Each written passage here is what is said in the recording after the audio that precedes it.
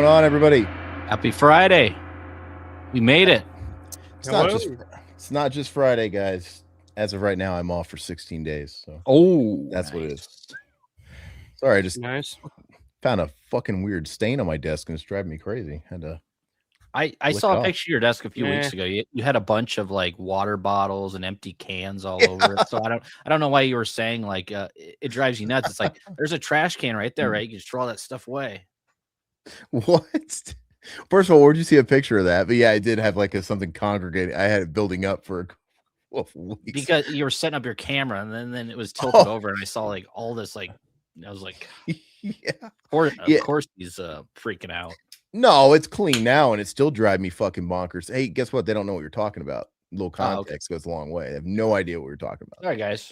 But yeah, I'm frustrated because I have this new camera set up and I don't really know an answer to it. So like the camera's right here and it's got to sit in front of my monitor.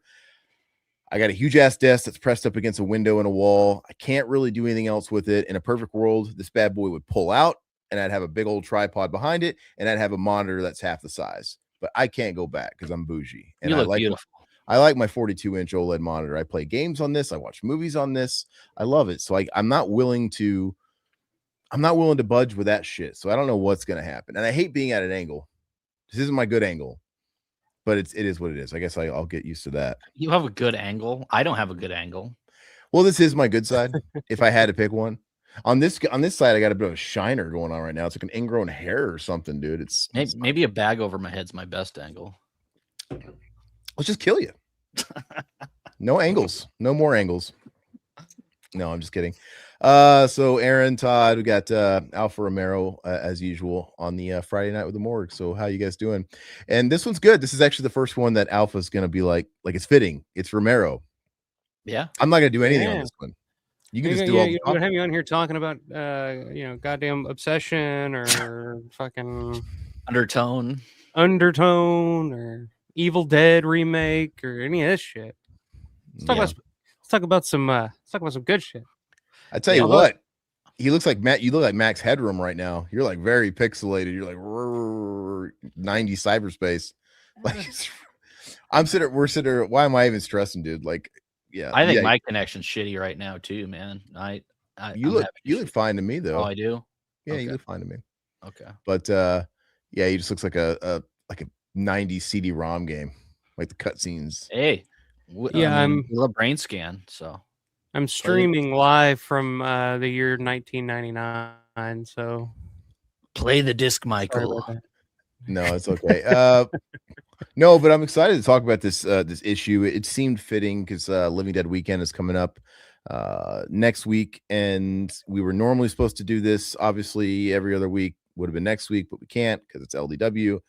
So we're doing it now, and it just so happens that there was an issue covering Twilight of the Dead, which I didn't even know they were talking about this shit again like a couple years ago.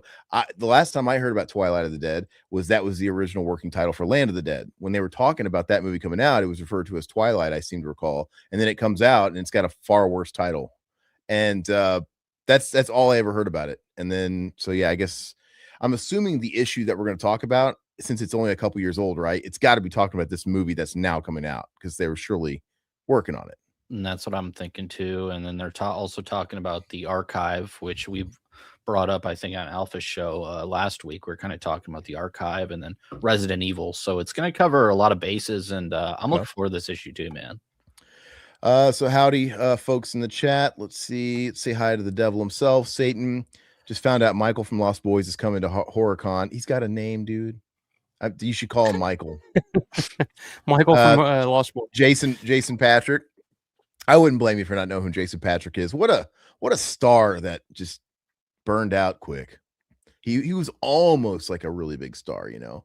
And he had the it factor, I thought, but yeah, he didn't cash in on it. He's the son of the Exorcist, and he's the grandson of Jackie Gleason.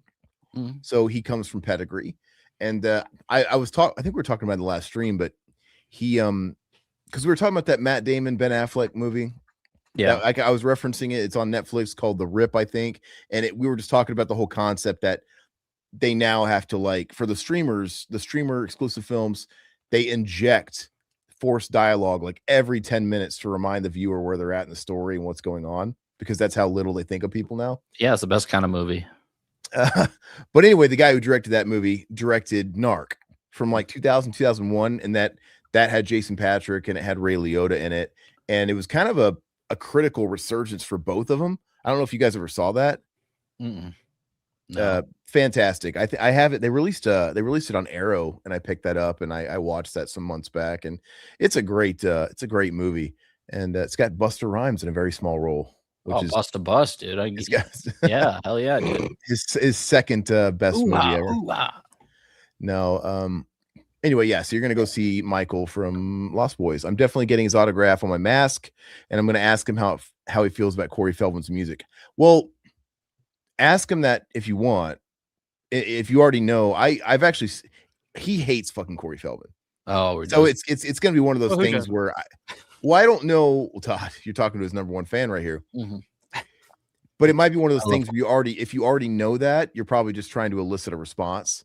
But yeah, he hates him. He went on a fucking like rant video not that long ago, where he was just shit talking Corey Feldman, and somebody was asking about his music, and he was having a field day on him. Like, he's not a fan of the Feld Dog.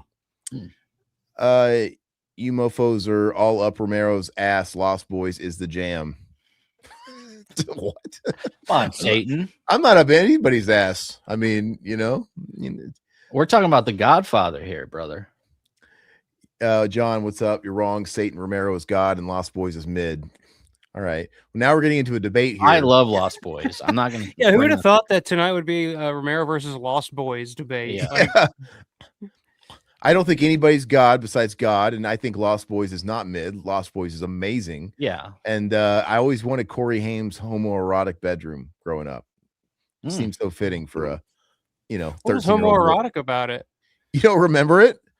I mean, it's been a while since I've seen the Lost Boys. But no, it's like I'm thinking of like Nightmare on Elm Street Part 2. Oh, it's worse. Popping the thing out.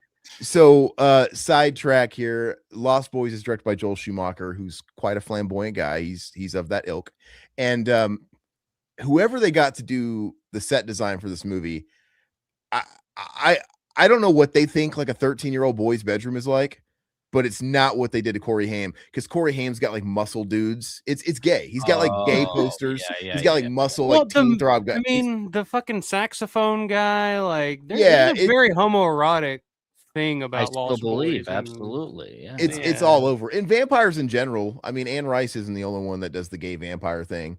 But anyway, you should, next time you watch it, just look at his bedroom. Like, what the fuck is this? And in all fairness, when I was 13, I probably had a lot of posters of like half-naked muscle men, because I had a lot of wrestling posters when I was younger. This isn't that. This is I can't say anything. I didn't know where you're going. This is like shirtless Donnie Wahlberg pics. Well, no, this is predates Donnie Wahlberg, but you know what I'm saying. It's Marky Mark, actually. No, it would have predated Marky Mark too, but no, check it out next time you watch it. It's not. Yeah. But yeah, have fun with that, man. Which con is he going to? He's in Oklahoma, so sounds like a pretty good con if he's there, though. I mean, I'd like to meet him. I tell you what, man, I don't remember which big one it just was that one of the big ones. Is it like Monster Mania, Cherry? One of these big ones just went down.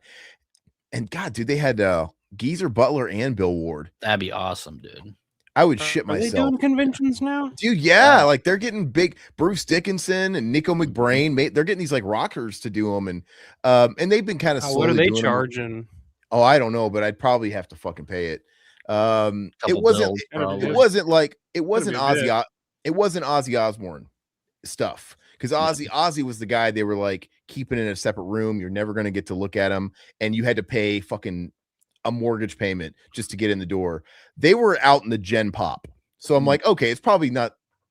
I'd pay a few $100 to get a sig.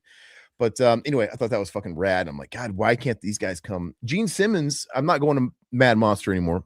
It's just too much. I guess I could still go just for funsies, but that's in August, and Gene Simmons is going to be there. Corey Taylor's going to be there. He kind of makes the rounds, but I'm like, I wouldn't mind meeting Gene Simmons, but he'd probably charge me to, look at me. That'd be cool. Yeah, Gene Simmons.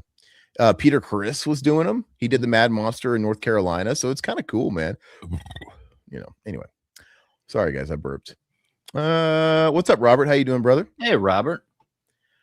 Code Veronica remake on the way. Will is talking about Awesome. video games, which I did see that, and the whole teaser is in first person, which it is. I don't want to say scares me. Part of me's thinking the teaser was in first person to serve the reveal at the end, and then the whole crowd goes crazy because it was at the big game show this weekend. But I even if they do first person, they can't do 9 where they give you the option of third and first. They can't go back from that. So I'm confident I'll still be able to get my precious third person, because Alpha, I can't play first person games. I get nauseous. I'm one of those guys where you see that like disclaimer at the beginning of a game and you're like, oh, who are those You're people? that one person. Yeah, It's me. Mhm. I'm kind of like that too. I'm not a fan of the first person games.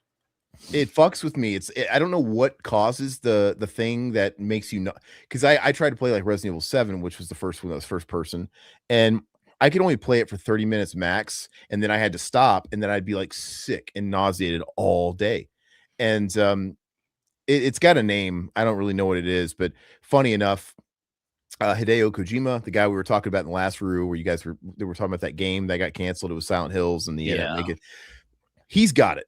He knows the condition. He's got it too. He's like, I can't play first person games.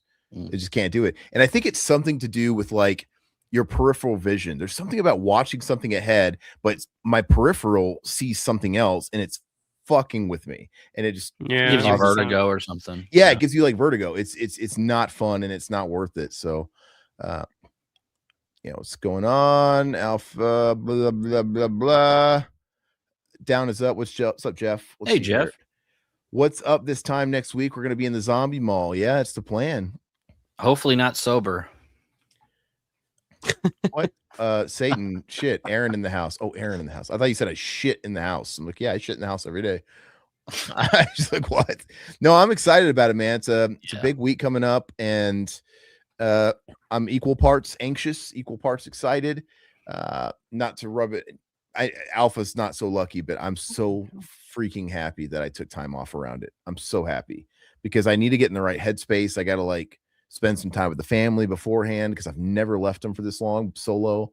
And, it'll be nice to come back, and because I'm the type of guy where if I had to go to work right after, I would be fucking dreading it the whole week. It would be on me the whole time, because that's also just how unhappy I am right now with my job. Yeah, so I would usually take like a day or so off after I get back, but we just had a kid, so I pretty much had to use. We don't get like paternity leave or anything like that, so I pretty much had to use all my vacation time to take off to have the baby. So yeah, this is gonna be the only time I'm gonna have off from now until October, until my shit resets. So I pretty much just had to play it Wednesday as soon as I get off work, heading there, and then coming back Tuesday, and then going back to work that following Wednesday. So I'm gonna have like no fucking downtime. Is your fiance pretty cool with it then? You going and all that stuff, or she just don't spend a lot of money type of thing. Sure. But, yeah. It's one of those things where it's like, you knew who I was when you got with me, baby. Yeah. Yeah. I mean, at this point, like I've been back to Pittsburgh like 8 times in the past like 4 or 5 years. So she's just like, okay, yeah, you do you. Yeah, just don't go crazy and buy a bunch of stupid shit. And I'm like, I can't make any promises. It might be a problem. And for as much as I like to complain, which I shouldn't, I do have that with my job. It's a perk of having the white collar fucking go nowhere job, but it's also the bad part, because it keeps people behind the desk soul sucking, because like, oh, your benefit package, oh, your paternity leave, because I had paternity leave and all that stuff, but that's the thing, they cripple you with like just enough comfort. It's like, oh, you're never gonna like advance, AI is gonna take your job and all that stuff, and you've kind of hit the ceiling, but we're paying for your kids' medical bills and shit. It's like, yeah. So sucks, man. Daniel Mooson from Ireland. Hey, Daniel. Look at the Irish. Look at the Irish, Daniel.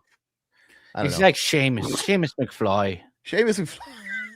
No, I love Seamus McFly, dude. My second best friend, Todd's my best friend. He's my oldest friend, but my second best friend is Irish. So I'm allowed. I got to pass. It's like the like the N-word pass, right? That guys give like. I never got that pass. So no, I don't have that You never pass. got that pass? No. But I have the Irish pass, you know. Well, well, yeah, my wife's Irish. So That's a little safer than the English one. Well, come on, Todd. If we're playing by those rules, I'm Irish too. I'm not going around saying I'm Irish. I'm talking about people from Ireland. Yeah. Do we have any Swedes in the house other than me? No. But you're not a Swede. You're American, Todd. I'm not an American anymore, man. I disavow. Just kidding. This economy, let me tell you what. Need to go back to Sweden.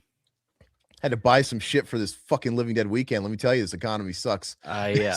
I've already spent a fortune on Living Dead weekend. That's what I'm saying. I might not be buying too much shit at the event because I've invested so much in just the actual getting there. Reminds me, I did get the rental car today, so you don't have to worry about that.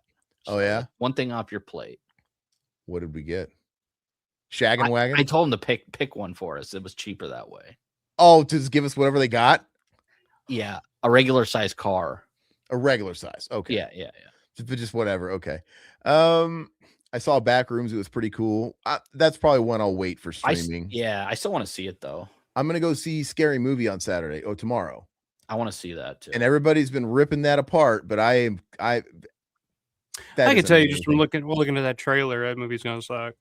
Well, I didn't laugh at the trailer, and I didn't like that they them joke. I thought that was like kind of aged. I'm like, this is it's so old. Like it's done. But like, I don't know, Scary Movie 1 and 2 is pretty funny, and then after it's just like we don't need any more of this. But I'm ready for a comedy. Not man. from not from the Wayans brothers. Like you're too fucking old. You ain't funny anymore. Like there's plenty of fucking comedians now that could totally do a Scary Movie type of spoof, and it doesn't have to be the Wayans brothers. These 60-year-old guys or whatever, like trying to be funny and cool like they did 20 years ago. And it's just like, well, to that point, that's my theory. I'm going to see the movie. Like one possibility is that it really just isn't very good, but another possibility too is all these people going to see it.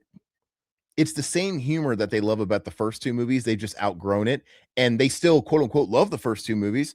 That's because it's baked in by nostalgia, or they probably haven't even seen those movies in like fucking 10 to 15, 20 years. Sure. And hypothetically, if Scary Movie 1 was the movie that was coming out today, they would think that was ass. Because Scary Movie 1 and 2 had dumbass fucking humor in it too.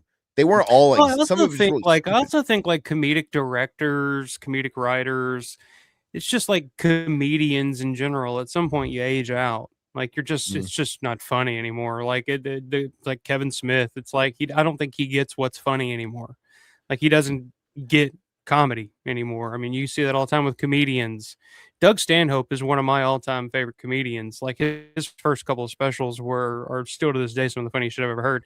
You listen to him now, like some of his more recent specials, it's just like, what happened? Like what happened to this guy? You just age out after a while. It's just they should. Look at the Farrelly brothers. Farrelly brothers, man. God, my God, could you have a better like series of comedies and to start your career than Dumb and Dumber, Kingpin? There's something about Mary, Me, Myself, and I. Like just home run after home run, and then all of a sudden they hit a wall and Stuck on You. That's the wall. Well, there you go.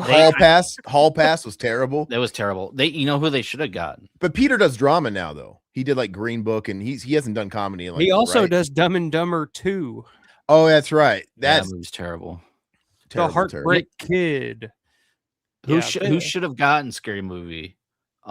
He's obviously young. He's one of the biggest directors. Wait. I got it. Curry Barker. You got it.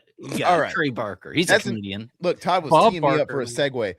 Okay, so we're gonna get started with the mag here in a second, but I have to say, because I feel like I always have to say it. I debate whether I should even like give it a platform or acknowledge it, but we're on a roll here because I don't know what it is about people that just can't take an opinion. There's no shit talking anywhere. I think I am the classiest of guys. Well, maybe not, but like first it was what was the movie that people Undertone? No, it wasn't Undertone. It was fucking zombie movie, Evil Dead. Evil Dead. Yeah. just gave a simple opinion. Didn't even say I didn't like what I saw. I just said I don't know how I feel. I don't really know what it's selling me. You would have thought we started World War VII or something. And then TCM fans were the same way. This fucking new era of TCM fans. And then there was another one, Scream. My fucking lord, that's probably the worst. And with the Scream, all we had to do was say, "Hey, this is kind of our favorite Ghostface, Rick. I like this movie and that movie. Not really care for that movie." All you have to say is, "I don't particularly like this killer in this movie," and shitstorm.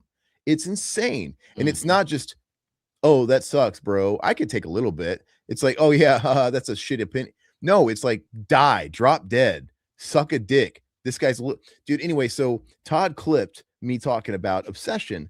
And again, in this clip, I want to reiterate, I say the movie is fine. I don't hate the movie. I thought it was solid, but I just give my general opinions on the hype around it and the reason why I think it's appealing to people. And I'm literally getting, "Oh, this guy sounds like a bitch." Like, what?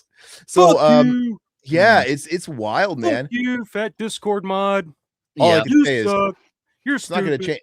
It's not going to change an opinion. I'm going to keep saying my opinions. Todd's going to keep saying his opinions.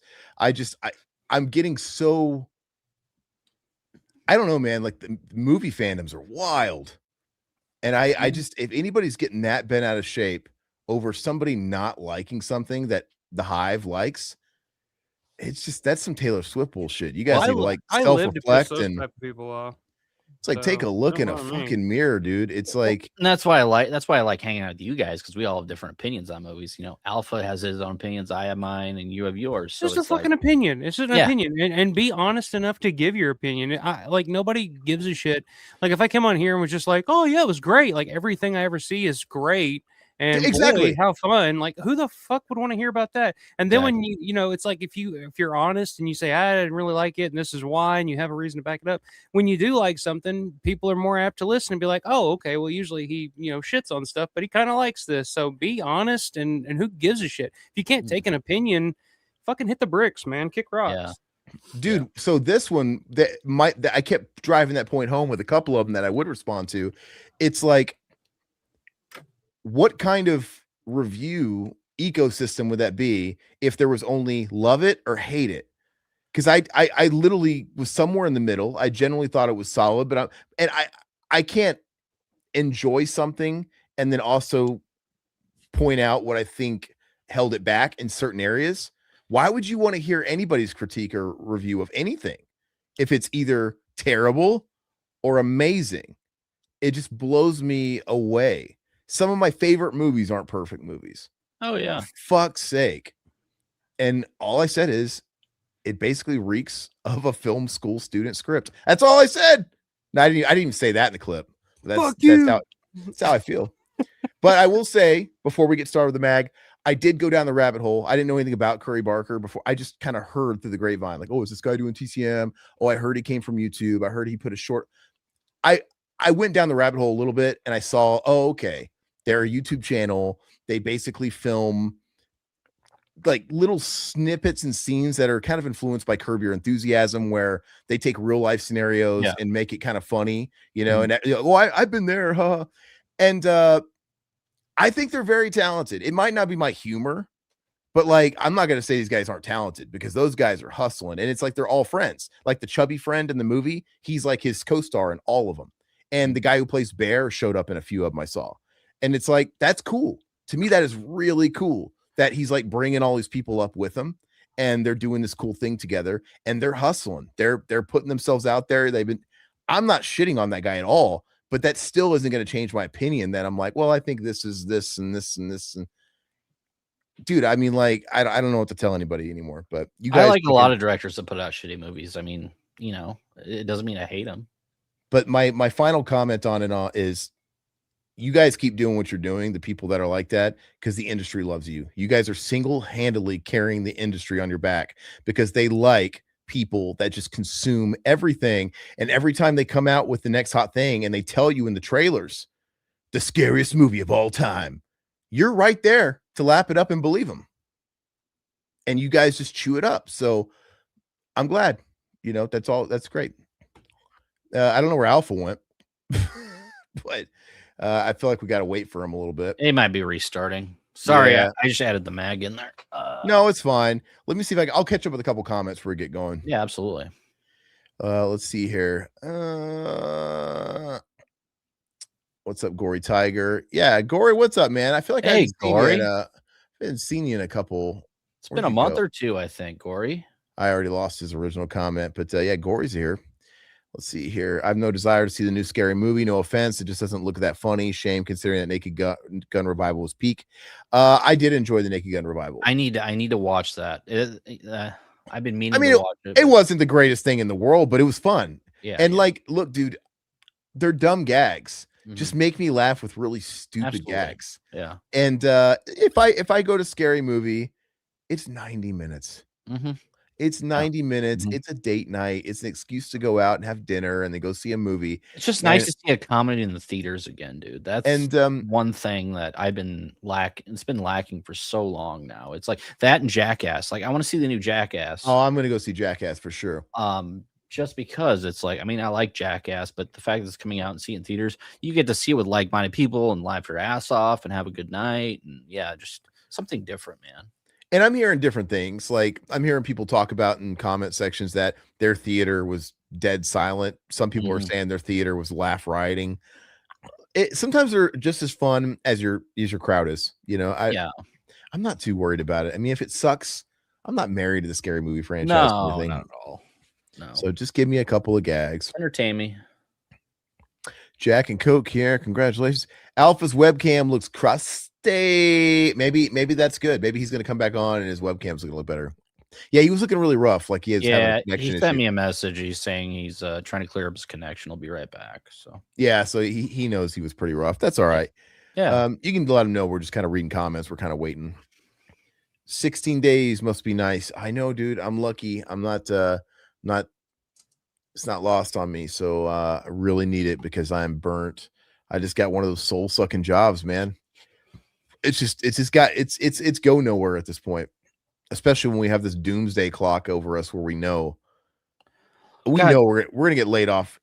There's so much fear porn though on like social media, especially when it comes to like X and stuff like that. It's like, like every day it's like, oh, it's coming 2026, wait 2 weeks, and then it's wait 2 months, wait till 2027. It's gonna be terrible. It's just like I can't even watch any of that stuff anymore. It's just like I just gotta live life, man. Whatever happens, fucking happens. I am too, but it doesn't mean I have to be fucking happy at my job. I'm not an idiot. I know there's a lot of people consuming this shit and like actually ruining their lives by doing it. Oh, I'm not ruining my life. I would have to love my job. Now, if I loved my job and I felt like they were gonna rip my career underneath me, yeah, maybe it'd be more existential. But no, I mean, like I'm not happy at my job. I'm not passionate about it. Well, that's what they did to my job. I mean, mine got ripped away, but I mean, there's always a silver lining. I mean, it could be worse. Let's just say that. I mean, I have, family, I'm fine. So it's, health and knock on wood, family. It's like, that's all you really need. Right. Yeah. You got your hair. Oh, I'm just kidding. Hey, shut up. No, I get it. But I can't like not think about it. No, I have to be ready for it. Yeah, I got to be ready for it. And right now I'm trying to prepare for it because it could be in a year. It could be 2 years. It could be 3. I don't know. But it's not an if. It 100% will happen to my job. 100%. It's just when. So anyway, Scary Movie 6 sucked. Oh, the new one's 6, right? So you didn't like it, Tone? What's up, Tone? I guess I'll find out tomorrow, man. I don't go in with like crazy expectations. No. You got 9 days up. Beta shit. Rookie numbers. Dang. Get 16 like this guy. Wow. No, it's cool. No, it's not. Honestly, 2 weeks is too long because it's like by the time 2 weeks comes, it's like usually I'm twiddling my thumbs if I take more than a week off. It's just too much, and then I feel like I've fallen behind with work. There's usually like a whole bunch of shit that's changed, and it makes kind of integrating myself a little tougher. Yeah. But since we're doing the Living Dead weekend thing, I feel like it'll be justified. Yeah, and stay tuned for stuff. I mean, we're gonna try to go live depending on what kind of internet connection they have in the hotel, that sort of thing. I'm gonna do some member stuff. I'll throw that up there. So just keep an eye out. We'll keep you guys updated on what the hell's going on, and yeah, we'll get Alpha to jump in all hammered, and I'm just kidding. Oh, I'll do it. Okay. I'll be there. Oh wow, Jeff's taking 13 days off from today, so you're like Hell kind yeah, of in my Jeff. boat. Yep. So he's Dude, I'm excited to meet Jeff. Yeah, I am too, man. Yeah. I swear that dude's got some stories. 'Cause I was watching. Have you guys ever seen the Zombie Jamboree documentary from '93, kind of covering the event? either you were talking about that on our last stream, or I heard about it on your stream. I think I was talking about it on my stream. Okay. But yeah, I'm watching it, and I'll be damned. They're showing like who's all at the event, you know, because at that event they had, you know, all the Night of the Living Dead people, had some of the Day of the Dead people. Then they had like Gunnar Hansen, Adam West. And then they were showing Kane Hodder, and the shot of Kane Hodder that they have, he's got this guy in a headlock, and all of a sudden he's like, all right, and he goes to sign an 8x10 form. He's like, all right, what's your name? And the dude was like, Jeff. And I was like, that dude does look familiar. So I like paused it and I sent him the picture. I was like, dude, is this you? And he was like, yeah, where did you get this? I'm like, dude, you're in the fucking Zombie Jamboree documentary. That's crazy, man. That's so, yeah, awesome. Jeff's been fucking doing this shit for years. So Where'd you find that at, Alpha? Is that on YouTube or that Zombie it's Jamboree? on YouTube. Yeah, just look up Zombie Jamboree 93, John Russo, something like that. I'll have to watch that before we go. Yeah, it's pretty cool. It's a nice little walk down memory lane. Mendoza, you guys look perfect. It's good to see you, brother. Perfection ain't easy, and now Alpha looks great. So yeah, whatever you did, okay. Yeah, you look like you always do now, which is great. So thank you. I'm glad you did that, because yeah, Todd and I are looking pretty cherry right now. We were just making Alpha look worse because we look so popping. I know, that's why I had to jump off here. I kept looking back. I was like, God damn, these two guys are looking sexy as hell, and I look like a goddamn we need Sega Alpha. Saturn cutscene or something. Like, we need the brain. We need the brain scan Alpha, so he'll look worse than us. All right, what's up, Tone? Yeah, let's talk Romero, everybody. Yeah, everybody loves the Romero, man. Everybody loves the Romero. Jeff, hell yeah, to Suzanne and Tina reviving it, I think. So yeah. We talking about this? Suze is involved with Twilight. I don't know about Tina though. Is Suze? That's the ex-wife of Georgia, right? Yeah, that's his widow. She's as the Garf, right? Yeah. Okay, so I did watch I watched Amusement Park the other night, and she did I think she had like a 15-minute segment where she was talking about it and everything like that. Is she going to be at the event? I don't think so. From what I hear, she's not in the best of health right now. Oh, that's sad. I would have loved to meet her, man. Oh, she's great. I met her at Living Good Weekend a couple of years ago. She was there at the Garf table, and I had my Amusement Park Blu-ray, the French Blu-ray, the one that came out before the one that got released over here. Sure. And I saw him sitting there. I walked up to her and just started talking to her. I was like, hey, I just wanted to let you know it's an honor to meet you. Thank you for helping get this released, because it's something that we would have never seen, if it hadn't been for you. Yeah. And she was just so gracious, so sweet, and we sat there and talked for 20-25 minutes about the amusement park, about George, and she was just the sweetest lady you could imagine. So yeah, I'd love for her to be there, but yeah, from what I hear, and she lives in Canada, so it's kind of a trek. Okay. Yeah. But from what I hear, she's not in the best of health, and probably not healthy enough to travel. Sure. Okay. That's a shame. Satan, you're Welsh. How are you fucking with us, or has that really never come up?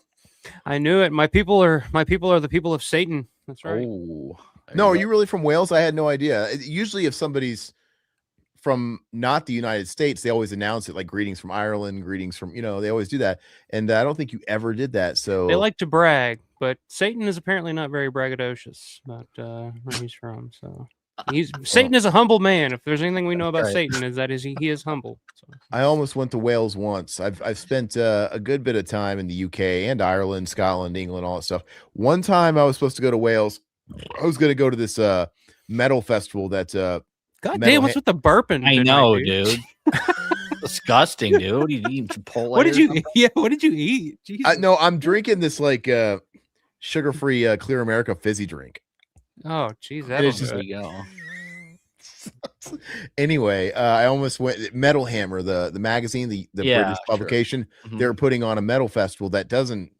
It wasn't like an ongoing thing, so I don't know if it was like one and done. But I remember Opeth was one of the headliners, and I almost went. I was supposed to go, and then I think what interrupted it is I had that whole immigration thing where like I had to leave the country.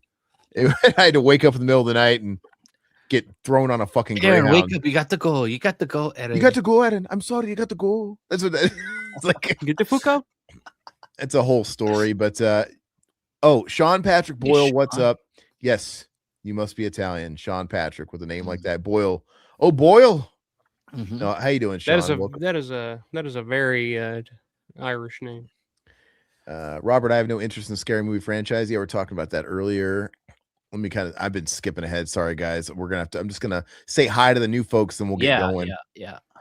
Wild Wrangler, welcome to the chat. Hey, Wild. everybody. Just found out my mom has Alzheimer's and Parkinson's. Oh man. Please pray for me and thoughts. Thank y'all. Well, man, sorry to hear that, man. I hate to hear that, man.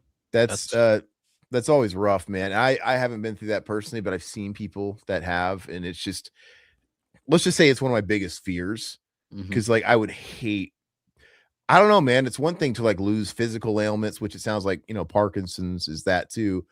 But there's just something about the mind. When the mind goes, it's just like the most heartbreaking thing when people are dealing with that at its worst. So it is, but enjoy the time you had. I mean, my grandmother had Alzheimer's, and it was tough. But yeah, just cherish every moment with him. Yeah, man. So sorry about that.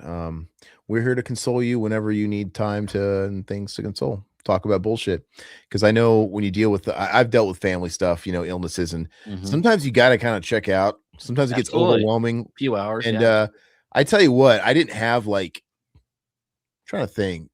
YouTube was around, but it wasn't quite what it is today, where you could always like jump on a live stream and like listen to people talk. And podcasting wasn't a huge thing. It's like my dad died in 2012. My dad died like a month before we started our podcast. Yeah. So yeah, like it wasn't a thing.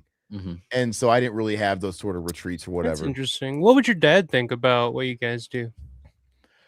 I'm fascinated. I'm fascinated by your dad, to be honest with you. My dad I watch you guys and I hear stories and shit. I'm like, this dude your dad should have had a fucking YouTube channel. He'd have made bank. My dad, he never let me meet him. So my dad was extremely judgmental. Yeah. Well, I mean, like for me, and it was like that classic story where I don't feel like I did anything right. And like, not to get all sobby or whatever, but I legitimately don't think he liked me. Like he always acted like he hated my fucking guts. Like to me, I felt I was just the reason why he wasn't a doctor, or he wasn't this, or he wasn't that, or you know what I mean? Because my dad, my mom and dad got married at 16, started having kids pretty much right out the gate. And because my grandparents on both sides kind of forced him into marriage because they found out they were in premarital relations, he dropped out of high school. There was no reason for him to drop out of high school. He kept self-sabotaging, and he would find things to blame. So, for the longest time, he wrote off his mom. He hated my mom's parents. He's like blaming them for shit. Like, no, you fucking did what you did. Nobody forced you to go out and do what you did. And then you start having kids, and yeah, it's just like, I was the reason why he couldn't go to medical school or whatever it is he wanted to do. And then my brother came along, and then he was in the military at that time. And my brother came along, there was two of us. And supposedly that was why he had to get kicked out of the military, because he wasn't making enough money. So he got himself caught with drugs. So he says, on purpose. And he was the reason why he didn't have a successful career in the military. Everything was one of those things. And he just held on to such bitterness like his whole life. And he was always just extremely jealous, man. And he was jealous of my youth, that I hadn't fucked it up yet. You know what I mean? It's like, you got your whole life ahead of you type of thing. And yeah, just, I could see that, but you would also think that like with age and wisdom, maybe he let some of that go and kind of realized like, so maybe I think that's little common. I think, when you have kids really, really young like that, yeah, you don't get a 20s. You don't get a party life, I couldn't imagine. My God, if I had kids when I was 16, like I would have fucked those kids all up. Because if I had kids, those kids. Hey, I had. No. There you go. Clip that. No, Todd. No, Make that no. the next short. No, I would have been hilarious. Shot. It would have been hilarious if like Alpha's internet had a blip and it paused. It's like, what do you say? No, no, but you know how many kids I am one of 10 kids, Alpha.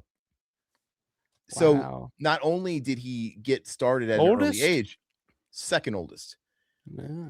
And the one that came first and the one that came after, we're all Irish triplets. We're all like 10 fucking months apart. They all look the same too. Well, we have a look, but we don't all look the same. Yeah, you do. Yeah, you do. No, but anyway, so it was just one of these things where he just kept self-sabotaging. He made his situation worse. He just kept making it worse and making it worse and making our life worse. And just it came out in so many different ways, man. Drug abuse, alcoholism, gambling problems, and physical abuse, every abuse you can think of. It's just like he was projecting. Yeah. And he's just one of these guys that had a certain upbringing, and he had a rough childhood that, I found out later, he never talked to us, but you get it. There's always like a paper trail. Sure. And so anyway, that's what I don't know what he would have thought about this. Like I said, he didn't like me very much, but he probably would have judged me somehow. Probably would have passed it off somehow, some way. I have thought about that though, because my dad died before the onset of like Spotify and all this shit. Mm-hmm. And I'm like, God, because when my dad was dead, I was still making him like CDRW burns. He was like he was blown away by burned discs. And I remember like CDRWs were, I can put like 8 albums on one disc now. Holy shit. Yeah. That was the thing. And I just think about little things like that. Like, man, he would be in the Spotify generation now, and streaming. This was like before Netflix existed, but it's not the Netflix that we know. Like, it wasn't. And he would, Alpha, you would love his mom. His mom is sweet. I love his mom so much. She's so great. Oh, I can tell she's cool because I see her in the chat all the time. I saw that's a sign of a cool mom. The mom that watches and gets into the chat. Like my parents will watch my shit sometimes, and they don't get in the chat or anything. They just always confront me about shit. Like when I at like family gatherings, she's like, "So the other night you were talking about such and such, blah blah blah." I'm like, oh, I didn't know you were white. So now I'm like half like kind of skittish about what I say. Like I don't want to say some shit out of line and then my dad confront me or something. But no, they're pretty cool. But yeah, the fact that I see your mom in the chat all the time is I can tell she's cool and supportive. And she's our biggest fan. A picture popped up. It's a funny thing from 2013, I think, or 2012 of me and his mom at the Megadeth concert. Megadeth Rob Zombie, and it was hysterical, dude. It was like they wasted. Went with us, it was a fun time though. We had a good time. And but if my dad was still around, I might feel differently because he's the kind of guy that I think would be listening in private and not make himself known and be taking receipts. Sure. So it's like, yeah, he's just one of those fucking guys. And like now, I'm like, well, he ain't got no authority over me now. I'm gonna say whatever the hell I want. But yeah, my mom's cool. Really quick, my mom said you posted something about us talking about the Midwest stuff, and she's like Tex-Mex, and you said you guys were in the chat about talking about Romeos, which is like Romeos where you're from in Nebraska, and you misspelled. You're like, because she said she loved Romeos. Your wife said she loved Romeos, and then you popped in and said, "Oh, I love Romeos," but your autocorrect said Romeros. And it was autocorrect. It wasn't intentional. I know it's auto, but my mom thought it was like a cute nod. She's like, I see what you did there. Because she knows you're obsessed with Romero. I'm like, Mom, it's called autocorrect because he literally says Romero more than he does Romeo. Oh, that's right. Anyway, all right. So quick, I'm just gonna say hi to King Matthew. Hello. I got King. Everybody's taking time off. What is it? That's great, man. So there's no excuse for you guys that are all off with us to not follow along. And if you're not going to be at Living Dead Weekend, you're gonna have to check out the content, because like Todd said, we're gonna try and stream if we can get the connection worked out. If not, I'm cool with putting up videos and just like pumping them out that night, just fucking giving you guys some kind of updates throughout the weekend. Looks like we have you're the youngest guy. Tony's in here. I said hi to Tone. He was saying he don't like Scary Movie 6. Gamer guy, sometimes I forget I'm technically the youngest guy in the chat. You're assuming. What are you, in your 30s? He's like, yeah, you're in your 30s for sure. Looks like go ahead. No, sorry. Robert, we wish we can meet you as well. Have you met Alpha? Have you guys met? I've never met Robert. I've tried to talk Robert into making a trip to Living Dead Weekend for the past couple of years, and he hasn't done it yet. But damn it, man, gotta get you there. Well, if you come, Robert, I will personally take you to the Night of the Living Dead cemetery, the Night Remake cemetery in Washington, which is pretty fucking cool location. And the house, the farmhouse from Night 90 is right down the road from there. And I will take you there and I will drop you off at the end of the road and tell you to walk down there by yourself, because I ain't going down there. Do not come. You might get your ass fucking shot at. But hey, for you, I'm sure it'd be worth it. See? Do not come. Do not come. Do not come. I'm gonna come. I love it, dude. No, well, I want somebody to take me to these places. I'll go. I'm likely to get my ass shot off. I'm likely to get my ass shot off, huh? Is there somebody there that's... Yes, the guy that owns that house now, I mean, there's some pretty iconic stories about people going down there to like, oh, this is the house from Night 90, and the guy coming out on the porch with a rifle and shooting it at you as you drive up the speed down the fucking driveway leaving. Wasn't Matt saying he's going to use the drone though? Yeah, he mentioned that. It's not a bad idea, Matt. He's in the chat. Matt. Yeah. Matt. Yeah. Matt, what if he shoots your fucking drone down, dude? Dude, that'd be a great video though. I have a story like that where, like, I have a story like that. You ever see like Nothing to Lose, where there's the country bumpkin just fucking running somebody off the road with a pickup truck with a shotgun? I've had that where I was like out in the boonies. We got like a yurt, dude. We got an Airbnb, but it was like a yurt in the middle of the fucking, it was like Friday 13th shit. And the nearest neighbor was like, I don't know, fucking 600 yards away. And there was nothing out here. And I had to throw away something. And I was like, where the fuck am I going to throw this away before we headed out? And there was a trash can on the end. And it was this guy's trash can that was like the closest neighbor. And I could see his property. His property was like fucking a football field away. And I'm like, whatever. I lifted up his trash can, fucking threw something in there, and we got in the car and left. I heard a gun. This fucking guy, start fucking whistling. Like, what the hell's going on? And I just got in the car and my wife took off because she was closer. And then we're like, what the fuck is going on? And then he's like speeding up this little country road. It's one of those little dirt roads. And he's fucking like behind us. Like, what the hell is going on here?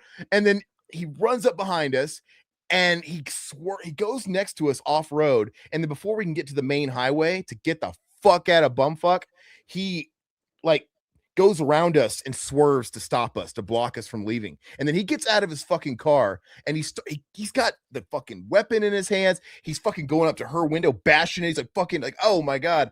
And good thing she was behind the wheel because she reacted fast. She just fucking took off, swerved around his car without any mind of oncoming traffic onto the highway. Like, we could have gotten clobbered. Thank God there was nobody coming. But her adrenaline was just reacting. But yeah, it's like, dude, this guy was about to fucking do something. And where was this at? This was we went to Sedona. It was Flagstaff or Sedona, and it was like some bumfucky place kind of around that in the sticks in the woods.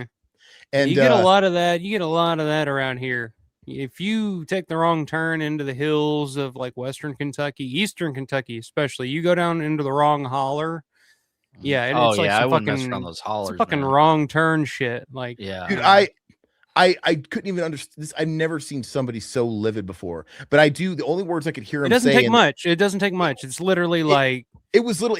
I remember him saying, it was literally about the trash. Like, say, you could use my fucking trash, whatever. Mm-hmm. My God, what the fuck just happened? And he threw his hand on the fucking window. He was spitting, dude. There are people that are just like waiting for the opportunity. Absolutely. Yeah. To fucking lose their shit. And you know what? Ever since that day, I will not even think about tossing even litter. Well, you learned your lesson. By the way, just throw it in the fucking street. By the way, literally, I could rummage through their trash legally. I could legally rummage through their trash. Yeah, you can. Yeah, I wouldn't do that, but I was literally throwing something away. I'm like, do you want me to throw it on your property? Like, I have to discard this right now. Like, it was just ridiculous, man. And I'm like, fuck, it could have. Anyway, yeah, fun stuff. Yeah. So if that's what I have to look forward to, I'm down. Yeah. You're seasoned. You'll handle Gamers 29. You might be right. You might be the youngest. Everybody 30s, 40s. Yeah, we might have to plow. Keep plowing, man, because we got to start this episode. Todd, I'm on it. Don't worry about it. All right. Well, you keep going on memory lane. Do you know how often? Most of the time, we start the magazine an hour in. Okay. All right. That's kind of what we do. It's I usually got it. 30 minutes, but that's I get it. It's not. You're not driving. I'm driving. I'm gonna read slower, Todd. How you like that? Enjoy 29. It goes quick. It does. Tony's 28 plus 18, so he's 46. My math right? Yeah, I guess you're right, man. Well, I hate to assume, but you're probably right. You're probably the baby here. Okay, skipping ahead. Brandon Salisbury, what's up? Hey, I know Brandon. the magazine. What's up, Hope Brandon? everyone's doing well. Hope to see everyone at LDW next weekend. I'll be coming in Friday afternoon and hanging out at the Garf booth. That's cool. I can't wait to meet Brandon, man. Yeah, I have some. Yeah, Brandon's I'm sure he super has cool. Good stories, dude. Yeah, Brandon's super cool. Yeah. Maybe he'll give us a few minutes in front of the camera because we're gonna film. We're gonna document. Oh yeah, Brandon's a huge camera whore. He'll do it for you. Okay. Yeah. I mean, look at that beard, dude. Like he kind of. And he's got that new Resident Evil project that seems to be coming along. Right. I think they've raised almost 60s. What was it last? 60,000, 70,000, something like that. They're like halfway there to their goal of like $100,000 to do this Resident Evil fan film project that they're working on. And yeah, I mean it's coming together pretty fucking smooth for those guys. I'm excited. That'll be great. I love the documentaries, so yeah, I'm sure it'll be great. I'll be disappointed if you're not 9 foot tall because I always think you look like Big Show from your picture. Doesn't he look like a clean cut Big Show, dude? That's a compliment, by the way. A lot better looking than Big Show. Oh, Big Show's a great dude. I love fucking Big Show. Drone of the Dead. What's up? What's up, Matt? Hey, Matt. All right, let's skip. Yeah, Friday. Todd and I are coming into town Thursday, and we're leaving Tuesday, so we're gonna be there a long ass time. Yep. Robert wants to go, but he can't. Okay, living in cinema. Hey, from someone who lives in Appalachian Mountains, Kentucky. You're 100% correct. Wrong holler could be your life. Dude, I know I hear about the Appalachians, dude, all the time, and the horror stories out there. I watch YouTube videos on that stuff, like about the paranormal aspect of the Appalachians, dude. Well, that and people like documentaries and stuff like that, where people like YouTubers document stuff. So I love hillbilly, like I call them hillbilly documentaries. Like they got one on like the Popcorn Sutton's final batch of moonshine, and yeah, I love that show. I love shit like that. Like to me, like that's real America. Those are the people I grew up around in Kentucky. So, dude, me too, man. All right, so let's get it going. Wild and wonderful whites of West Virginia, those types. Boone County mating call, Issue 216. George Romero rises from the dead. So this came out in 2024, first issue of that year. Yep. And I was saying at the top of the show, because we're talking about opening the Late Masters Archives, Resident Evil. What it could have been, which obviously, if you guys watch Brandon's documentary, that's all very fresh in my mind because that documentary. And so go watch it. Cool that they're exploring it here too. And Twilight of the Dead enters production. I had no idea that they were talking about Twilight of the Dead a couple years back, but it's obviously topical. And because they just announced that it's official. Does it have a date yet, or what's the deal? No. So basically, and I'm sure they'll get into it in the magazine, but yeah, it's been in talks for like the past couple of years. And originally it was supposed to be Brad Anderson directing, director of Session 9, The Machinist, and Mila Jovovich was going to be the star, but now it's shifted. They got Kate Beckinsale as the star, and then these kind of an upgrade. I like her. I mean, Kate Beckinsale, really? Like, has anybody heard of fucking Kate Beckinsale in the past decade? Like, where has she been? I like her better than Mila Jovovich. No, it's an upgrade because Mila Jovovich is synonymous with Resident Evil, and it would just be weird. See, I think of Mila Jovovich, I think of The Fifth Element, and I think of a multipass, What? I like her in there. But, Kate's Underworld, but I've always had a thing for Kate, so it's like, I don't mind it. Anyway, I didn't know it was a thing, and obviously, it's gone through its issues because all they did was announce the cast, so they ain't shooting it yet. And 2 years ago, they weren't shooting it, so whatever. It'll be interesting to find out I don't know anything about this because, like, the only thing about Twilight of the Dead that I know of is when Land of the Dead was coming out, it was being pitched as being called Twilight of the Dead, and then it comes out. Yeah. It's called Land. The name Twilight of the Dead has been around for 30 years at this point because there's a commentary for Dawn of the Dead from like 1994, 95, somewhere around there, where Savini mentions there's a script out there for something called Twilight of the Dead, you know, and it's like this, the name Twilight of the Dead has been just around for decades. And yeah, Why we'll talk was about there a when we get to it. reason for not going for the obvious Dusk of the Dead? Yeah, that's what I'm curious about too. Twilight's the same thing, but I think it's like, a great name, but yeah, I don't know. That was always because, you know, when back in the day, back in the olden times, back when people saw in black and white, and you actually had to go to, like, you know, forums and upcominghorrormovies.com or homepageofthedead.com, and there were always the rumors about what George's next film was going to be, and there was always, you know, Twilight of the Dead, and there was Dusk of the Dead, and originally the title of George's screenplay was Dead Reckoning, so nobody really ever knew. So when Land of the Dead kind of became the name, it was like, really? Like, all right. Yeah, I wasn't a fan of that name. It doesn't really fit the timeline. You know, you got night, dawn, day, and then dusk, twilight. That makes more sense than just Land of the Dead. It was just like, all right. But yeah, those names have been bounced around for forever. I don't know about Dusk of the Dead though. I mean, I think that would be a great name. It makes sense to go from dawn, day, dusk of the dead. You know? It's essentially the same thing, but Dusk is the natural. So it's like, I didn't know if it was just like, hey, let's be a little different. And maybe at the time, Twilight was not a overused word, but it's before Twilight became popular. Yeah. And then Twilight. I never liked that name anyway, and I'm kind of with George. George's famous quote is like, "How about enough of the dead? Why does it have to be fucking of the dead? Why can't it be something else? Like Dead Reckoning." Yeah, anything.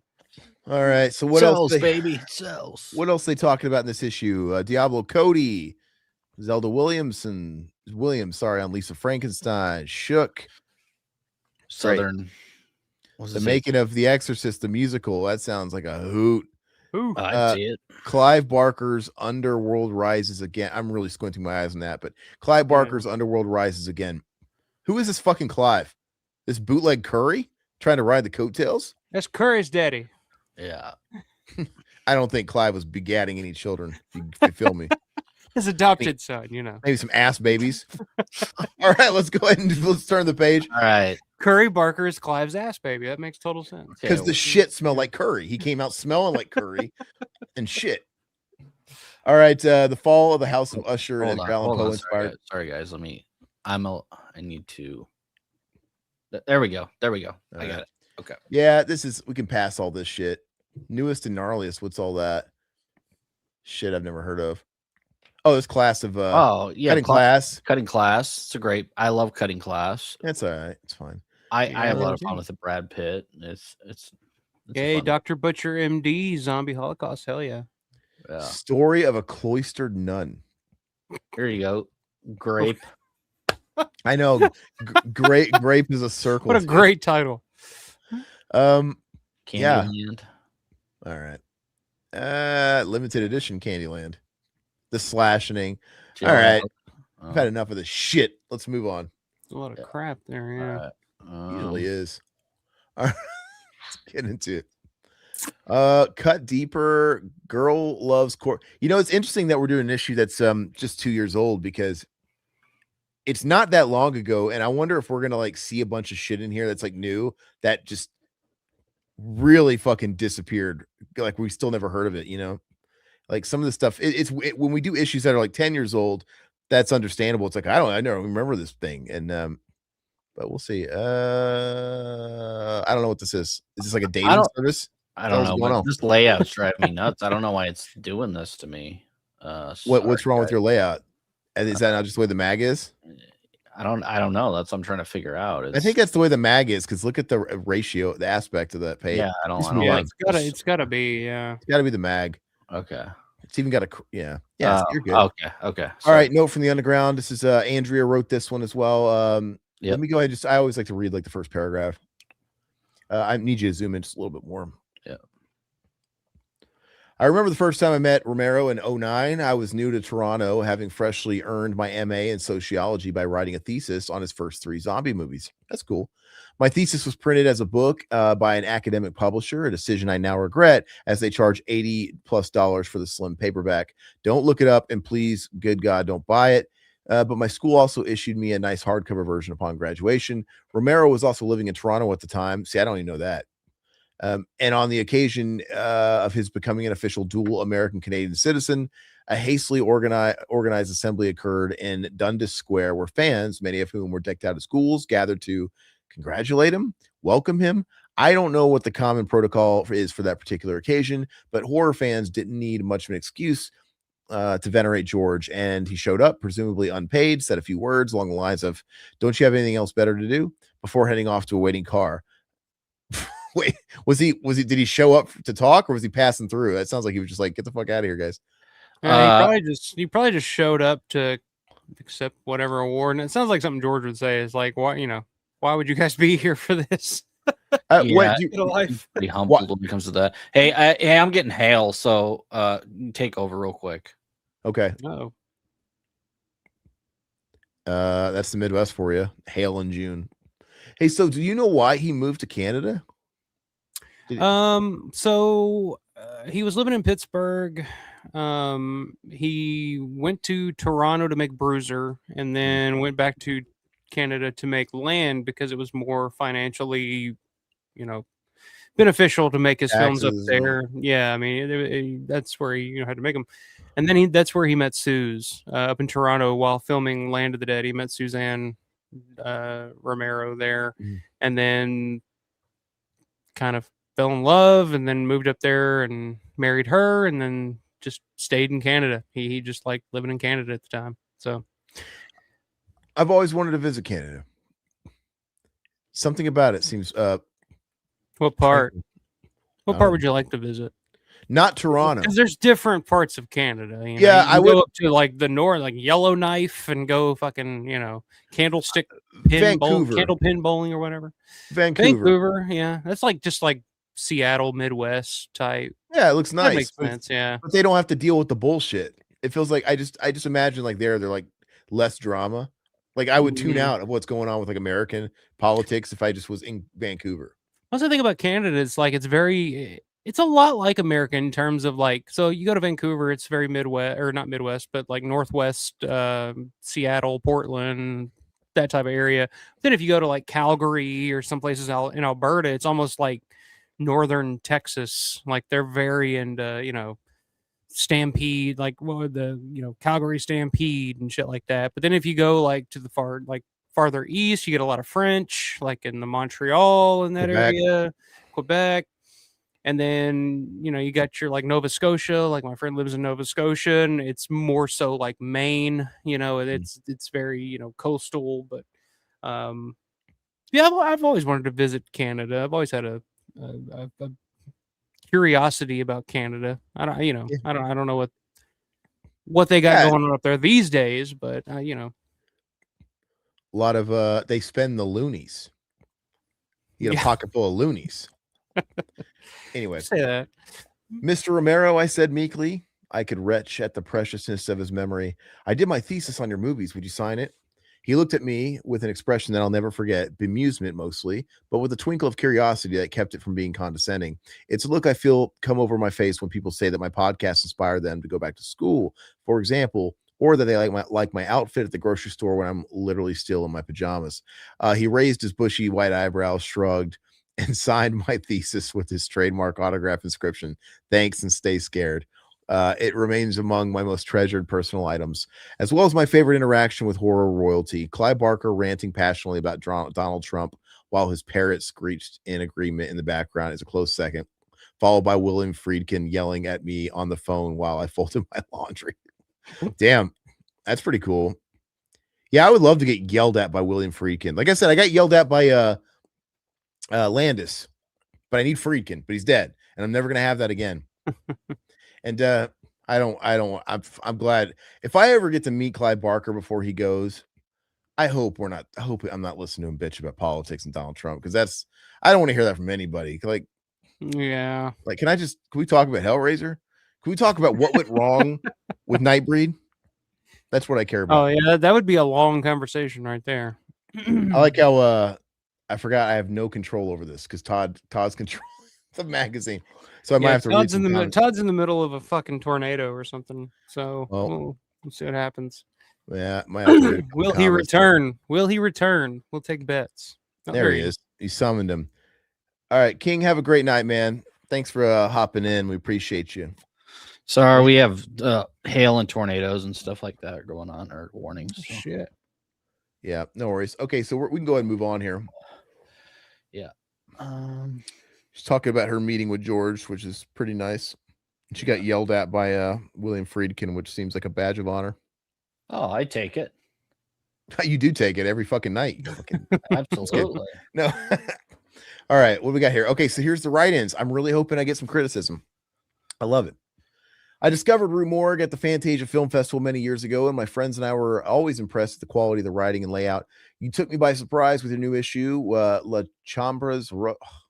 I don't do French, guys. Come on the cover. Although it didn't seem like a horror movie to me when I saw it, I was impressed by your coverage of the film and the phenomenon of true crime. I admit the movie did have me squirming in my seat, so I guess you were right. Opening up a horror magazine and seeing an article on the Satanic Tea Company is one of the reasons I love Rue Morgue. Oh, that's interesting.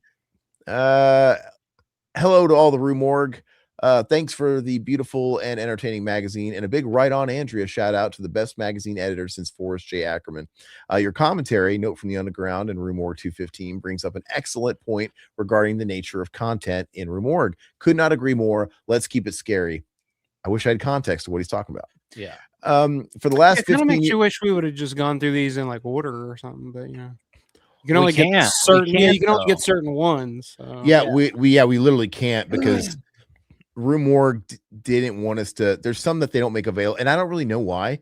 I think we tried to ask Kevin. I don't know if we really got a direct answer on why we couldn't do some of them, and it just kind of threw a wrench in that whole idea from the beginning. And yeah, it is what it is. But hey, on that note, next month we're back to Fango, baby.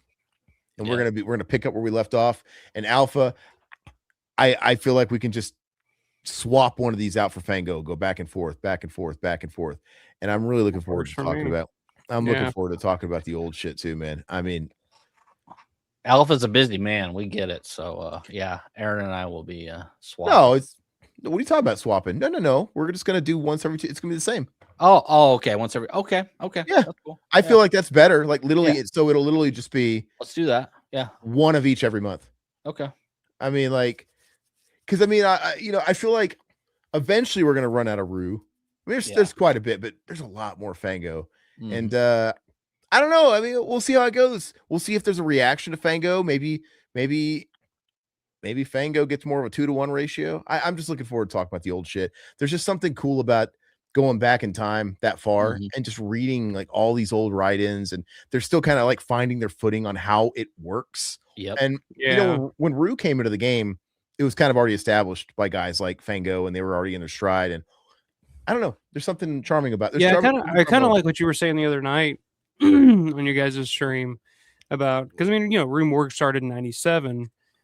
Fangoria was like, you know, late 70s, early 80s. So a lot of this stuff for like these classic horror films that, you know, are beloved today, like they were covering at the time. And there's a lot of stuff in those old magazines that's just been kind of forgotten and lost to time over the years. So it'd be kind of cool to go back and, you know, revisit a lot of that stuff and maybe dig out some gems that, you know, are kind of forgotten, you know, that people forgot, you know.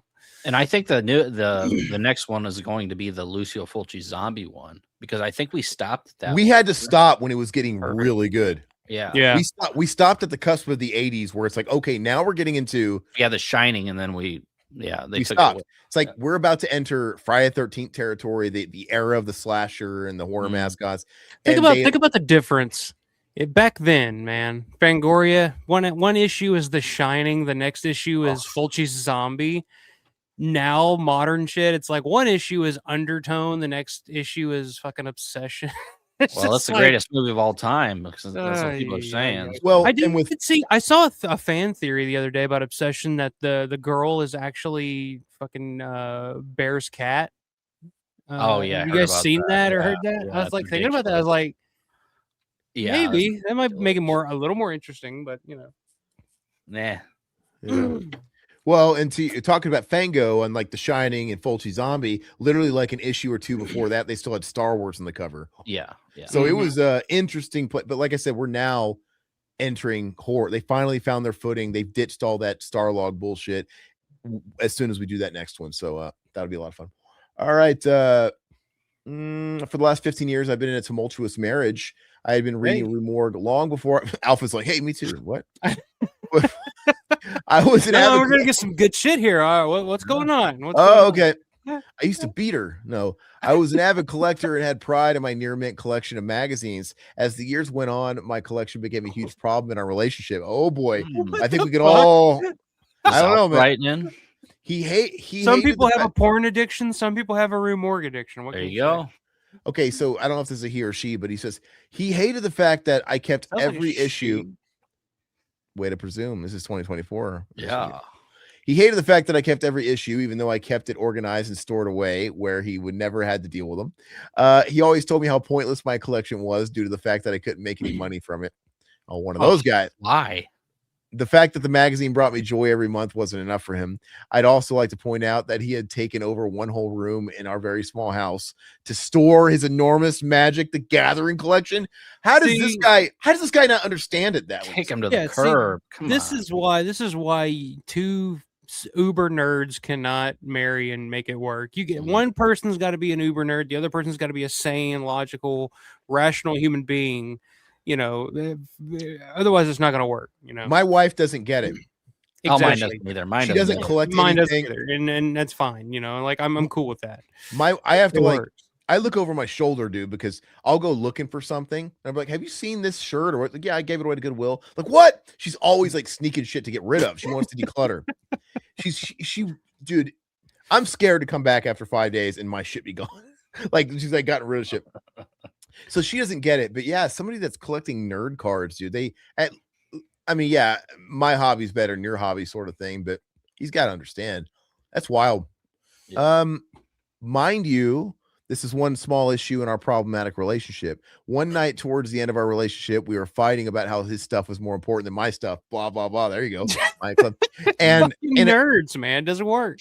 In a fit of rage. First of all, I'm sorry, Magic the Gathering, you lose Star Trek. No, Star Wars. No. But I'm guessing she's a horror fan, and I'm guessing, and he's just like a Magic the Gathering collector. Yeah. He loses every time in my book. Absolutely. I mean, unless she's got like a room full of Scream bobbleheads. I'd even take Scream over that. That's just my opinion. Popcorn buckets. Yeah. Mm-hmm. The popcorn buckets. Yeah. I do have the Alien Romulus popcorn bucket. Fuck off. Was the pop okay? So I saw something on Instagram. Somebody had like a popcorn bucket for Scary Movie, but it was a bong. Is that real? Like it was a plastic bong or whatever they put popcorn.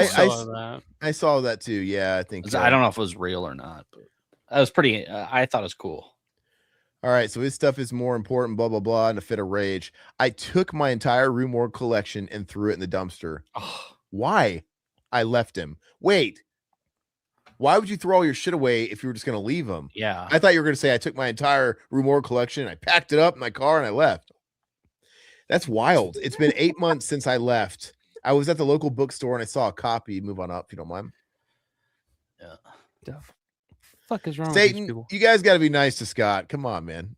Scott showed up for the first time in like months last one. And thank God he wasn't here. I love Scott, man. Scott's great. He wants to write a horror movie about a Saint Bernard or something. Like he's fun, dude. That's why I like Scott, man. He's crazy. But Scott's cool. He does have a Scream obsession, but that's okay. We all have problems. Yeah, I mean, look at Alpha Romero. I mean, we all have our obsessions. It could be so much worse. Yeah. Could be crack.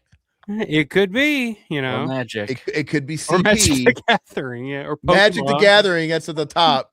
Oh, we went crack, CP, and Magic the Gathering in that order. Fuck. All right. Rue Morgue 212. I realize how devastated I am that my collection is gone.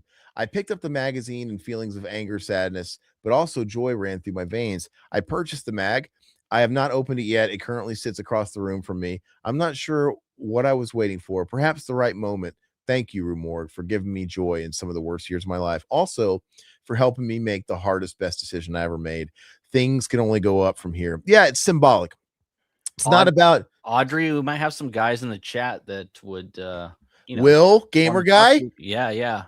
Gamer Guy. I don't want to assume, but I need to set you guys up with her. Yeah. Aren't you a bachelor, young Will? Yeah. Young 29-year-old buck. I was gonna say Audrey sounds fucking nuts to me, Oh. but There's always two sides to these stories. A little nutty. but Jesus Christ, like I get it if you have other issues in your life, but if your whole issue is your Rue Morgue collection, like it's symbolic though. But then again, yeah, it's like if I had an issue just and my significant other came upstairs and like fucked with my shit, like yeah, that'd probably be the end of it. It's like I would agree with that. Look, when my wife met me, I had things to say. I didn't just like get into this shit overnight. Like I've been in this stuff my whole life. It's like my wife telling me, you know, that whole like Metallica obsession, it makes you happy. That's got to go. Like I can't buy the new Metallica record. Nope. Like I can't buy the new what? Like it's 5-finger death punch only for you from now on, sir. No more Metallica. But like for example, there's a couple of bands like Black Sabbath. I'm gonna shell out for like a box set. Metallica, I've got that Reload box set on pre-order. There's exceptions. Like if I got the money to do it, it brings me happiness. Why? You know what I mean? I get it. It's symbolic. It's got to be more. It wasn't just that. She should have like taken his stack of Maxims on the toilet tank and thrown them away. No, he was collecting what Wizard anime stuff. Yeah, it's probably Wizard, dude. Fuck it. Yeah, only guys. Throw them all out. Replace them with Digimon cards. See what happens. Do you guys, any nerds out there that back in the day, magazines, they were a thing that you'd read, you flip the pages and you didn't have to scroll anything. And for some reason, we'd keep them on like the tank of a nasty toilet that were collecting germs. And even if you washed your hands, your fecal fucking shit is all in the atmosphere and it's getting on those pages. And a lot of guys would keep like Stuff magazine. If you're real sleazy, it'd be like Playboy or Club or whatever. But I wonder if you like your magazines. Car magazines, bodybuilder magazines. Yeah, Mendoza, if you're still in the chat, it's probably you. No, female bodybuilder magazines. Oh, Todd was all about these fucking female big bitches, dude. He loved them. He wanted to get his ass clapped. Todd was really into this. No, it was very funny because I worked in a grocery store, and they sold some pretty revealing magazines, which I was. It was crazy, dude. I'm like, how are they selling this stuff in the grocery store? But no, I used to go to Barnes and Noble all the time and grab the Fangos and walk into the bathroom and go to the bathroom with the Fango magazines. I used to rip open like the Game Pro magazines and then bring them into the bathroom. I'm glad you said Fango and not the magazine we're covering right now, Rue. And you're telling the company that we're doing this for. Yeah, I used to take your magazines in the bathroom and I used to get them all fucking disgusting and put them back for the next guy. No, this was prior to Rue Morgue, so this was in the early mid-90s. Anyway, we're happy for you, Audrey. I don't think you're crazy. I think you should listen to our show. That's all I have to say. I saw the Amicus. What's that girl's name? Was it, you say Audrey? Audrey, yeah. Audrey Brown. Audrey Brown. You gotta look her up. Yep. You're gonna look her up. I'm looking. Address withheld. No, address withheld. I saw the Amicus Rising article, Rue Morgue 215, and I said, I know these folks. Having been a supporter of Laurie Brewster, Hex Studios, and now the new Amicus, I was really excited to see you give him credit on his fellow artists. Such wonderful coverage. Through Sticking a Hammer article in between threw me off. Oh, the Sticking a Hammer article. Oh, in between threw me off a tad. I was a fan ever since Lord of Tears and helped support more recent projects and got acknowledgement in the Amicus project, In the Grip of Terror, as well as the Hex project's Ghost Crew, The Slave and the Sorcerer, and the novelization of Lord of Tears. It makes me more proud of my Scottish heritage. Oh, now you tell me you're Scottish, dude. I would have been doing the accent the whole time. To see such a great talent and films coming from Scotland. Thanks, Rue Morgue. I never really got into the Hammer Amicus stuff. That wasn't really my thing. There's a couple in there I liked, but I don't know. Alpha, you ever get into the Hammer? No, not really. No. My buddy Will is real big into the Hammer horror stuff, but I just never did anything for me. Satan, now you can jerk off to the phone. Yeah, phone pages don't stick together. It really is a great invention.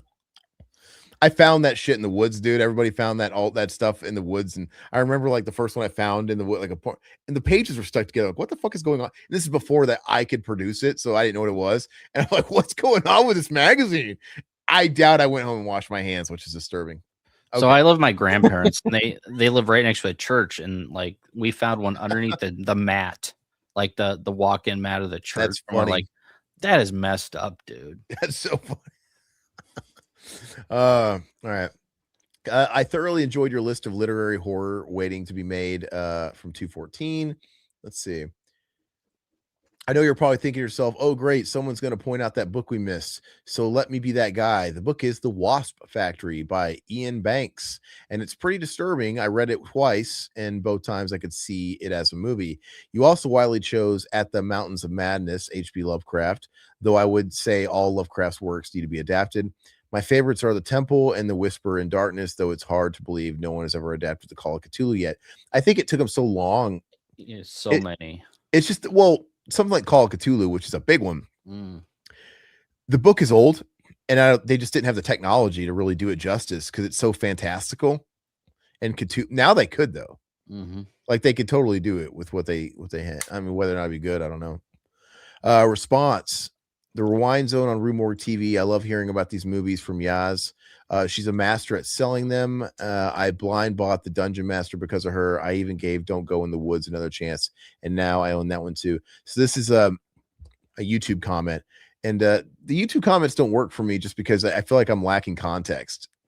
Yeah. So Rue has a YouTube channel, and I think they did the Rewind Zone, which is cool. How they go through old classic films. Don't Go in the Woods. I think the movie stinks, personally, and Dungeon Master not my thing. So this is another YouTube. It says sympathy for the sequel. I mean, I can probably guess what this video was about. On Rue Morgue TV, I actually really like both versions of The Exorcist, the beginning. We've talked about those. I've never seen either one of them. I've never watched either one. I heard just so much bad shit about them. It was okay, not great. I really enjoy religious horror for some reason. I like that it builds the lore, and I like the extended cut of the original Exorcist. I remember watching Exorcist 2 on, I think, TBS when I was a kid. It was probably super edited, and I remember hating it. I should give it another shot. No, you don't. You're good. Don't do it. Doesn't matter. Whiskey Meyer, welcome to the chat, my friend. Hi, guys. Did you all ever make prank calls that costed outrageous amounts of money? I did it to Miss Cleo back in the day. Our phone bill was so high, my mom ran me out of the house. Well, I mean, here's the joke on. Like, it sounds like the joke's on you if you're making prank phone calls to fucking, places that cost you that much money. You're Libra, aren't you, baby? You're Libra. Todd got me with the Miss Cleo soundboard in the early days of the soundboard, where it actually was like, "What the fuck is this?" E-Bombs World. Did you ever go to those soundboards? Oh yeah. Call me now. Yeah. So I used to call 1-800 numbers all the time, and they were from payphones. And do you remember the soda? So it came out in the Midwest, and they were pretty much just trying it out in different regions, and it's called OK Soda. Remember that soda?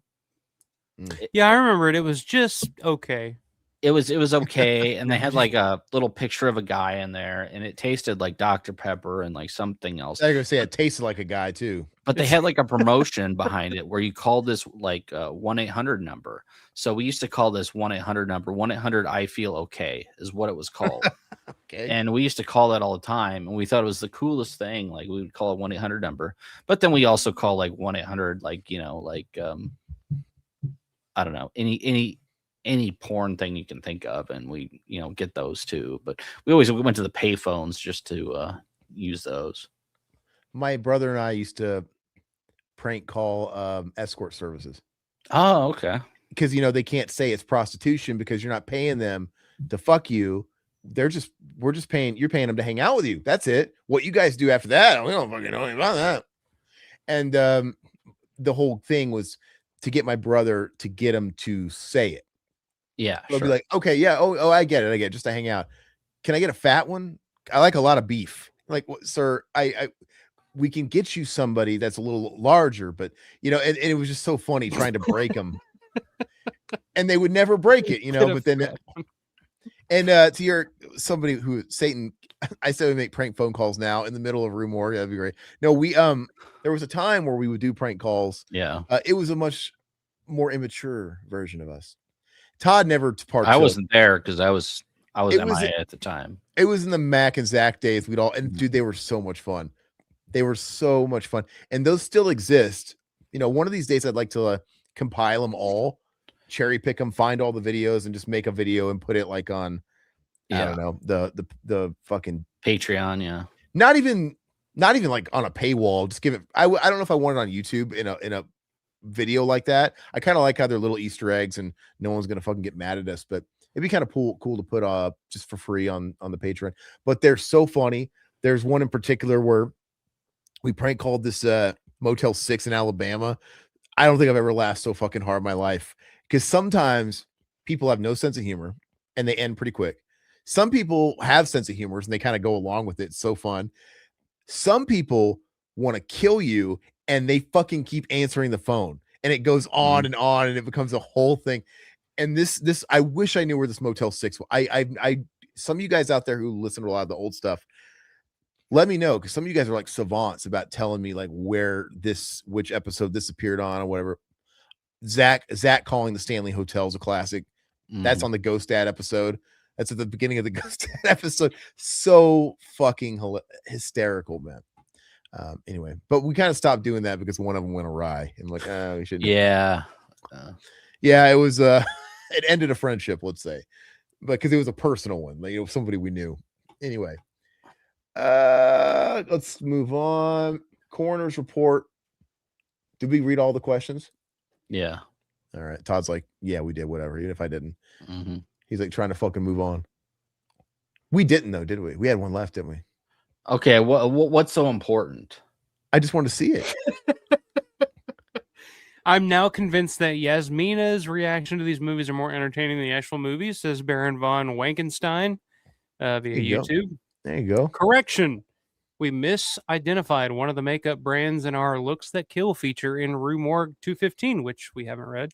The company owned by Carrie Markham is notoriously morbid. Well, I feel much better, Todd. Yeah, okay. there you go. I hope you do. Completists. We're completists. Yeah. All right, Coroners Report. Todd, I don't read everything. I like that's the only page in this whole magazine I read the whole thing of. Well, I mean, we want to see some juicy stuff. Come on. There's nothing fucking juicy in this shit. We're talking about crusty old George Romero for the fucking time. I'm gonna light everybody on fire. I'm just kidding. No, I'm just kidding. Don't talk about George like that, brother. I love George. I smelled him. Oh, I met him, and and he smelled like mothballs, which is great. I love. He smelled. By the way, he smelled. All right, just keep. Let's he smelled exactly like I always imagined he would. It was great. Remember, motherfucker, you're going to be in Pittsburgh in a few days. Coffee and cigarettes. Surrounded by uber nerds like myself. I was telling. If you get out of line. I know where you're sleeping too. I was telling Todd that I was like, you know what's funny is like, speaking about like not being able to critique. I feel like I cannot speak ill. I can't bring up monkey shines. I can't bring. Would you go to the Vatican and talk shit about Jesus? I don't think so. No. We're just gonna keep it about Dawn and Creep Show. I will not mention monkey shines here. That's fine. Get a few drinks in us. We'll talk monkey shines. How about that? Like, you know that fucking monkey movie? Oh my God. All right. I've had enough to hear with that monkey. All right, zoom in a little bit. I like to read just two of these to say I did my due diligence. Guys, don't fucking fillet me. I love George. I did smell him. Like, hold on, down is up. I smelled him, dude. He smelled exactly like I always. Cigarettes and coffee probably smells like my. And mothballs, dude. I'm surprised it didn't just smell like cigarettes. I love that smell though. All right, so here we go. This is takes me back. Good old days. Yeah, he smelled like everybody's grandpa. It was kind of a very welcoming kind of scent. I liked it. He probably wore Brute. Oh yeah. After Old Spice, probably like classic Old Spice, like your grandpas were. After the release of the Blair Witch Project, Joan Donahue received sympathy cards from people who believed her daughter Heather was actually deceased. Which they're working on the new Blair Witch, so they have something to do with it. Yeah, I saw that. Like, they're breaking them off a piece finally. Yeah, so I think Blumhouse, I think, is putting that out. Which I don't know. You can't really put that genie back in the bottle. I mean, what? I know they're probably doing it for money, but it's just like I wonder what capacity. Fucking over. Yeah, What- yeah. Over. They made the first one. It's over. There's no reason The for a first one's sequel. great. There's no I reason. love the first one. Yeah, there's no reason Is for anything. It's over. Like it is what it is. Like Yeah. But what are they letting them do? Is it like a John Carpenter like consultation thing, like honorary thing? executive producers or something, probably. No, Who no knows? Because they have no right to any. Why would Blumhouse is the cheapest fucking studio in the world? Why would they pay them money when they probably don't have to pay them a fucking dime to do anything? You know, it seems off brand. Because they didn't make a dime off the movie. Maybe they're just throwing them a bone. It's probably a promotional thing. It's just say, hey, come see this movie because the original people actually get some money for it. And that's what I'm fans of the saying. original that will go support it just for that reason alone. I will. No, 100%. But I'm wondering what their involvement actually is, because I think you're right. I think it's worth a couple of checks to use them for the marketing and to give them that credit, you know. But what are they really doing is what I'm curious. If This they're is gonna what you do. You go out, you get them all together, and you say, hey, it's the original 3. Like back in the day, we made Blair Witch Project, and there was a whole phenomenon and blah blah blah. And now we're gonna go out. We're gonna film a documentary in the woods to kind of commemorate the anniversary of filming that movie. And then all of a sudden they get lost in the fucking woods, and then Are they Like, guys? the only way you can do this is if you take the actual actors that everybody knows and fucking I don't know. make it seem real. Doing it. Do cons, man, because I'd love to. Yeah, be on why a don't con. they do cons? And They also, do, but they haven't done a lot of them. They do some, yeah. but why don't they? If they're still into any aspect of filmmaking, why not make a documentary about the movie? I mean, that might get played at some festivals. They might get some interest. Maybe make a few bucks doing that. I'd be interested in watching a documentary on like what went into the whole thing, like from their mouths, and retrace their steps. I don't know. It'd be fun. Has there been like a retrospective documentary on the Blair Witch Project? I know my buddy Matt Blasey did the book 8 Days in the Woods. And that's a pretty comprehensive retrospective on everything and how it was made. 8 Days in the Woods. That's like a Todd's men's retreat. Yeah, there you go. But no, yeah. I don't know if they but I don't know. Yeah, like I don't know if they've done, because I haven't picked up any like the newer releases that Blair Witch has had. So I don't know if they've actually done like a full length retrospective documentary on that, because that's a movie that needs absolutely a real documentary, because that thing was, you want to talk about like young up and coming filmmakers, dude, making a name for themselves on a no budget film. Like, man, the Blair Witch is right up there. Fantastic. And there's absolutely nothing stopping them from doing it, because literally they are the subjects. Like fucking make your own documentary, and you'd think they would want to make a few bucks off of somehow somewhere. I don't know. Guys, I'll direct it if you guys don't want to. You guys can be a part of it, guys. I can't remember all their names, but I remember. I think they're doing something with it, because I saw my buddy Matt, the guy that wrote the book. I saw him post something on Facebook the other day where he was showing that he was sitting in front of a camera, and behind him was like all of his Blair Witch collection. So I'm thinking that he's being interviewed for something. So I'm thinking that they're putting something together, but I don't know for sure. That's just what I took from it. I will read the one at the end here and we can move on, but I didn't know this. I wonder what their sources are. John Carpenter was originally attached to direct the 2009 movie Zombieland, but lost interest when it transitioned from TV to a film. He probably lost interest when he realized he couldn't direct it from his house. Yeah. Okay. Which fuck that.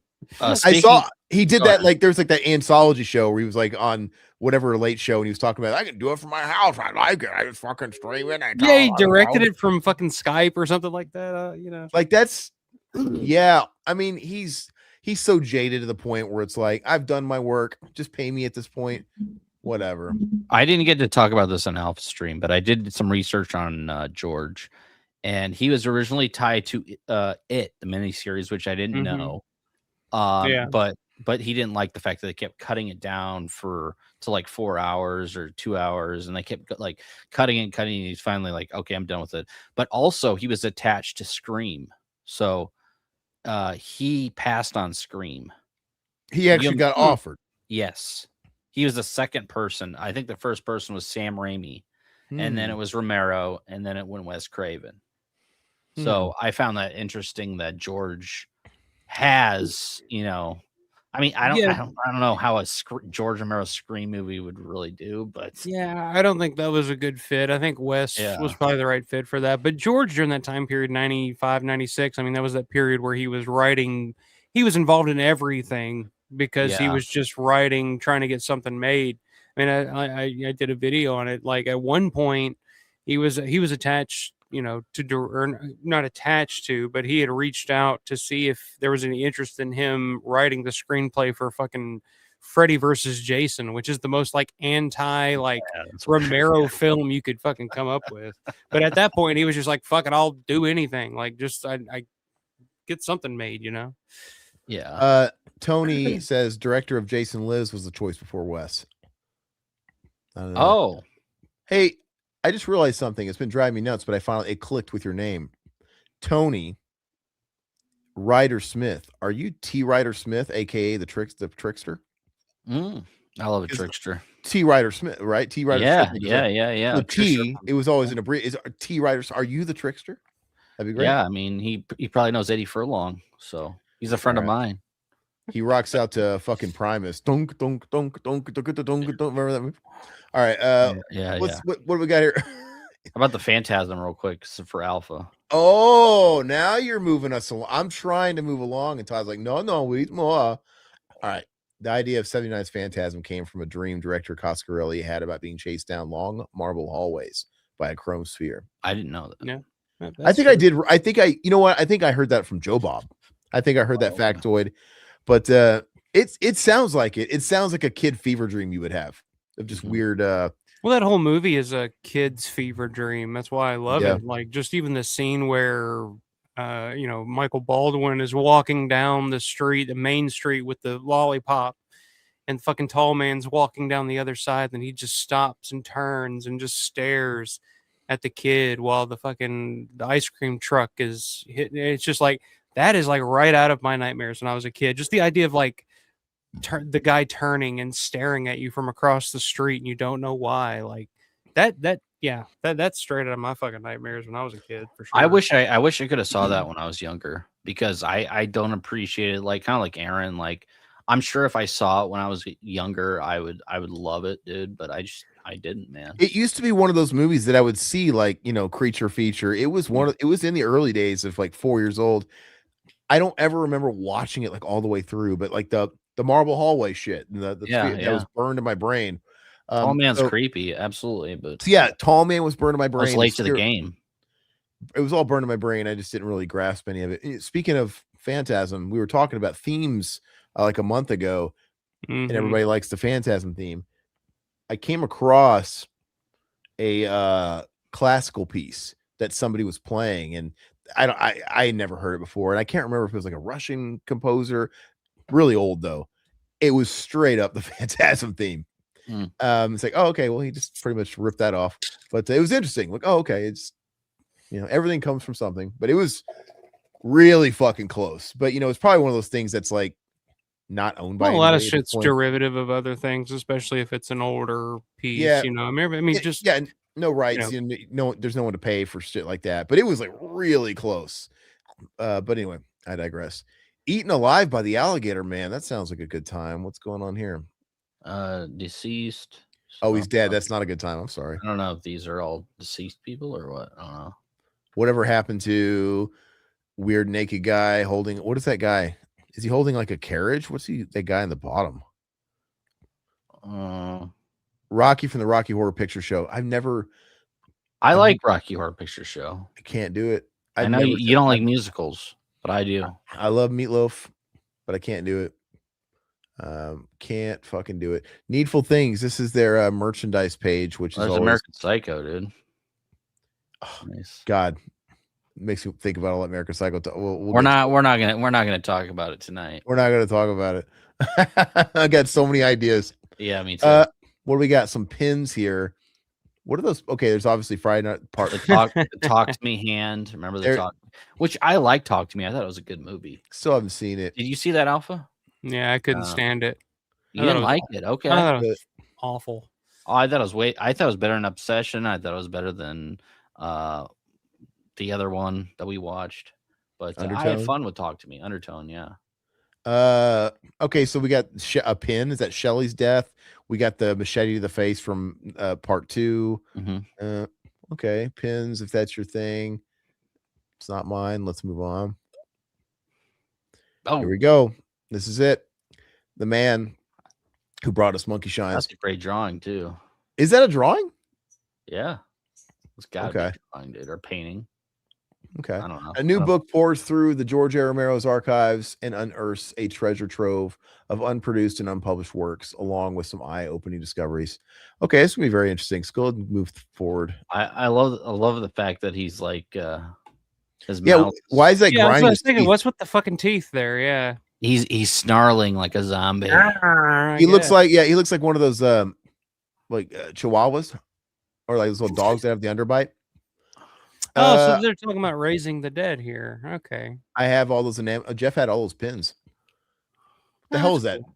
Is that fucking Troll 2? What's going on there? That's Jacaranda Joe. All right. So zoom in just a little bit more, Todd. Yeah. All right.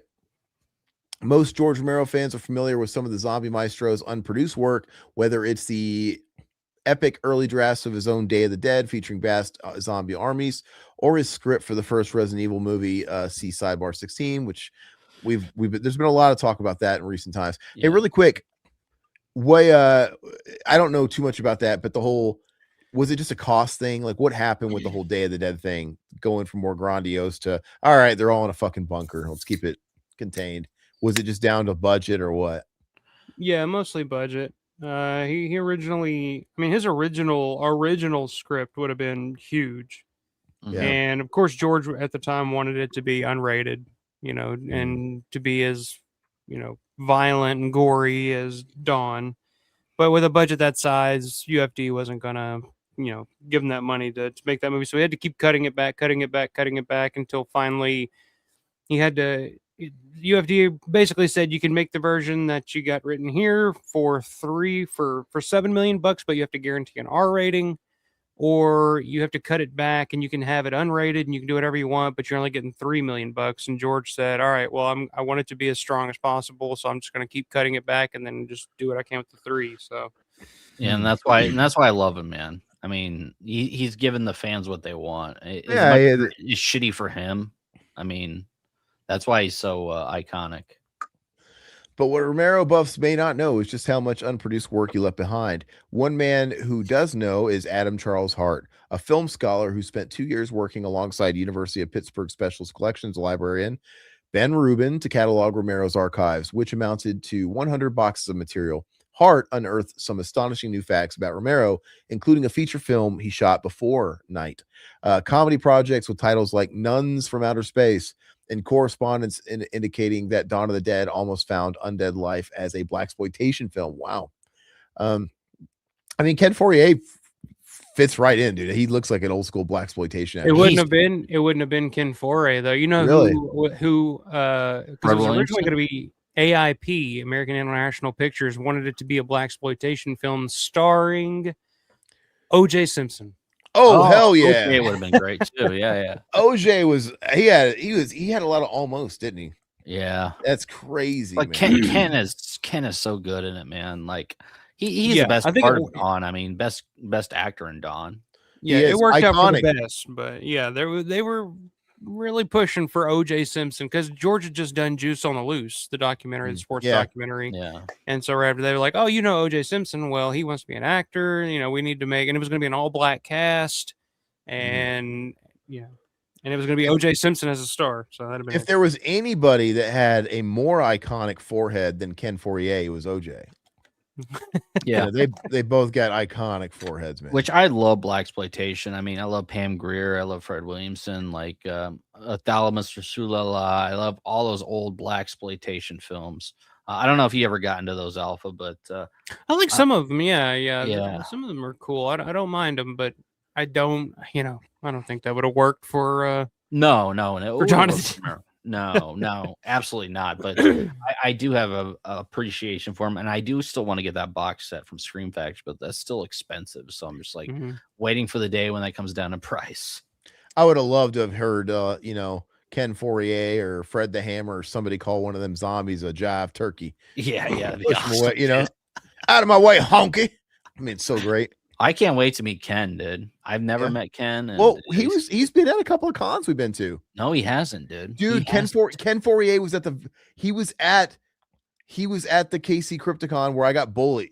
Yeah, he was at the one with bullied. You got bullied yeah, by by who? by Fred the Hammer. No, but I'm saying he wasn't at that. He No, wasn't at that one. He was at No. the one with William Forsythe. Swear to God, he was there. He was there. I would have remembered, dude. I saw him, dude. He was there. He was there. Are you sure it wasn't Tony Todd? It wasn't Tony Todd. I meant Tony Todd. I've Tony never Todd's a met great guy. I love Tony Todd. He was 100% there, dude. Yeah, he was there. But we were so busy up our own asses doing what we were doing for our thing. I'm telling you, he was there.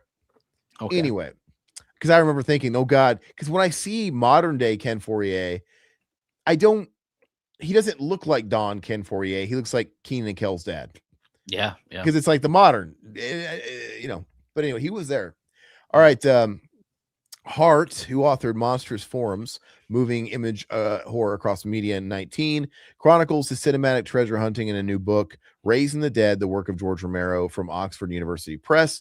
More than just an important contribution to the growing library of Romero studies, the book also frames an entirely new way of looking at filmmakers, suggesting that we should consider these unproduced works equally alongside those that found their way to release. Have you read that book, Alpha? Probably, right? I have. Yeah.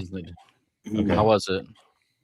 It's really interesting. A lot of the stuff, like, you know, I've always heard of, you know, in terms of George's unproduced stuff, but they really get into it. Like one in particular, it's fucking, you know, they really get into like the Day of the Dead, the original Day of the Dead scripts and stuff like that. But George was actually, I'm trying to think now, top of my head, what the hell it was called. I can't remember. I might have to go grab the book here in a second, but George was actually working on Copperhead, working with Marvel in the 80s to produce a superhero movie called Copperhead Conquers the something. I can't remember what the hell it's called off the top of my head now, but it actually had some really interesting ideas and was actually, I mean, this was like you know, before superhero movies were the thing, you know, and it was an original idea that George was working on with somebody from Marvel. I can't remember his name, but that was a really interesting chapter to read.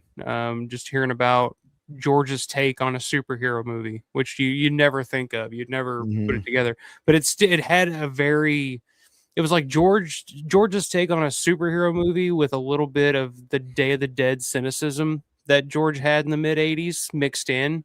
So it was very much about like society and, you know, where, you know, politically the world was going at the time. It's really interesting to read about that because I'd always heard about that project, but I didn't know anything about it. But reading more about it, it really piqued my interest to be like, man, I kind of wish you would have made this, you know. That'd be interesting. Yeah. I'll check that book out. Yeah, I've never heard of it. So it's a really good book. Hey, Jeff, this is as close as we got to that Almost movie. Tom Savini's classic line, "I see you, chocolate man." It's a great line. It's a great line. Which was ad-libbed by Tom, and I think really that was ad-libbed. And he wrote it. I see. Got it. It pissed Ken off. Ken didn't like that line. Really? Yeah, at the time. Yeah, but you know, I mean, there's some names you got to throw back his way. You know, everybody's got Pam Grier. Look at Pam. I love Pam, dude. I met her at a con. She's fantastic. Big Head Todd and the Monsters. Yeah. She thought I was from Big Head Todd and the Monsters. My name is Todd. Tone. She's in my top 5 of hottest celebrity chicks in their prime. Hey, I got one word for you: salamis. She had the big old salami fucking areolas, dude. Come on, guys. Only you would remember salamis. That. Yeah, I've heard of pepperoni tits, but never salamis. You have areolas. No, sorry, areolas. You have silver dollars. Then it goes to salami. There's a whole grading system here. What's after that? Oh, I don't fucking know. I think salami's peak, dude. You know okay. No, what's that? I know what's that. I know what's after salami.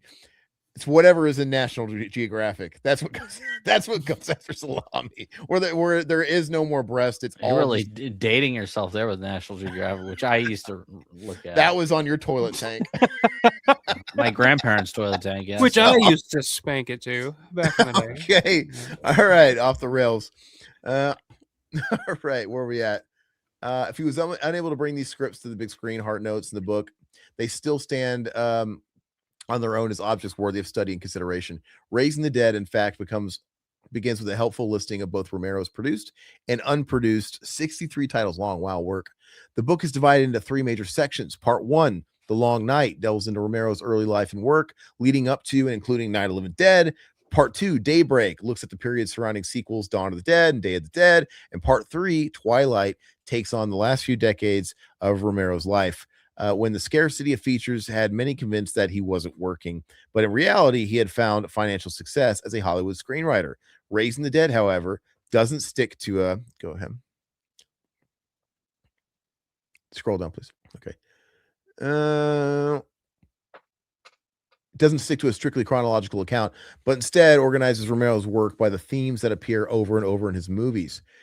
Right in the first section, Hart reveals a new fact that he contends was hugely influential in all of Romero's later works. As a writer and director in 1960 at the age of 20, Romero worked as an actor in a production of Jack Gerber's controversial play, The Connection. What the hell is this? Somebody get rid of this fucking spam fucking asshole. Call me Mongoloid, motherfucker.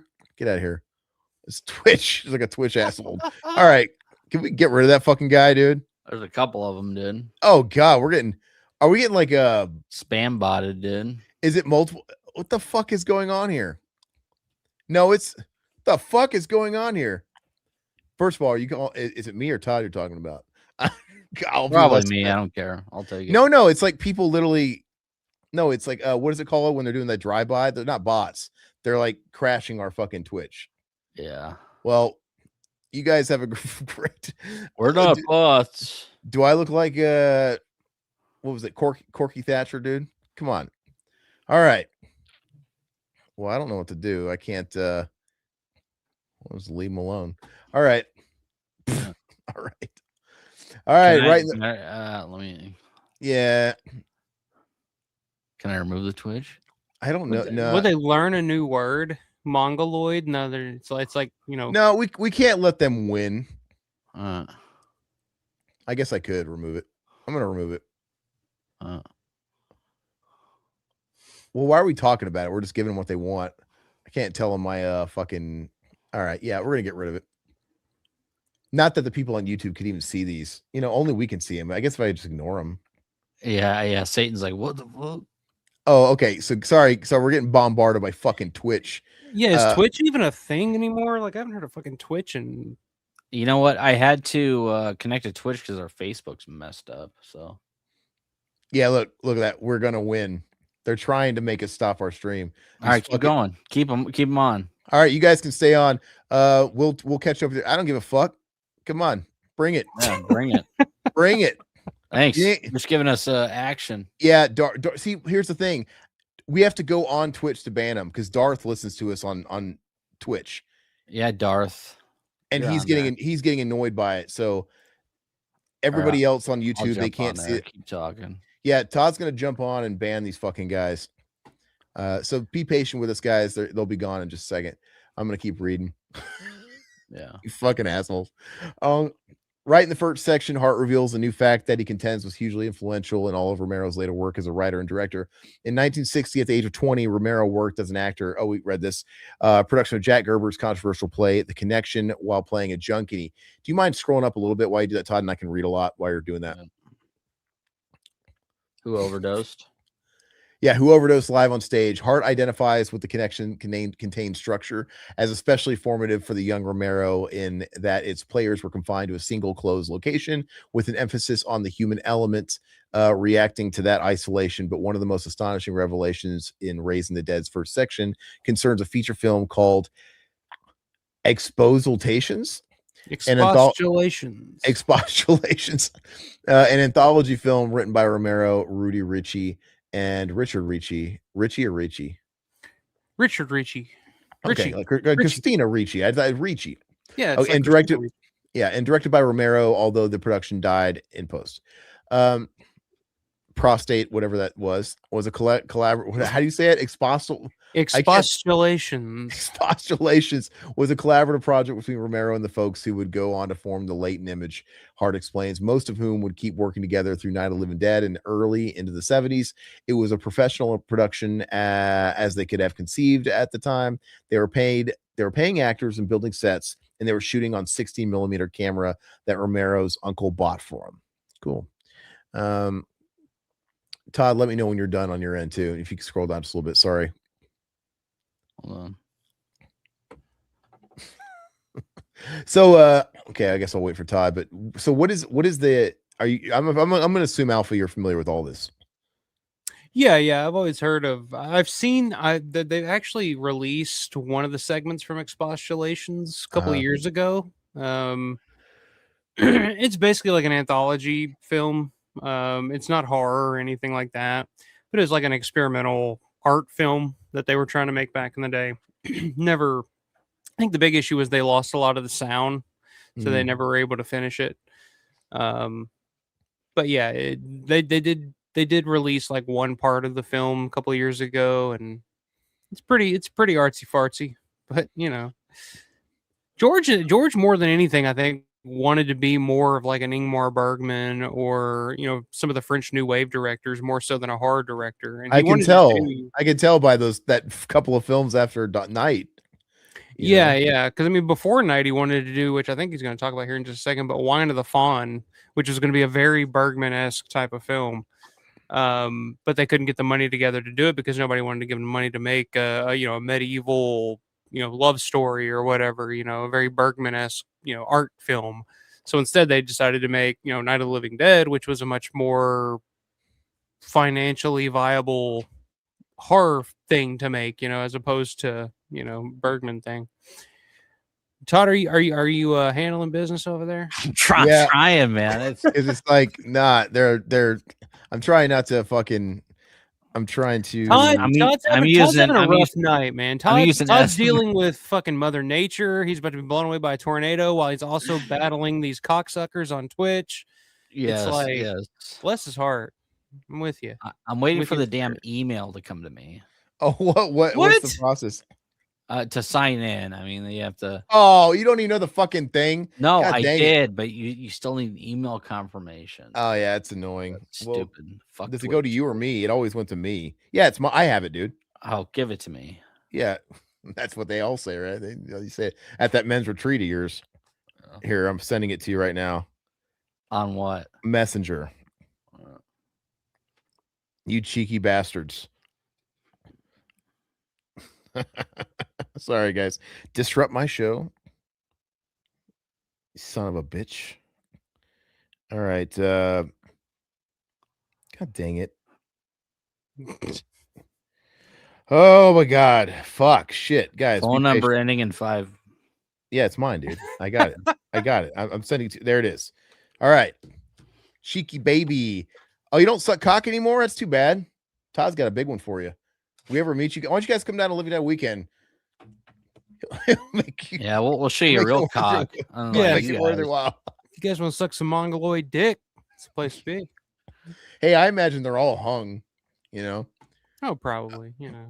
All right. What else? I mean, everybody knows guys. Guys with big dicks on a Friday night are going to be, fucking around bullshitting on Twitch. No, absolutely, man. All right, so I'm going to read this last paragraph. Todd hopefully is going to get that taken care of. After it's a big one. Annual expostulations. Romero and his colleagues tried to sell an Ingmar Bergman-inspired medieval drama titled Wine of the Fawn. But when financing failed to materialize, they moved on to a far more profitable genre of horror. And Night of the Living Dead was born. In Raising the Dead, Hart provides insightful analysis of Night's progress, both during production and after, when it took a 1969 re-release pairing A Night of Night with a movie called Slaves for the zombie saga to find an audience. In his book, Hart notes that Night zombies are vehicles for fantasy about eradicating an unjust, unequal, corrupt society, a theme Romero returned to over and over. Raising the Dead also works to correct. If Todd gets a chance to just zoom up, that'll give me some time to read. Did the code work for you to expire? It worked, but I'm just trying to figure out what the hell to do now. I don't fucking wish. some misconnection. I just don't want to let them win and cheat Darth Gorkorn. I don't want to end the stream over there because that would fix it. But then they win, and I'm not going to let them win because the only people that he's ruining it for are the Twitch people because YouTube can't see that shit, right? So some misconceptions about Romero and his work, including those voiced by Romero himself. For example, Hart tackles Romero's frequently requoted rationale for the casting of black actor Dwayne Jones as the protagonist at Night, that he was simply the best actor who auditioned. This seems especially strange given that Night's original hero was known as Truck Driver and was plainly a backwoods type, complete with very colloquial language. Down is up. Yeah, you can't see it because it's all we multicast, so they're just punishing certain people. So I'm doing my best to ignore it. I feel bad for the people on Twitch, so Todd's getting it taken care of. Now, these guys, their mom must have taken a night off or something from fucking sucking their dicks or something. I don't know what's going on, but Tone, first your balls hang low. What? All right. In the book, hold on. In the book, I really wanted to push back against the idea that Dwayne Jones just happened to be black. Hart says the role was written as a Southern redneck type and was completely reconceived to fit Jones, with Jones contributing a whole lot to the new vision of the character and his dialogue. I don't doubt that they wanted to cast Jones because he was so incredibly impressive, handsome, brilliant, extremely talented. And I doubt that all the white crew was somewhat naive about exactly how Jones would be received. But they weren't idiots, and although Jones was rather shy and soft-spoken, he made sure that the crew understood his perspective. I have a question about that. So if that's true, Alpha, and the vision was to have a totally different lead, it just kind of proves my theory that Night of the Living Dead kind of was a fluke, because that's just something that kind of happened and it worked well and they kind of rolled with it, and had Dwayne not come on or get cast. I mean, I have to give George and everybody credit for casting him because that was probably ballsy. Like they had to have known that there's going to be some backlash or whatever. So they get credit, but it could have been a different flick because he's an awesome protagonist. And the original cast, so originally it was supposed to be Rudy Ritchie, who, if you've ever, Dawn of the Dead, it's the guy that's on the radio, the leader of the biker gang. It's like, so how many you got up there anyway? There's three of us, whatever. Yeah. It was supposed to be that guy, and he was supposed to play. If you read the original screenplay of Night of the Living Dead, he was originally truck driver. He spoke like a Southern cracker type, y'all get in the house type of guy. And I theorized that character was originally conceived by John Russo, because if you ever read John Russo's novel Return of the Living Dead, it's very much, the characters in that are very much derivative of that original Ben character that you read in that original Night of the Living Dead screenplay. And I feel like George, probably seeing that Dwayne Jones was the best actor that they auditioned, probably said, this guy needs to be our lead. And I don't, we don't need this stereotypical, truck driver character as our main protagonist in this. So I tend to give more credit to George in terms of making that decision in terms of the casting.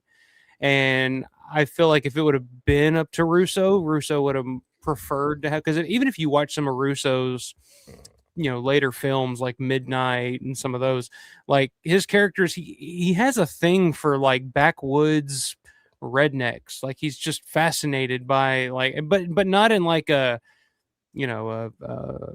Rob Zombie kind of way. Well, yeah, he doesn't think very highly of them. He just assumes that they're all dumb crackers that whereas George was like maybe thinking a little on a higher plane as opposed to that. But that's just my theory. I don't know for sure, but if you see where their careers went, in the films that they made after Night of the Living Dead, you can kind of see that original Ben character was definitely seems like the brainchild of John Russo more so than Romero. Go ahead and scroll down. Is that the end of that page? Looks like you took care of business, Todd. Yeah, it took me a minute. Sorry, I never get on Twitch, so it's like Sorry, Darth. Yeah, Darth. By the way, hi. I don't think you said hi earlier. So Yeah, welcome back. Welcome back to the chat. Yeah, Darth. Poor Darth's just watching on Twitch, enjoying the stream and minding his own business, and then these fucking shitheads show up and start fucking shit up. And Darth, and if something happens and they happen to come back under different names, it's because there was a whole bunch of them. I don't know, man. I don't want them to win, but you should consider coming to YouTube. Well, I mean, I'll add Darth as a moderator if I can do that for next time. I'll figure that shit out. So. Oh yeah, that will be a pre-ban. Yeah, you know more about the Twitch world than we do. Yeah. Just reach out. I'll try to figure it out, Darth. And if there's messages in between all that mess, it's over now. I'm sorry if I missed them. I will say what is this tone? I was double dipping, but you didn't notice. What are we talking about?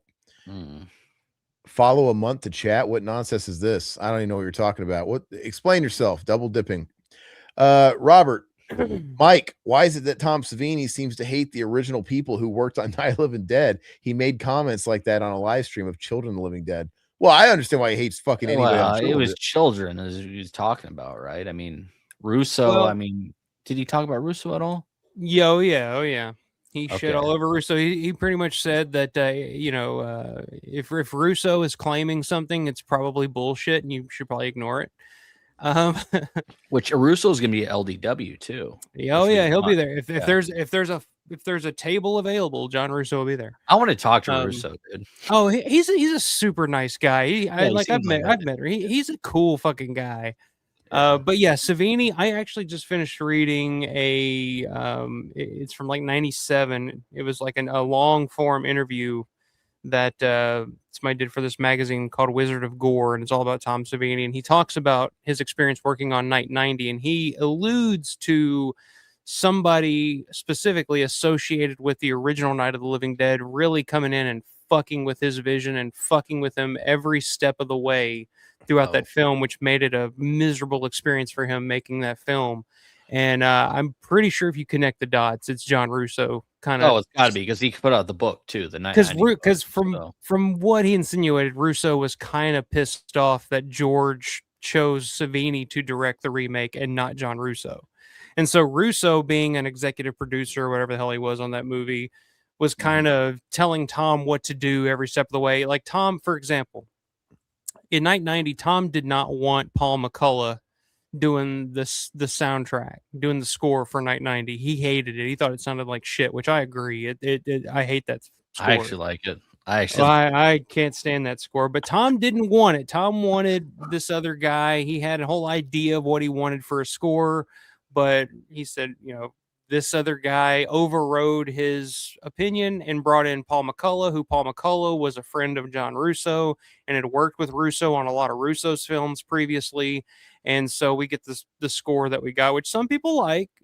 You're not alone. I've had this conversation with other people before. I have it on vinyl, dude. It brings back a lot of good memories to me. I do too. I have it on vinyl as well, but I've never been a big fan of the score in itself. But Savini is basically saying that like Russo would kind of cut his balls off from behind and just get in his way every step of the way and tell him what to do. Like, that's not what you need to do. You need to do this, you need to do that. And if you go and you watch Russo's interview on that new Night 90 4K that just got released, it's a lot of that. If you watch it again, it's a lot of John Russo saying, well, I thought we should have done this, but they did, Tom, we did this instead. And they cut this great shot and blah, blah, blah.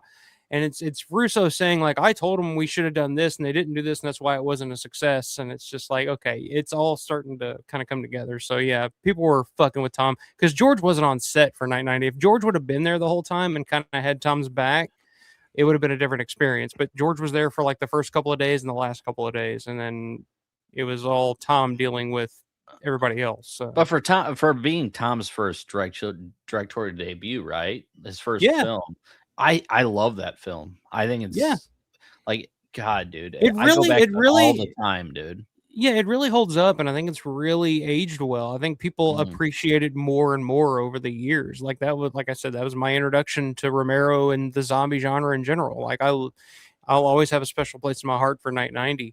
But I think more and more people over the years, especially now that 4K has come out, and like more and more people are, talk about that movie and love that movie. So that was one of my first VHS copies, and I used to stay home from school. I told my mom I was sick just so I could stay home and watch Night 90, and then I watched Dawn. It was that sort of thing. Like, it was an event for me. Like, it was like once every 6 months, like I would have my call in sick day, just to watch Romero or watch that Night of the Living Dead movie, which, man, it's so good. And the look of the zombies in Night 90 are just there's something different to me. I mean, with the pale eyes and everything, they're creepier than hell. I think they're top-notch zombies, the way they look and everything like that. Each zombie has their own unique look to them, which I love, man. And that's why I love that movie so much. Yeah, Todd, I used to have those days too, where you'd stay home from school or whatever. But usually it was like, because my dad threw scalding hot ramen on me or something. It's like, well, my parents weren't watch home. Movies. My mom was at home, so no, that was actually my brother. That didn't happen. I didn't get the ramen, dude. But no, that was my first film too that I watched ever was Night 90, and I saw it.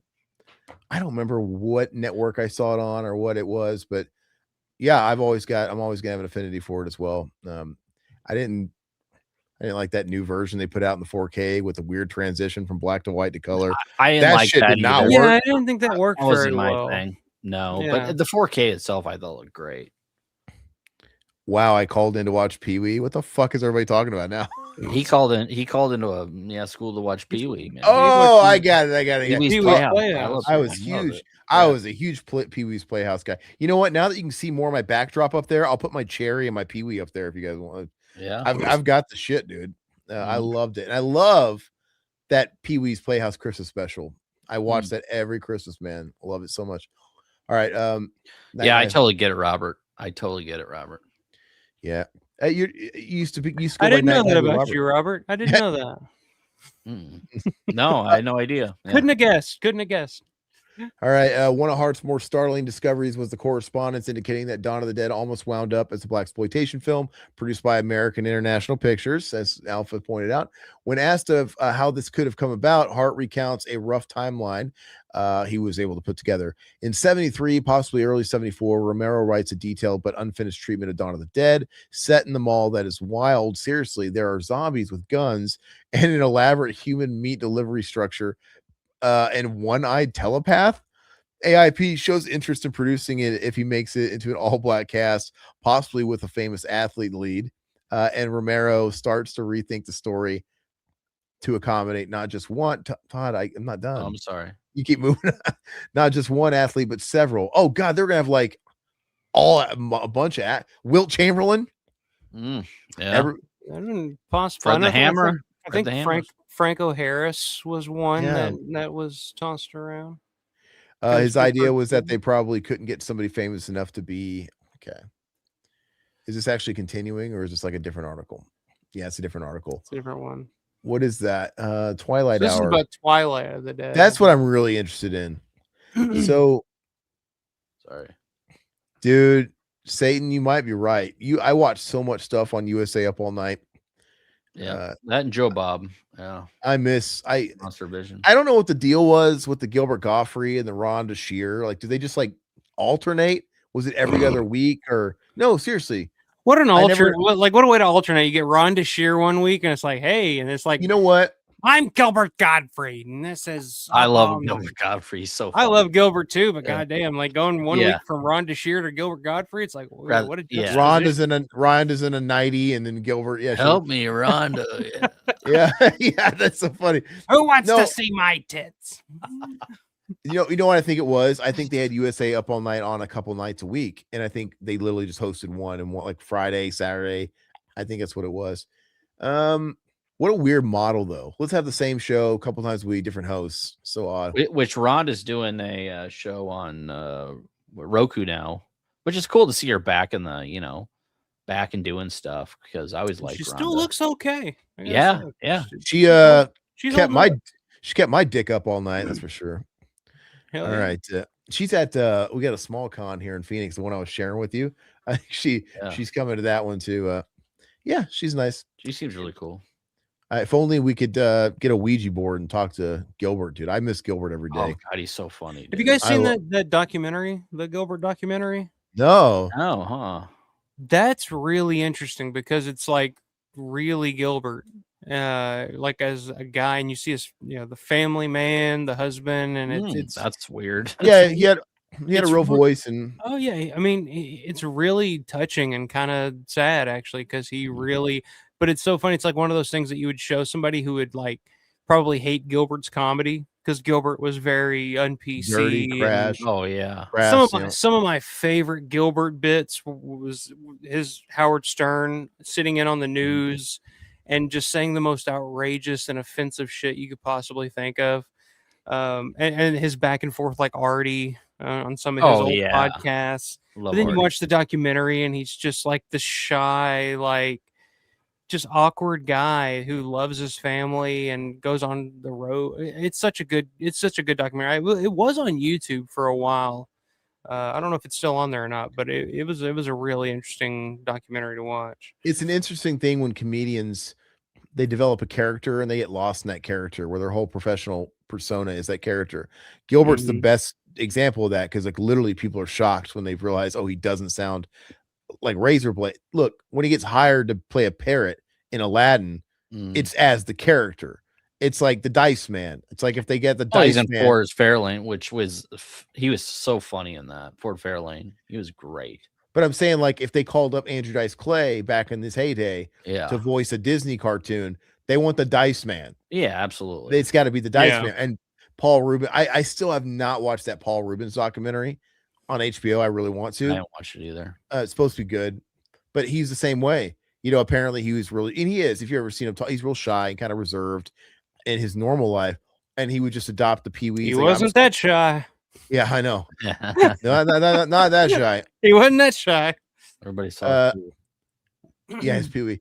No, but he made the conscious decision, like, I'm gonna go on the Tonight shows and all this stuff. I'm gonna be Pee-wee because like he could be somebody else. And I could see where you could have that duality in a guy. Like you could be shy, but then when you're on entertainment mode, it's like wearing a mask, but not wearing a mask. Yeah. It's like us before we go live. We got to get into character.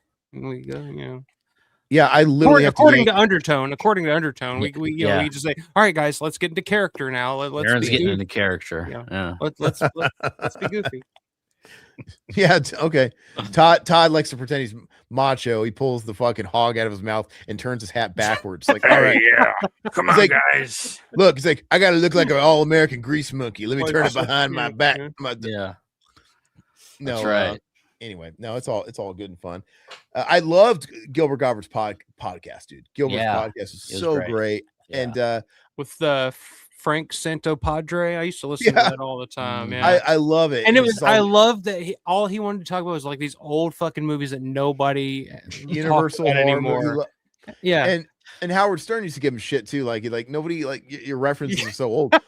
And then he has a whole podcast where it's just all talking about old monster comics and he used to talk about like, I mailed off for the Frankenstein mask. You write in a famous monster, you get the and he was talking about getting it. It was like a piece of shit, like paper. And I just love it. And he would pull some interesting guests. Like he had Kirk Hammett on because it's like Kirk Hammett was into all that shit too. And it was very niche and it's not what you'd think Gilbert Gottfried would do, but that would get you interested in the stuff he was interested in. I loved it. Yeah, absolutely. Like I said, him having Eric Roberts on was the best episode ever. It was the great thing about that documentary. There's a scene where he's on like a boat or something like that, and he's talking to this like 3-year-old kid, just talking to the 3-year-old kid. He's like, "You'll love my Colin Clive impression. You're the right age for that." And he's talking about like fucking Colin Clive from like Frankenstein from 1931. It's just even him and Problem Child. I mean, he was iconic. Dude. He's so funny in that, man. All right. You can't predict how people are going to feel, but I do think they'll be interested to see how he thought it would end, says Suzanne Romero. I'm not going to try and say her maiden name. Zoom in just a little bit if you could. Referring to what intended to be her late husband's final cinematic word on the sociology-minded gut muncher movement he birthed. Gut muncher. This just sounds so dirty. It sounds like nut muncher or something. I don't know. It's gross. Gut muncher.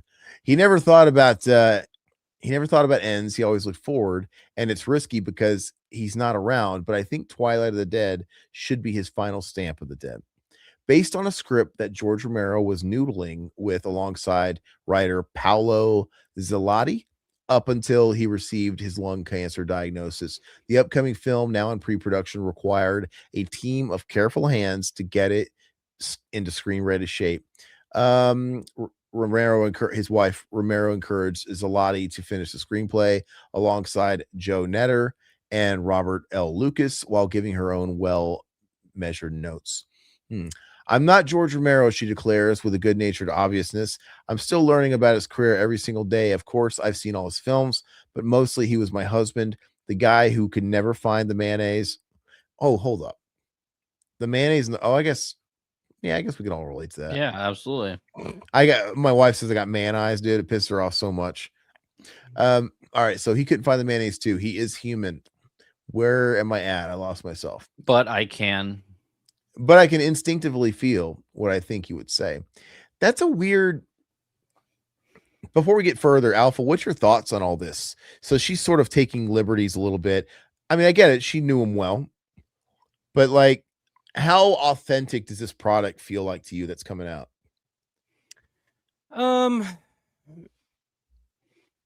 How do you feel? Like Jeff shared something. He commented, I think it was on Facebook, and I don't know where it came from. It was a giant, almost like promotional looking poster, and they're using the classic George A. Romero's Twilight of the Dead. So they're using his name, and they got at the end the final chapter, which is clearly marketing bullshit. Right. Just like using George Romero's name on top of its marketing, of course. But how authentic do you think this project is for you? I mean, so George wrote, so there is a treatment for Twilight of the Dead that exists out there. It's about 12 or 13 pages. It's at the archive. And there's the basic idea for the film is there. But so, I mean, you can play off that to kind of get an idea of, because George was an ideas guy. Like he before character, before plot, before anything else, he was about what is this movie about? Like what is the point of this movie? That may be there, but George's sense of humor, his quirks, his, you know, some of the stuff that like people really didn't like about a lot of his later films, like his final 3 films. Like I think there's a lot of that stuff may be missing, maybe for the better for some people. Some people probably didn't like his sense of humor in Survival of the Dead, or didn't really appreciate the way that he looked at social media in Diary of the Dead. So I think a lot of that stuff that only George could bring to the project will be missing. But I think maybe the overall idea of what he wanted to say with a final chapter in his Dead series, that may still be there. In terms of like Suze's influence on it, yeah, of course, nobody knew George more, like closer than George, than she did at the time. But again, she wasn't a fan. She when she met George, she didn't know who the hell George was. She'd never seen any of his movies. She didn't know anything about him. So she kind of learned later in the game. And I think you can see a lot of, for good or bad, you can see a lot of her influence in what she's done with the GARF, the George A. Romero Foundation, and some of the projects and some of the stuff that she's done with that. Now, a lot of the stuff that the GARF does in terms of like projects and stuff may be a little too political for me. Maybe that's what George would have wanted, but I don't, it is what it is. But to me, it feels like it's a lot of Suze's opinions and influence more so than George's, under the guise of the George A. Romero Foundation. That's just my opinion. I don't know if that's true or not. But my opinion, just from what I've seen, I see a lot of Suze in the GARF. Which, like I said, I have nothing but good things to say about Suzanne Romero. Like, just a very sweet lady, and thank God she's around to bring to light all this stuff that we would have never gotten otherwise. We wouldn't have had, the amusement park. We wouldn't have had the archive at the University of Pittsburgh without Suzanne Romero. We wouldn't have, thank God. Yeah. So I'm not saying anything disparaging about her, but I think her interpretations of what George would have wanted on some of this stuff. I don't know if I feel 100% comfortable or confident that this is what George would actually do. So I think it's going to be a little bit of both. I think the idea may still be there from what George's original intent was supposed to be with Twilight of the Dead, and I think there may be some of that Suzanne influence as well. So I'm a wait and see kind of right now. The fact that you said it was only a 13-page treatment, though, I mean, that's kind of, to come up with like, I don't know about that. I mean, I thought it was a full script that he had. No, unfinished. It's like a 12 or 13-page treatment, basically laying out the story idea, what it is, what it's going to be about, and what the overall arching, thing is supposed to be. I mean, it's basically the idea of like being caught in the middle of two warring factions and not really, because in the screenplay the idea is that there's two warring factions of intelligent zombies that are now at war. Like the zombies have evolved to a point where now they are at war with each other over the last bit of human, the last humans that remain on Earth. Basically, like they're fighting over the sparse, it's they're fighting over whatever's left of food, so I mean that is the like overarching idea, but in terms of like the details and the flavor of it, like the steak is there, but we don't know what it's going to taste like. I don't know if it's going to be George, it's going to be something else. So, and I think whether that's going to be good or bad depends on who they get to make this thing. And I honestly, like, I was kind of excited, which I think we'll talk about here in a second, when they had Brad Anderson set to direct, but now that they've kind of switched directions on where they're taking this thing, now I'm a little bit more pessimistic, I guess. So is there a kind of a fracture in the fandom when it comes to this? Like, because I know that there's like a lot of like friends of Romero, like George. Is there people that don't like the fact that they're going down this road and then some do like it, or is everybody pretty, like supportive with all this stuff? I think there's definitely two camps. Okay.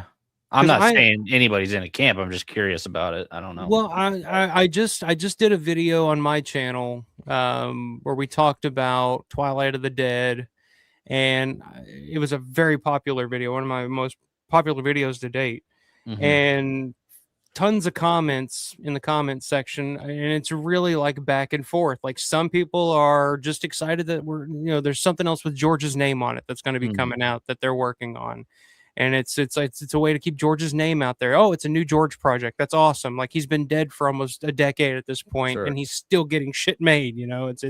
That's exciting. But then there's the other half of the people that are saying, why are they doing this? Like, George is dead. George cannot make this film. Why are they putting his name on this? This is not a George Romero film. Why are they doing this? And I see it both ways. Like, I really am just kind of on both sides. Like, part of me is saying, like, this is not going to be a George film. It's going to be something else. It's probably not going to be what we want. But at the same time, it's also like, yeah, but this was kind of the last remaining bit of George's thoughts or ideas about this genre and these series of films that he created. So let's see what happens with it. And the writers that they listed there that are included, Paolo and Robert Lucas. I mean, these are guys that are in that Romero world, that are huge fans of Romero's work. So that kind of gives me some, optimism, I guess, but we'll see. But yeah, it's pretty split right now between, some people are excited, some people are not. So and I'm totally with you, because I don't know, like I'm a Romero guy. I'm not really big in, like, I'm not deep into it where like I know these factions of people, so I don't know what to think about it myself. So I can't really say either way whether I like it or don't like it. It's just a wait and see for me. So That's where I stand on the whole thing. Plus, if the movie sucks, then you can easily pass. It's not official. Yeah, It doesn't really count. Yeah, maybe that's the thing too. Maybe it's going to be so fucking bad that people will finally go back and say like, "Hey, Survival ain't that bad." Yeah. People will be like, Absolutely. looking back, Survival is actually pretty fucking good compared to this piece of shit. So Yeah. maybe it'll work out for George in the end. You never know. Darth, Absolutely. I do think there's a way they could do it. I mean, I don't know how I feel about the whole George era. Like literally, they're branding it just like the classic films. Yeah. And I don't know personally. I don't know if Alpha, are you going to be able to really ever take it? It's like, is it going to be more like a step kid or is it your real kid? Because are you really going to take it seriously? George Romero's Night of the Living Dead, Dawn of the Dead, Day that, and then Twilight up there. So he's not editing. He's not. You know what I mean? Like it's not really. Yeah, I would They're never. They're passing it off. Treatment. Yeah, I would never put it in that same realm. To me, it's going to fall into the category of Queens of the Dead or something like that. It's like it's going to be an offshoot to me. Gotcha. It's going to, so I'll never put it in that same category. It's not George's film. It's like the book. They did the book. Daniel Krauss finished George's novel for The Living Dead. Like I don't look at that as official canon, even though partially it is part of George's brainchild and George started it and blah blah blah.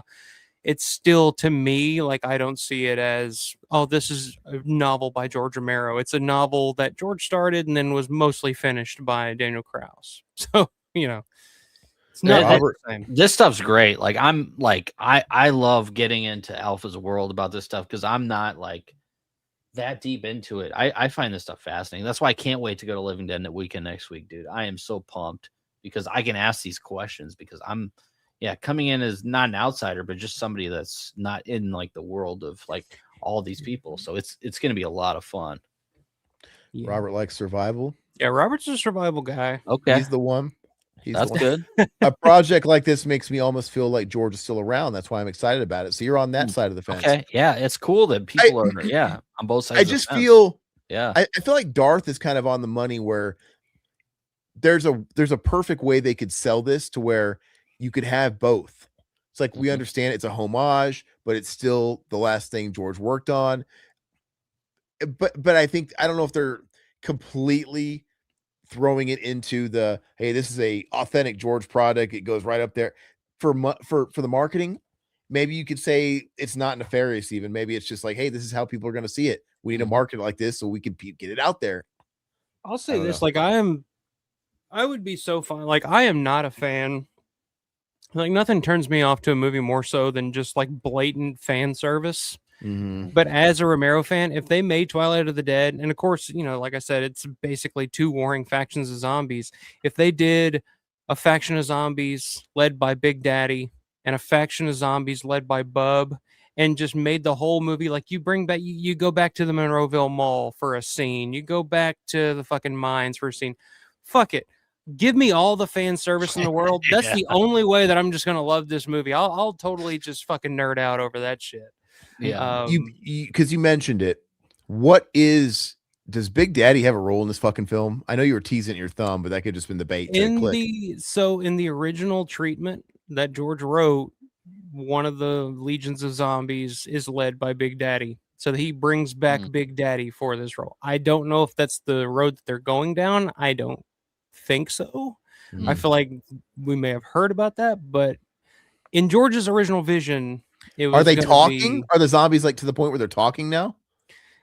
If I remember correctly, in the treatment, they kind of communicate, which goes all the way back, which they talk about in that article talking about George's 73 treatment for Dawn of the Dead.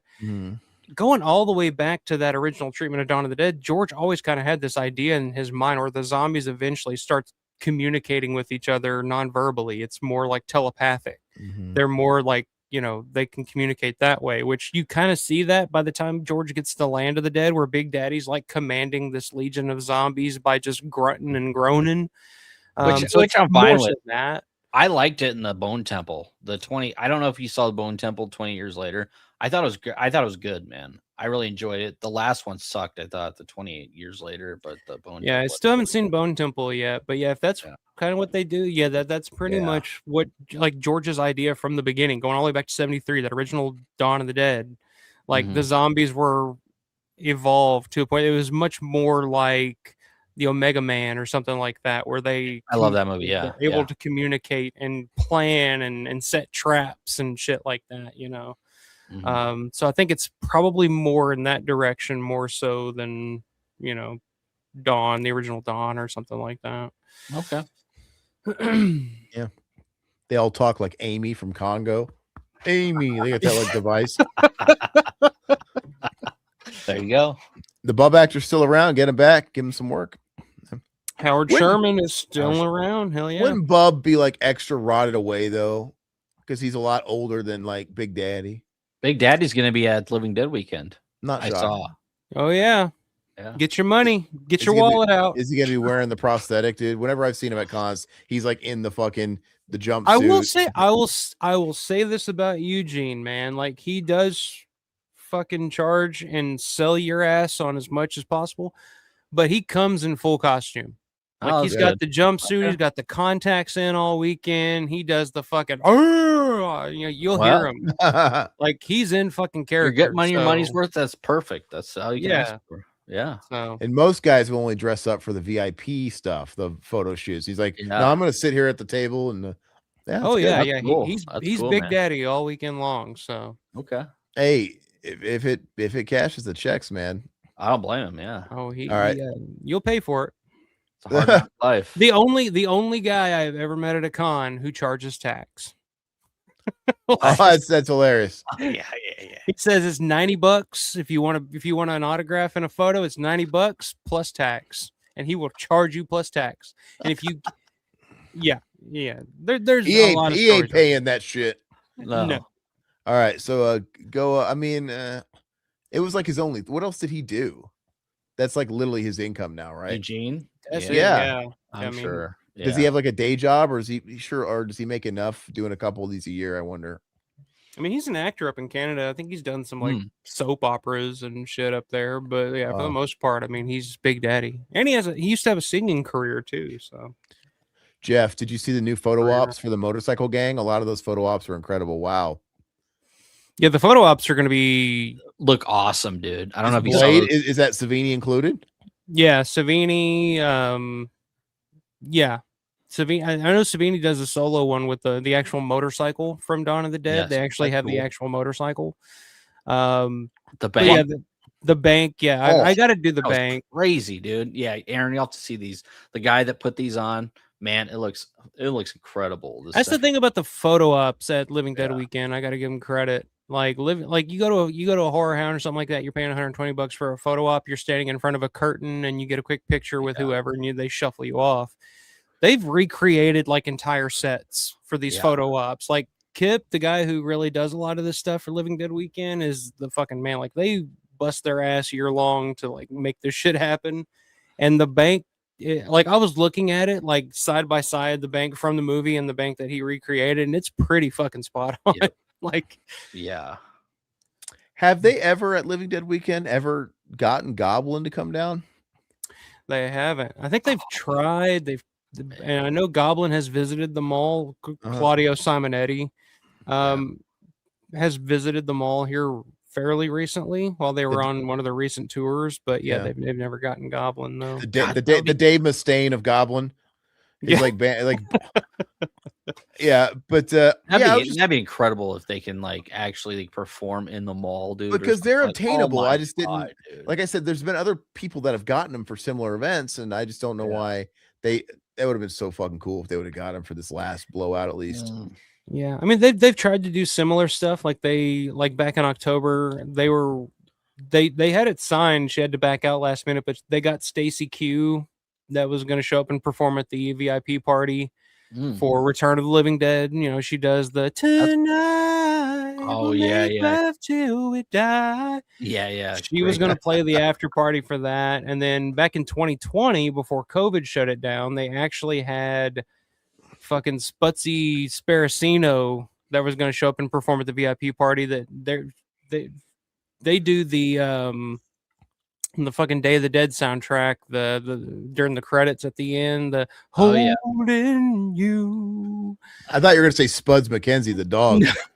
Hey, but It's so Spuds, man. wouldn't it be great though? Yeah, if they got Dawn there and it was like an old school mall concert, like Tiffany or New Kids on the Block, they do the mall tours, and they would set up the stage like kind of near the food court, and all the kids. Dude, I would love that. Oh my god, dude. And just if the mall's open, it's open. You could have some guy that just works at the Foot Locker there eating like Sbarro, and he just gets a free show. Who Or cares? Annie Ann's pretzel, dude. Yeah, man, and like you could have like just the random soccer moms walking by, like, what the fuck is going on here? Who are these guys?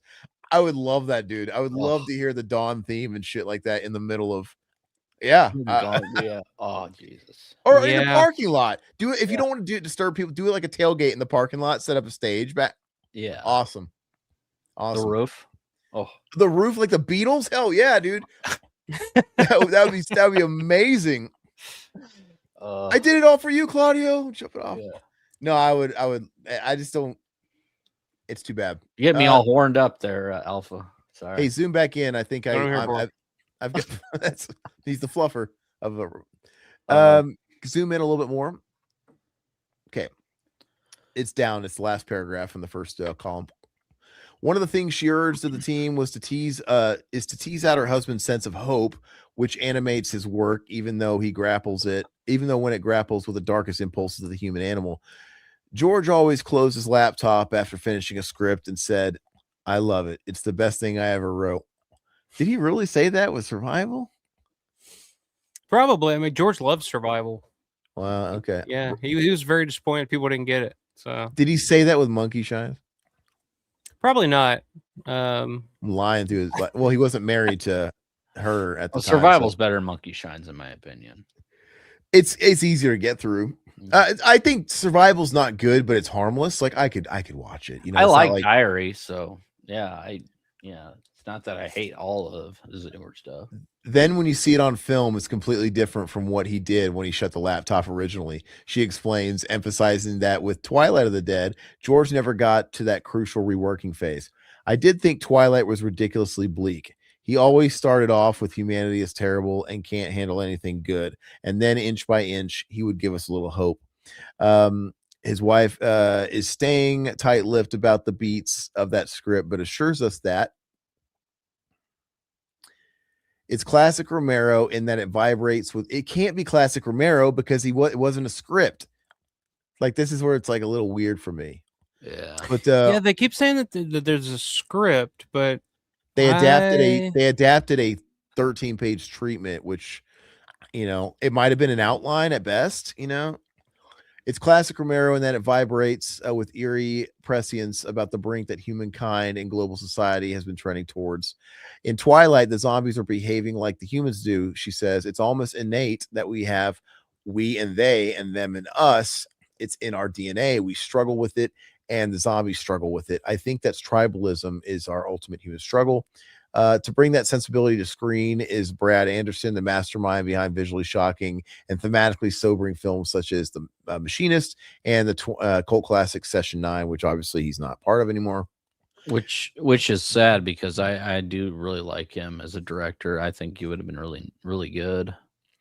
It was obvious to me that Anderson was the right guy, says his widow, noting that the filmmaker is especially reverent to the maestro, but has also been given a long leash. I should get my wife to call me the maestro too. I want to refer to him as the maestro, but has also been given a long leash to put his own spin on things. He loves the script, and we're making it his. And he's making it his right now. Giving him the baton is huge. It's a big responsibility that a lot of directors shied away from. Question: I wonder how much of his script possibly still exists in the current iteration, or did he take his ball and go home when he left? I don't know. Do we know who's directing the new one or no? We're still. I heard it's Tommy Wiseau, dude. It might as well be. Yeah, it's the Paz brothers. Have you guys ever heard of the Paz brothers? No, what have they done? I haven't either. They've directed something, I guess, somewhere on Amazon Prime, I guess, but or fucking Tubi or something. But yeah, I've never heard of anything they've ever done. But is that Suzanne? Did she? Doubtful, right? Okay, so It- it was, I doubt she had anything to do with it because I think Okay. it's just recently been. I want to say it was recently picked up by a different company than originally who had it at this point when this magazine came out. oh jeez. And so they've they've just kind of redone everything. That's why Sorry, the Kate Beckinsale and the changing of directors, and so who knows? I So mean, that's- are we even sure that, because this is in 2024, how close is this? Is it even going to resemble the treatment at this point? It's probably changed a That's lot. the thing too. Like No. it's gonna go through so many hands Mhm. by the time that the film actually gets made, if it ever gets made, that it's Mhm. I have very little faith that it'll actually resemble anything that George would originally have wanted it to be, because they even talked about in the press release when they were talking about all the the new directors and Kate Beckinsale and all that. They mentioned a stunt coordinator, like this guy that's going to be there to coordinate the stunts and the fight sequences and stuff. And I'm just like, that sounds very like not George to have like Yeah. a fight coordinator on set Yeah. to fucking do like what like I so I'm yeah, I don't know. I don't think there is any info, right, Alpha, on why all this stuff has changed and what's gone on.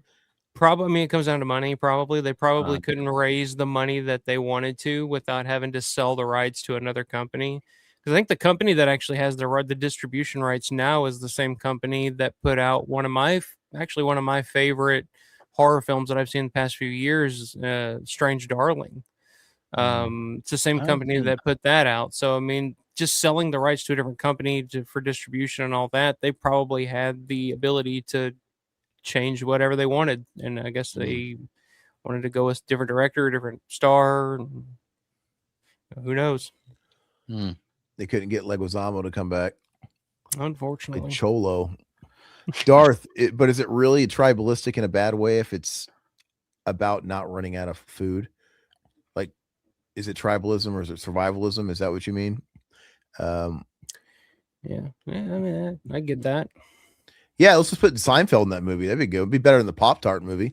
Yeah. Hey, What's the deal with these talking zombies?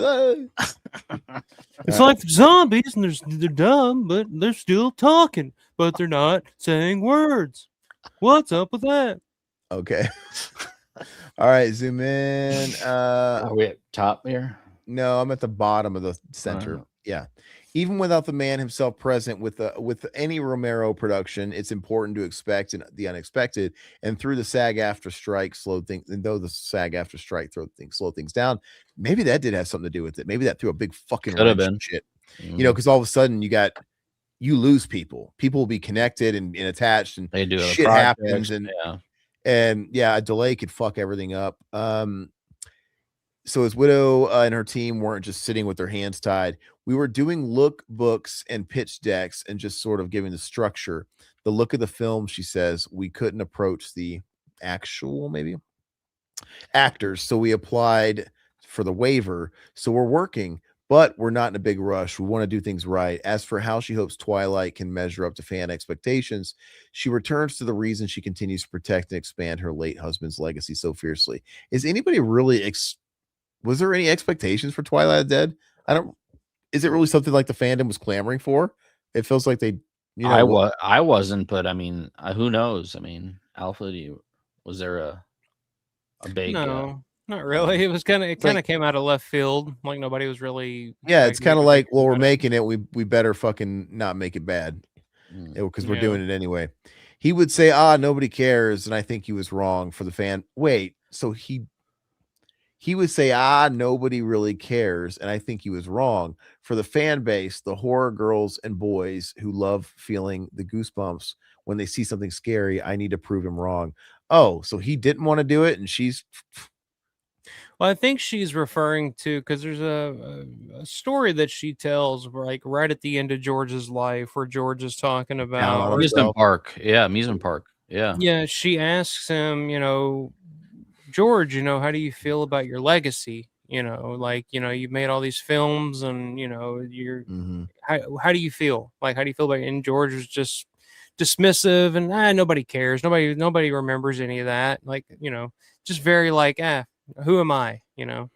Hmm. And so I feel like a lot of what Suze does now, and you know, creating the Garf and bringing the amusement park to light, and this, you know, I think a lot of it is to kind of prove him wrong in the afterlife, of saying like, look at all these people that care. Which, I mean, Jesus Christ, in less than a week, we're going to be at a convention that's solely exists because there are these people that love George's work.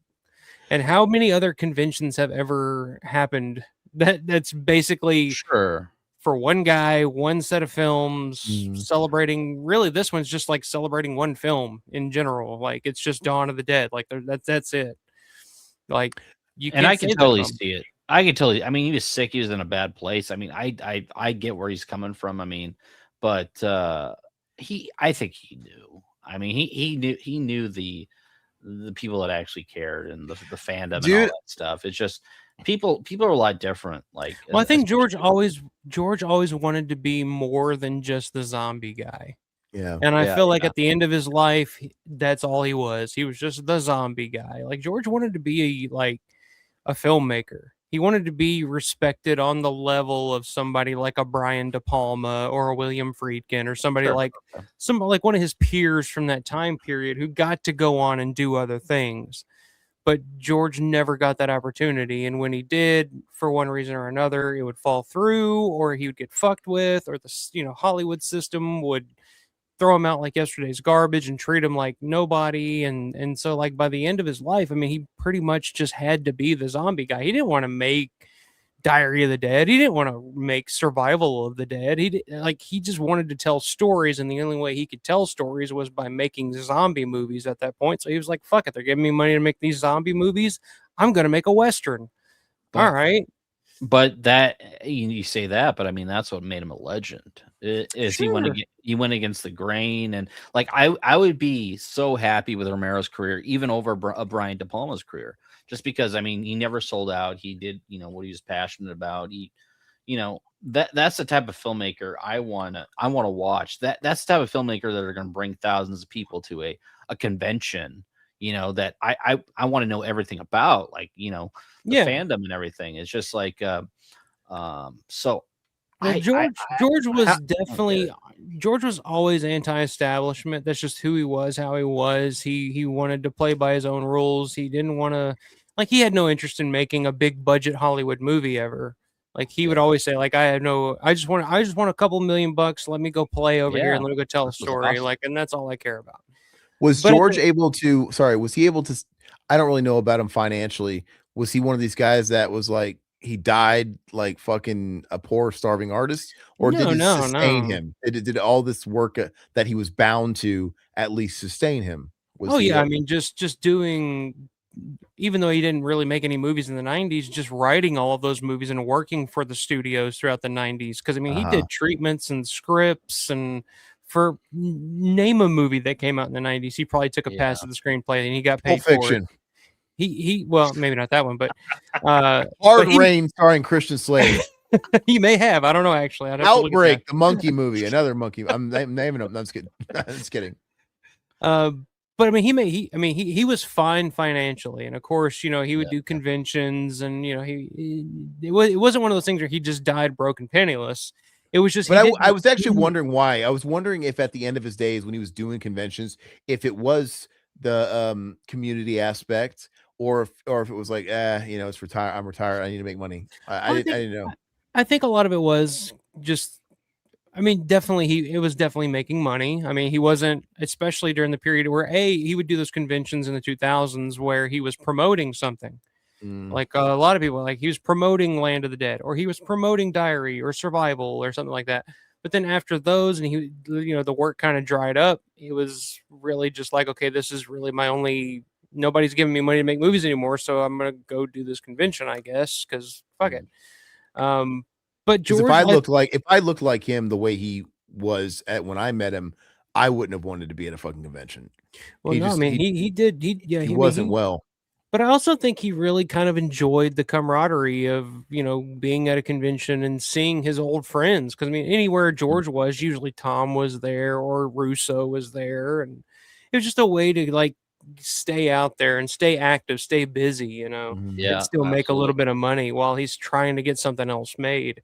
But Mhm. as anti-establishment and anti-punk rock and like, you know, fuck the system as George always was, there was always that little bit of I wish I could be accepted, you know, in George. Like the idea of George having a star on the Hollywood Walk of Fame would probably blow his mind in a positive way if he knew if he knew that that was going to happen, or the idea that when he died he would get you know, a mention in the in memorandum or whatever thing at the Oscars. Like if he knew his name would get mentioned at the Oscars, you know, that would Did it? probably yeah, Yeah, yeah. yep, The year it he did. died, he Mhm. got a mention at the Oscars. That would have blown him away. Like because I mean George grew up on old Hollywood, man. Like he grew up on, you know, old westerns and you know, stuff like that. Like so he always had like a romantic, you know, relationship with that era of Hollywood.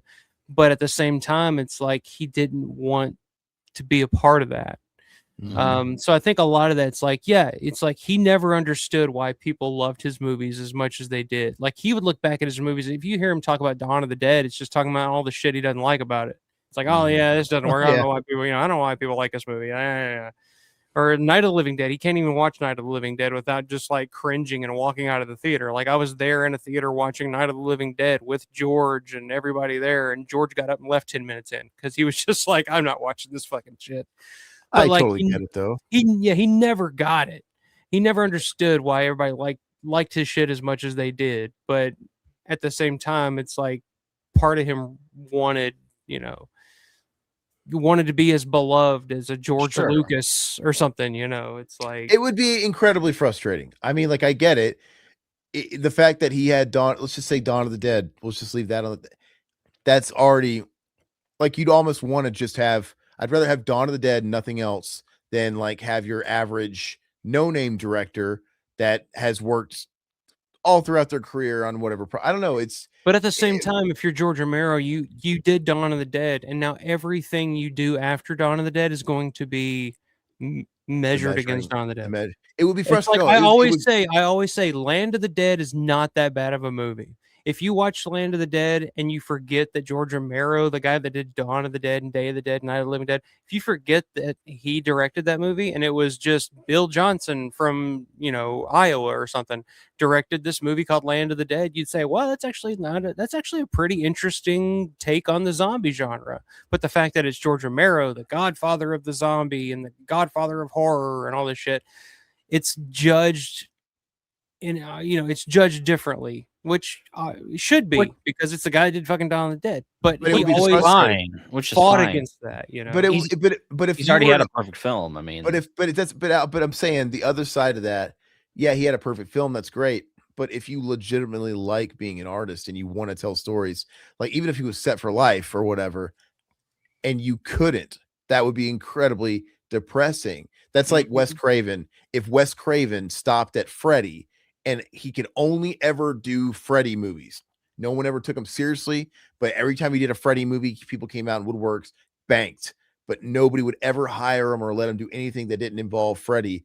That would be fucking depressing. And I just don't see how your heart could be in that. Yeah. It's for Well, long. And so it's it's not about like one of money. those It's not about it's one of those things where like I guarantee you when George saw Wes do, you know, Music of the Heart, I'm sure George looked at that and was just like, "Oh, I'm so jealous. I wish I could do fucking Music of the Heart." Like or George always talking about Starman or something like that. yeah, he's like, I would love to do a musical. Like, and part of like the article that we were reading about some of the unproduced scripts and stuff, George wrote musicals. Like George wanted to do other stuff, but it's like, no, you can't. You're the horror sounds like guy. he turned Sorry. down Scream though. Yeah, It's he just did this- turn. Well, I mean, that's probably for the best. I honestly don't understand that. I try to take movies as they stand. I don't compare George's work with other works that he's done. I mean, I think we all try to do that, but sometimes it's hard. Sometimes there's plenty of and Land is on the other side of the spectrum, but that happens so much where, especially when they're like the Day. I'll use Day. I think Day is I'm not as big a fan of Day as you guys are as compared to Dawn, but the biggest thing that hurts it is because it follows Dawn. Yeah. So sometimes it's really hard to ignore it. That's Yeah, and always George, been my George thing. felt that too. Yeah, George loves Day of the Dead. It's his favorite of his zombie films, and I think it broke his heart when it came out and nobody liked it. You know, because everybody wanted Dawn of the Dead again, and he just wasn't. He didn't want to make Dawn of the Dead again. He wanted to do something else. It's So, kind yeah. of like Significant Other and then Hot Dog Flavored Water. I mean, Hot Dog Flavored Water sucks, Todd. I was gonna say that. I mean- It's like people. It's like, you know, we were talking about Metallica earlier. It's like people shit all over Saint Anger, but it's because it's Metallica that did it. If it was a band called, you know, whatever, and they put out an album, if they put out Saint Anger, it'd be like, wow, okay, it may be taken differently, or maybe the other way, where people were just like, it wouldn't even make the charts at all because it isn't Metallica, you know. So it's like a good and bad. It's like a give and In take Utero, thing, you know. In Utero fucking sucks compared to Nevermind. No, I agree. I Fair disagree. I disagree. No, with that. it's I like it's In split. Utero better. I like In Utero Yeah, better. no, it's split into two fandoms. Contrarian. Some people love the I punk. like In Utero Some better. people love the raw punk rock of In Utero. I just can't lie to myself. I'm like, I get it. Nevermind is polished and all that stuff, but it's all hooks, dude. Like it's like In Utero. It's just Mean Mr. Mustard and some wacky ass shit on it. It just doesn't. I get it. It was a punk rock. Fuck you. God bless it. But I couldn't anyway. But like Bleach is raw, but Bleach came before Nevermind, so it's like just. And even though I didn't fucking know Nirvana when Bleach came out, but just knowing the fact that this was their first record, it makes you look at it different. I don't know. For me, it does. But anyway, yeah. Anyway, I feel bad for George. So we can go ahead and scroll past. We're done with that page. Okay. Holy shit, Dead in the Water. So this is about his Resident Evil. We can kind of skim it since we've kind of like retread this a lot lately. I just kind of want to see what's up here. Is there anything new in here? Brandon. Yeah. Yeah. It's piece in here. That's why Brandon popped in the chat earlier. He was like, I was in this fucking magazine. I'll be here. Well, he did say I know this magazine. So yeah, it makes sense. I'm gonna go take a piss real quick. Go for it.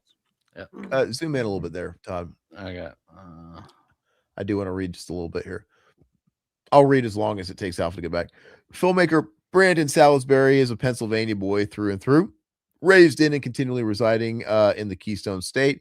The movie buff Marine turned YouTuber, and now documentarian owes his love of the medium like so many. Alpha turned off his camera, dude. There you go. It's gonna fuck it up again. We forgot to tell him. I totally forgot. A lot of people that worked with George, they still reside in Pittsburgh area. So there's a lot of mentorship and a lot of networking and connection opportunities for people that are pursuing this career path that can connect with George through the people that he's touched over the years. It's amazing. Salisbury remembers his first exposure to Romero's Night of the Living Dead at the tender age of 5, scaring him so badly that he almost swore off zombie movies for good. But around 97, he received a PlayStation for Christmas. Hell yeah. And everything changed. They were just playing this ad over and over again, and I could still see the live action zombie in the alleyway. I love that. Yeah, there's the ad. That's sweet. They're showing this weird skinless monster crawling on a ceiling. He remembers there's a guy that's freaking out, and this alligator just comes out and bites at the character at the end, and you hear a guy saying, "Everyone's going to die." I said, "Holy shit, I need to play this." that game, you may have guessed, was Resident Evil 2. Capcom's hotly anticipated follow-up to the studio's original survival horror groundbreaker. And when Salisbury finally got his eager hands on the physical release, he noticed something curious. There's a sticker on the box that says "win a part in the movie." I was like, holy shit, there's going to be a movie already. A few months later, the official announcement came, and it was George Romero directing Resident Evil. That project never came to fruition, but Salisbury kept up with it through his teenage years, or into early adulthood and into present day, when he saw an opportunity to dig deeper into the events surrounding the Resident Evil movie that could have been. I followed every possible shred of information. I still remember when the screenplay finally leaked on the internet, and I'm reading the pages faster than what my shitty printer could print out. He said, "This is something that spoke deeply to me. This is a film that I really wanted, and I was disappointed, pissed off when I didn't get it." And I think a lot of fans felt that way.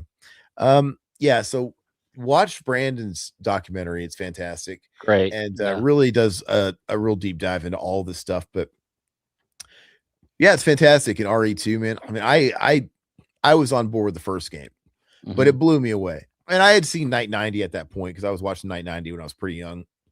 But the first Resident Evil blew me away. 100%. Oh, absolutely. It scared the shit out of me. And even me, it's like, even as like a dumb kid that hadn't seen like a million zombie movies, Night of the Living Dead was synonymous with the modern zombie. So when I'm playing Resident Evil, I'm like, oh, it's like Night of the Living Dead.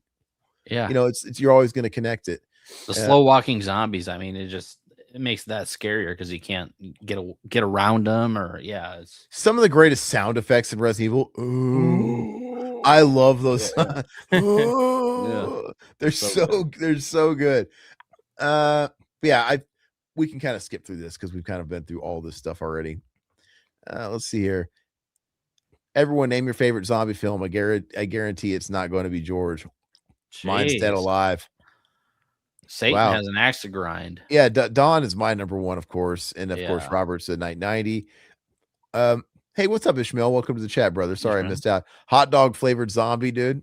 Oh, you must have heard Ishmael. Name. Ishmael, was that you that put in our Discord? You said it should be like the official mascot for Revival. It was a meme. It was Warwick Davis Leprechaun as Fred Durst, dude, and it was the coolest thing I've ever seen in my life. It's like it needs to be a shirt. Satan thinks George is overrated, but I respect it. There you go. Well, to each your own, man. Well, you're wrong. Yeah, go ahead and zoom in here. This is continuing from earlier. I don't even know where I'm going to pick up. Hang on. Dawn almost had zombies with guns controlled by a one-eyed telepath, as Hart speculates. Romero was coming off the box office failure of 3 features made after Night. There's Always Vanilla, Season of the Witch, and The Crazies, and was looking to return to the zombies he'd found success with, but in a bigger way. Romero himself once likened zombie cinema to a prison where I like the flood. What? Oh, like the food. I feel like the early drafts of Dawn and Day are part of the reckoning with the financial limitations of indie filmmaking. Hart says he knew he'd have to make zombie movies if he wanted a career, so he reshaped the genre to fit his interests. Those early drafts of Day of the Dead had to. You got to zoom in just a little bit. Sorry, man. A little bit more. Yeah. Have become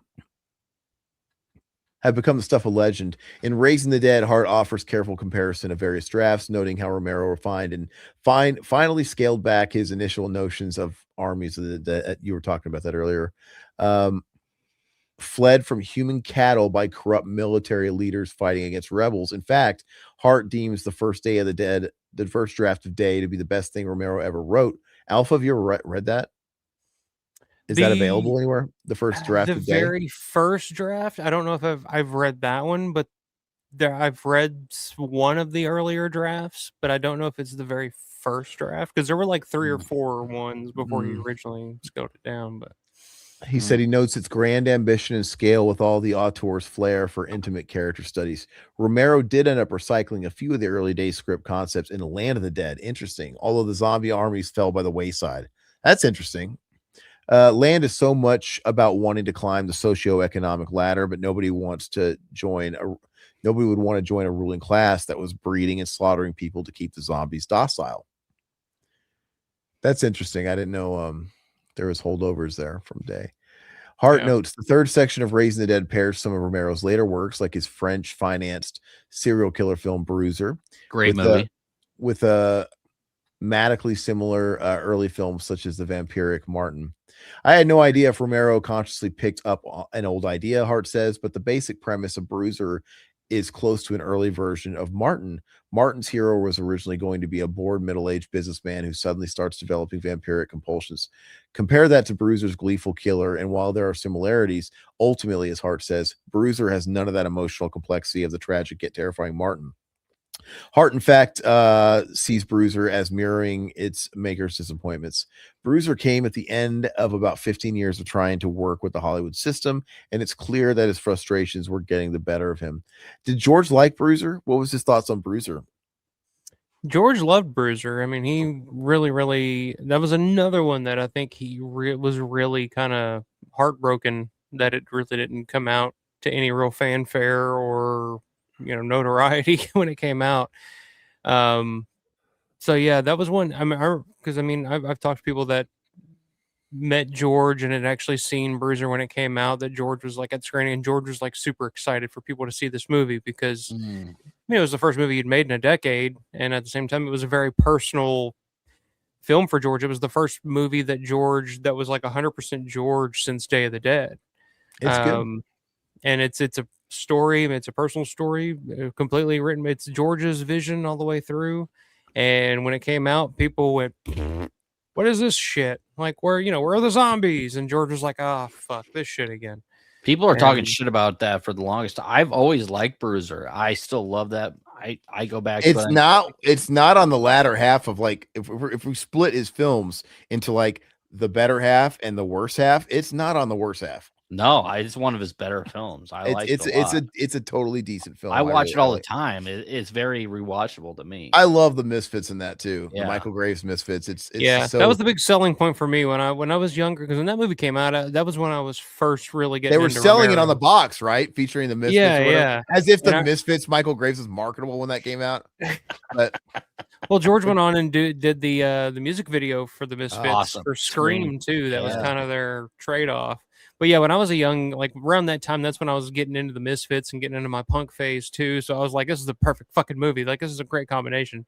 But yeah, I remember watching the movie the first time I saw it, and I thought it was going to be like George's slasher, because that's how they kind of marketed it. And you look at the poster, and it's a guy with a knife, and you're like, oh, this is going to be a slasher, and it's not. It's like a revenge flick. It's like a fucked up version of Falling Down or something like that. It's But I've always liked Bruiser, but people, they kind of have preconceived notions about, oh, George Romero, there's gonna be a lot of gore, and it's gonna be this and that, and it's not that. It's a different type of story. But I think people are kind of coming around on it a little more though over the years. Cool cast. I like you got Tom Atkins. You got characters Peter are great. Stormare.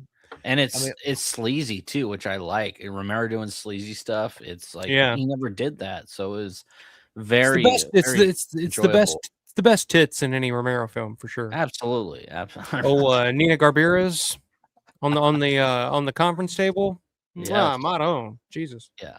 I think Satan's taking the piss out on us. I asked AI what the best zombie movie was. It said Dawn of the Dead. That's right.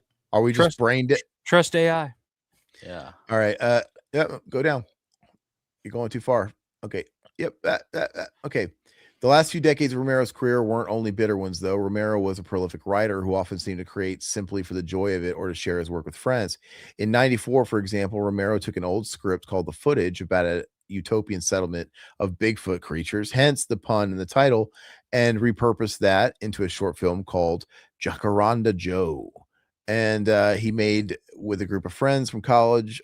He made with a group of college kids in Florida. And amazingly, the film itself does exist. But it's not circulated. No, I mean it's one of those things. It's at the archive. Okay, you can kind of see it. There were a couple like little projects like that around that time that George did. There was this, and then there was also the Iron City Ass Kickers. Oh yeah, which was like a comedy spoof of like a wrestling TV show. Which I actually I have it here. Actually. It's cool. And it's a proof of concept film by George A. Romero. I guess they were trying to sell as a TV show, but it's like a wrestling spoof show. It's really over the top, and it's got little cameos in it from Laurie Cardill, and Kyra Schoen has a cameo in it. George has a cameo in it. It's a fun little fucking movie, but you can tell they made it with $5 and a camcorder, and it's just George during that period in the 90s where he wasn't getting anything made. So he's like, fuck it, I'm gonna make these little movies with my friends and just have fun and just make, do my thing. Brandon, so you got some access to the archives, right? Do you think you would have been allowed to have watched a movie like Jacaranda Joe? They showed it. They've had screenings of it in the past, but it's not like, it's not out in circulation or anything yet.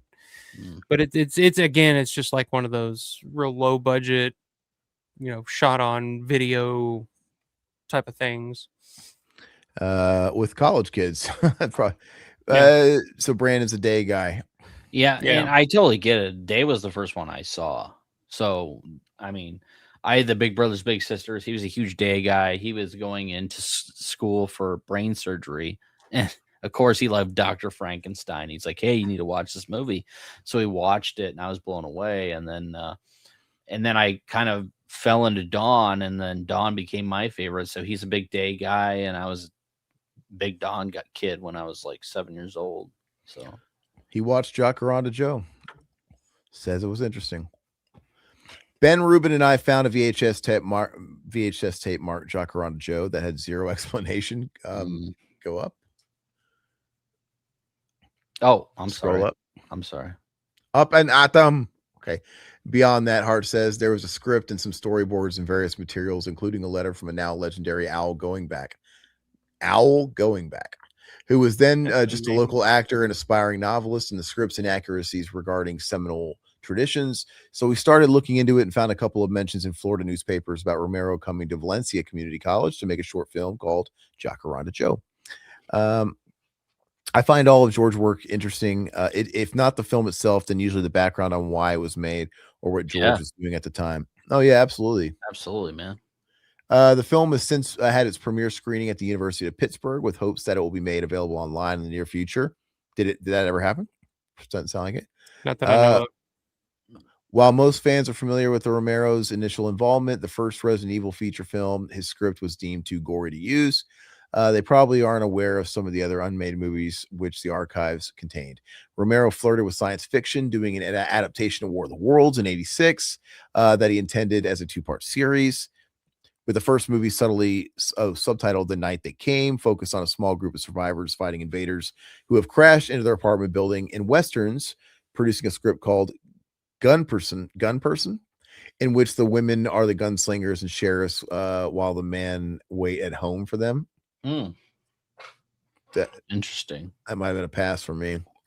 Sounds like no, it just sounds what's the Sharon Stone, the Quick and the Dead? Yeah, Quick and the Dead. That's exactly what I was thinking. But it was just Sharon Stone though. Quick and the Dead's okay. That's not a terrible movie. Sam Raimi. Yeah. It's very Sam Raimi too.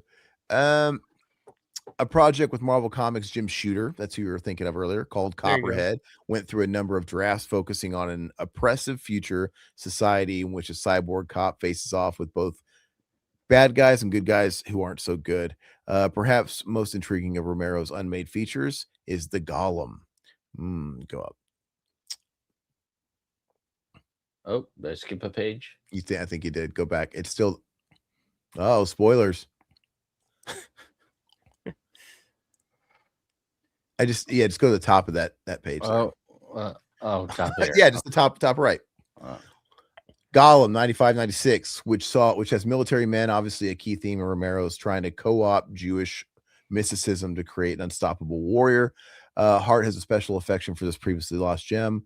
I love that script he enthuses, and the conception of the Golem is really cool, constantly shifting shape and merging into the materials. It's Romero thinking through digital technology in several different ways. He returned to the Golem in the last thing he ever finished, a strange, melancholy short story called The Liberator that he wrote as part of the collaboration with his friend George Nama, a respected artist that Romero had been friends with since they were teenagers. Raising the Dead's third section also details certain projects that Romero may have written with no intention of ever making. Some of these works, like an X-rated Frankenstein riff called Peter Stein or Nuns from Outer Space, have obviously goofy titles, but others contain completely daft concepts. Take, for example, Zomboid, also known as Zombisodes, a spoof of Roadrunner cartoons featuring a hapless zombie instead of a hapless coyote. That sounds interesting. I would watch that. Yeah. Despite the sheer lunacy of some of these projects, Hart sees them as more of just Romero amusing himself. I think that it was his way of still making films, even when he couldn't get a feature off the ground. I keep describing him as a writer because he spent so much time writing and wrote so much, but really he was always a filmmaker. He envisioned almost everything he wrote as a film, even when he didn't try to actually film it. One of Romero's and also Hart's favorite goof projects is a 12-page treatment called Monster MASH about a MASH mobile army surgical hospital unit that treats monsters. What the fuck? He was a MASH fan too. I heard some interviews of him talking about MASH. So the story follows Dr. Brian Kildare as he's sent a mysterious mission to a remote island called Maladanko. That's dank. This excerpt from the treatment reveals Romero's obvious delight writing the concepts. That's very interesting to me. You see, Maladenko is where monsters go whenever they need medical attention. It's the only such facility in the world, and monsters of all types come far and wide for treatment. Didn't you ever wonder when when an oversized monkey falls from a skyscraper, or a giant and is set on fire, or a sea serpent swallows a radioactive isotope, who takes care of them? When do they go to the where do they go to convalesce to make themselves well again for whatever sequels life might bring? Think of the fun. No, forget the fun. Think of the toys, the TV series, the animated version on Saturday morning. Think of the bucks. That's funny. That's kind of an odd statement for Romero, huh? Talking about the commercial. Is he joking? Is he being facetious or what? Yeah, he's definitely being facetious, because I mean, when they were trying to sell, what was it, Wine of the Fawn or Vanilla? It was one of those early titles. He sent out like brochures, and it was all like tongue in cheek, like, think about how much money we can make with this, like, you know. So yeah, he's always kind of had like a tongue in cheek sense of humor about, like, you know, fuck the art, let's make some money, let's make some big money type of. You see a lot of that in the archive. I would kill for a Klinger zombie, dude. Oh yeah, and Hot Lips, dude. I love Hot Lips. So. She was totally. Hey, we're stuck. Stuck in the army. Hot. No, Loretta Swit is. Yeah, she was beautiful. I love Loretta Swit. Her pussy looked like a stank, dude. I don't think so. No, I don't think she was attractive. That's personal. Yeah. No, I never understood. She just seemed like she was old fashioned attractive. I always liked her. Man. I figured like she was tunnel pretty, right? It's like, you know, they're making do. They're making do with the chicks that Hawkeye got with were actually usually more attractive than Loretta. Loretta Swit was very bitchy, and I really appreciated her. Her relationship with Frank was funny. Yeah. You know, because he's obviously like the pushover or whatever. Yeah. No, I love Lord. I love MASH. I'm not saying that, but anyway. Yeah, Hot Lips and Klinger. I love it. Where was I? Raising the Dead concludes. So much of Romero's work asserts the need for people to recognize the value. Hart writes on the final page, the substance, the humanity, and the oppressed and marginalized, monsters mostly, but also biological humans. That is the foundation of much of Romero's art and philosophy. And the moment of recognition, or a tragic failure of recognition, appears again and again throughout the films and the scripts. Raising the Dead, the work of George A. Romero, which is also illustrated with some revealing photos, includes several showing a startlingly young Romero, and he looks like a totally different guy when I see his like young. That's a great photo, dude. I love that. It's a great photo. He almost looks like a Brando, you know. He does kind of actually. Yeah, it's just it's interesting seeing him like that. In essential reading, not just for anyone with an interest to better understand his remarkable film artist, but also for film fans who are willing to consider an entirely new way of examining a filmmaker by placing their unmade work equally beside the released films. He revolutionized horror cinema multiple times and stands as one of the most successful and influential independent filmmakers in any genre of his or any era. Hart writes, Romero unquestionably deserves a higher place in the pantheon of revered filmmakers, and this fine book should add to a reconsideration of the importance of his uncompromising and brilliant director. Very cool. That's a great write-up. Yeah, that is a great photo, man. It's a good book. I'd recommend checking it out if you're interested in reading more about all the unmade stuff, because there's some pretty interesting stuff in there. When did that come out? Because right around this time. It's fairly new. Okay, a couple of years ago. Okay. Yeah. Is it available in hardback or is it paperback, or what is it? I think you can get I think there's a hardback cover, but they're really expensive at this point. They're out of print. So the hardback's really expensive. You can get the paperback, which is what I got. You can get that for $30-$40 now, I think. Yeah, that's a lot for a paperback too. Damn. It's independent books, man. I'm a hardback snob. Can't do paperback. Of course you are. I tried to get into MASH, not a fan. I do like Manson's Suicide Solution song from MASH. MASH is the greatest television show of all time. And I don't like Manson's version of it. He's still fucking trying to be edgy, dude, with all those damn covers, dude. Give it a rest, Brian Warner. But I love that song. Yeah. Well, first of all, Suicide Solution's an Ozzy song. you mean suicide is painless? Yeah, painless. But I love the original. I read that who was it that wrote Suicide? Was it the director's someone's son? His son, the director's son, I believe. And I he was think like 13 or something. And he made $1 million 14. off of it. About it was just it's a great track, man. Probably Unalivicide is painless. Yeah, it's probably all the residuals of the show. Well, they used it as a theme for the show. I'm sure those residuals. Yeah. He as the songwriter, he would have gotten paid every time it airs on TV in syndication. So yeah. Jeff, I won $300 tonight parlaying the Mets and Knicks. Okay. Hey, Grande, what's up, brother? We're glad. Good to see you, man. Grande, you degenerate gambler, you. If only you were that good at fantasy football, my man, I wouldn't have that sweet ass trophy sitting over on my mantle on the fireplace. But you'll get another shot next year. Next year, man. Next year's your year. You won $300 and all my tech stocks fucking tanked today. So I lost money. Yeah, what's up, everybody? Happy birthday, Satan. It's the 50th anniversary of The Omen. Happy birthday, Satan. Yeah, I think he's saying happy birthday because it's The Omen. I know. Damien turns 50 today. Okay, let's kind of speed run some of this shit. Girl Loves Corpse. I never saw looks that. Bad. I don't need it. Is that Johnny Depp? That's what's like Johnny Depp. Oh, no, that's like Jack White. Yeah, it's Jack White as I don't know what that is.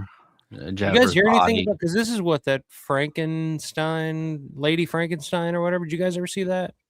No. I never saw it either, but I heard from some people that it's like not that bad. Actually, it's actually kind of interesting. Next page is Jennifer's Body. I don't know why everybody would just shit themselves over that movie. I didn't care for it.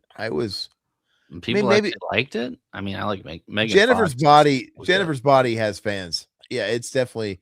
I don't know if they loved it at the time, but it's definitely gotten a cult following. But I just remember watching it, thinking, okay, it's whatever. What is that? Lisa Frankenstein. Well, there it is, Lisa Frankenstein. Go ahead and skip. Sorry, Lisa. Oh, Grande. Jennifer's Body sucks ass. All right, I'll take your word for it, John. Shades of Black.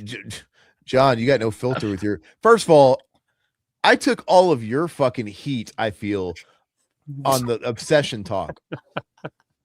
I clipped it just for you, John. Todd cuts clips of me giving, constructive feedback, and I overall think the movie's okay. And I'm like a terrible person. You're the guy that's like, oh, it fucking sucks. It's terrible. Whatever. If only they'd watch the whole video, they'd see that you're the enemy, not me. They would get off my ass. No, we don't want to see that. We want to see Aaron as the enemy. Ginger Snaps is better than Jennifer's Booty. I like Ginger Snaps. Great. Yeah, Ginger Snaps is I always forget that Ginger Snaps chick is Beverly from It. I always forget that whenever it comes up. Yes, it sucks that Megan Fox is hot. She's got that weird toe thumb though. Oh, yes, that was always the thing with Megan Fox. Everybody was like, yeah, but her thumbs. I'm like, who gives a shit? Like, oh, that fucking monkey mitt's gonna be stroking your dick though, and you're gonna see it, dude. Fuck, I don't care. Close your eyes. And who's gonna be seeing that, dude? And what do you actually look at that stuff, dude? I've had worse. I've had worse. Yeah. You've had an actual fucking gorilla admit. Okay. Well, you should watch it, Robert. Ginger Snaps is a good flick. It's a good time. Yeah, that's my Ginger Snaps is my favorite werewolf movie ever. I like it. I like it better than American Werewolf in London. I like it better than The Howling. I think Ginger Snaps is fucking brilliant. I like Silver Bullet, but yeah, I'm with you. I mean, I can't argue with the Ginger Snaps.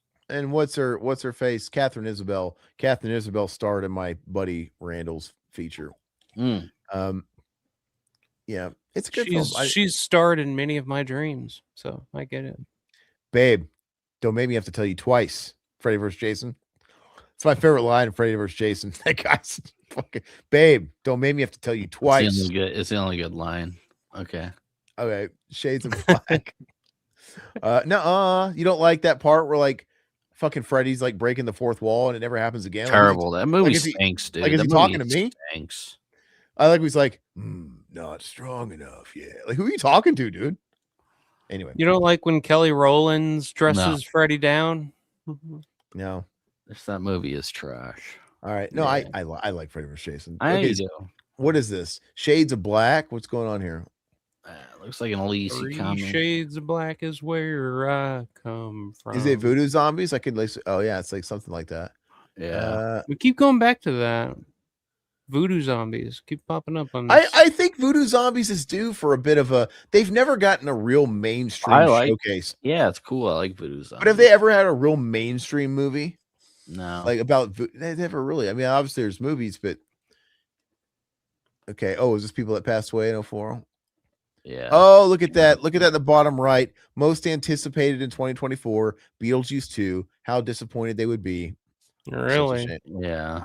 I thought It's that not movie, it's not good, but it's not the worst thing ever. I mean, it's fine, but like it's the ultimate case of look, if like it's been like 40 years and you're confident you're not going to come close, don't do it. Yeah. Because it just can't, it's just such a impossible feat.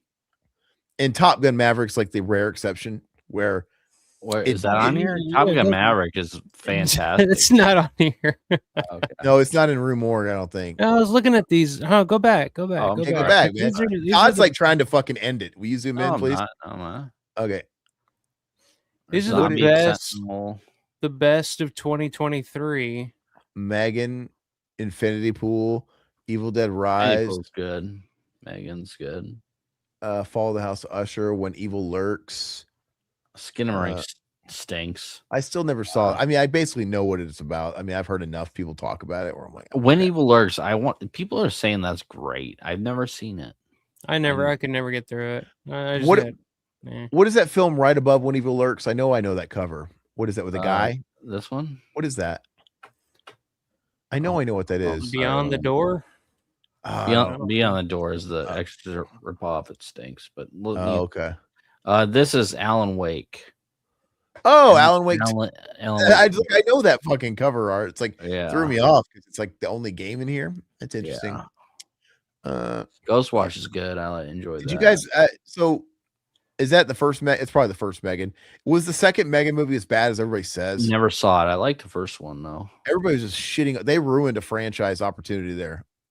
I don't know if they just rushed it out or what it is, but I heard they just kind of turned it into like, well, they made Megan a hero. Like she was like the protagonist. It was an action movie, I hear. Like, what the hell are you guys doing? You guys almost had yourself. They went the T2 roll of the route. Yeah, they flipped it. Get down. Yeah.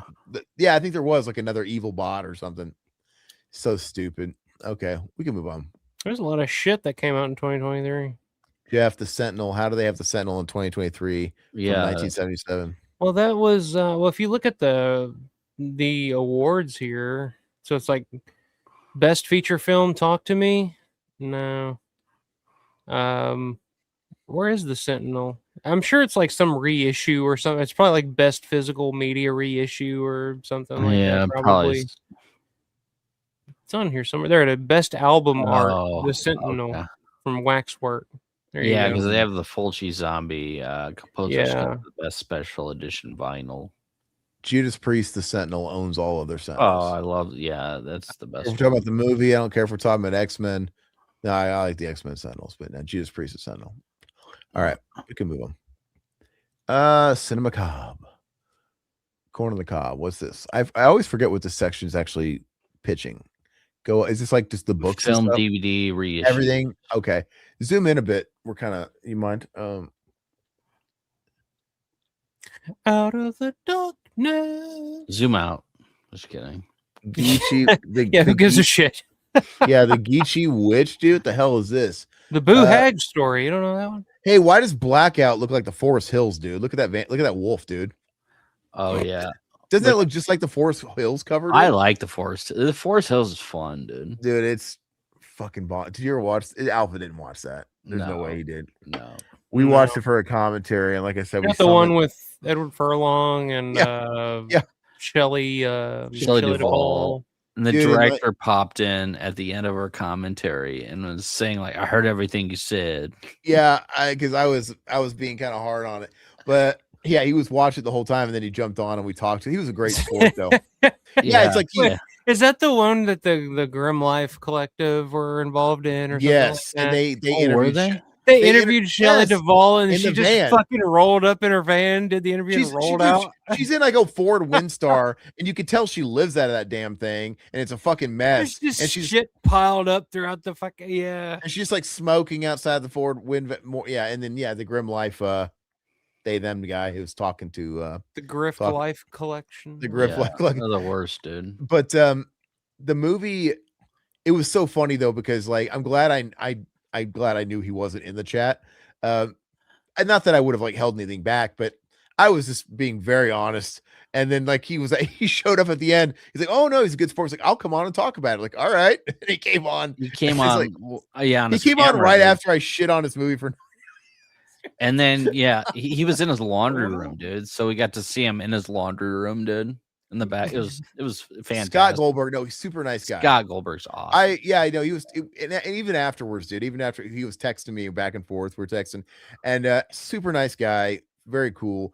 I came at that movie the same way I do everything else. I'm like, look, I understand what he was doing here. You could tell where it went off the rails. You could tell where they ran out of money here and where he had to. It's just one of those things. And the whole time I was saying, it's not his fault. My guess would be that movie went off the rails when they said, "Hey, I have an idea. Let's cast Shelley Duvall and Edward Furlong in a movie in the year 2023." But it was a lot of fun, dude. It was fun. Look, it's got its problems. Yeah. It's got its problems. Like, for example, they keep cutting back to the shot of the main guy, Rico, who's very entertaining, bathing his fucking tits in a pond. He's got like man breasts, and he's like he's like crazy. And they keep cutting back to it, and it's like, okay, I can tell they need to pad it. I could tell they ran out of this. They didn't have time to shoot, so they keep going back to Rico Moss. We're gonna need another shot of the tit bathing. I've seen all the tricks. No, so I came at it as like, this guy did his best. Shit kind of hit the fan as it does with indie films, and he made it to the finish line. He did whatever he had to do. But I will say, the very first thing you see in that movie, because I remember he was getting like some criticism because he was marketing it as Shelley Duvall's last film, which it was, and he pulled her out of retirement, and that helped him get a lot of fucking press. And then a lot of people were like, "Oh, it's exploitation," because we saw that Dr. Phil episode. She's not well. She can't be making her own decisions. And I'm not going to say it was. Some people were calling him a culture vulture or whatever, and he's putting in a lot of like con people, like Felissa Rose and Dee Wallace. All these people were just kind of showing up for like a little bit. The first scene of the film is Shelley Duvall in her current state when she was alive on the toilet, dude, smoking, shitting, and I'm like, it's a striking image. Her pants. That's what did you do to me? That's fucking exploitation. I'm sorry. You don't put Shelley Duvall. I'm sorry. I know you. We all love The Shining. We all love Popeye. You don't put Shelley Duvall in a fucking movie in her current state or whatever her current state was at that time. You don't do that unless you're just trying to make exploit the fact that Shelley Duvall in her current state is going to be in this movie. Like she needs some bread, dude. I mean, she had a couple teeth, and she needs some bread, dude.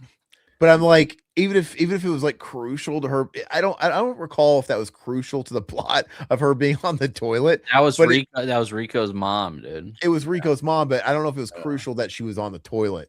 And like you could have wrote around the toilet, dude? Yeah, the first scene is she's on the toilet, her pants around her ankles, you see her thighs, and she's smoking a cigarette. Believe me, I know those people. I'm from that part of the country. But this is like this is your grand re-entrance of Shelley Duvall, screen legend, and she's like older, overweight, no teeth, and smoking a cigarette. She's on the shitter. No. It's a little interesting, but even putting Edward Furlong in your movie at this point is a little bit exploitive. Eddie is. Did you salami, see? Dude. I did see. Did you guys see there was like a red carpet event at the Smod Castle, the Kevin Smith Theater? With that film. And Edward Furlong shows up. And he looks like he just rolled out of a fucking jar of cigarette ashes. And he's got the what's going on here? He always looks like he's got the meat sweats, dude. Just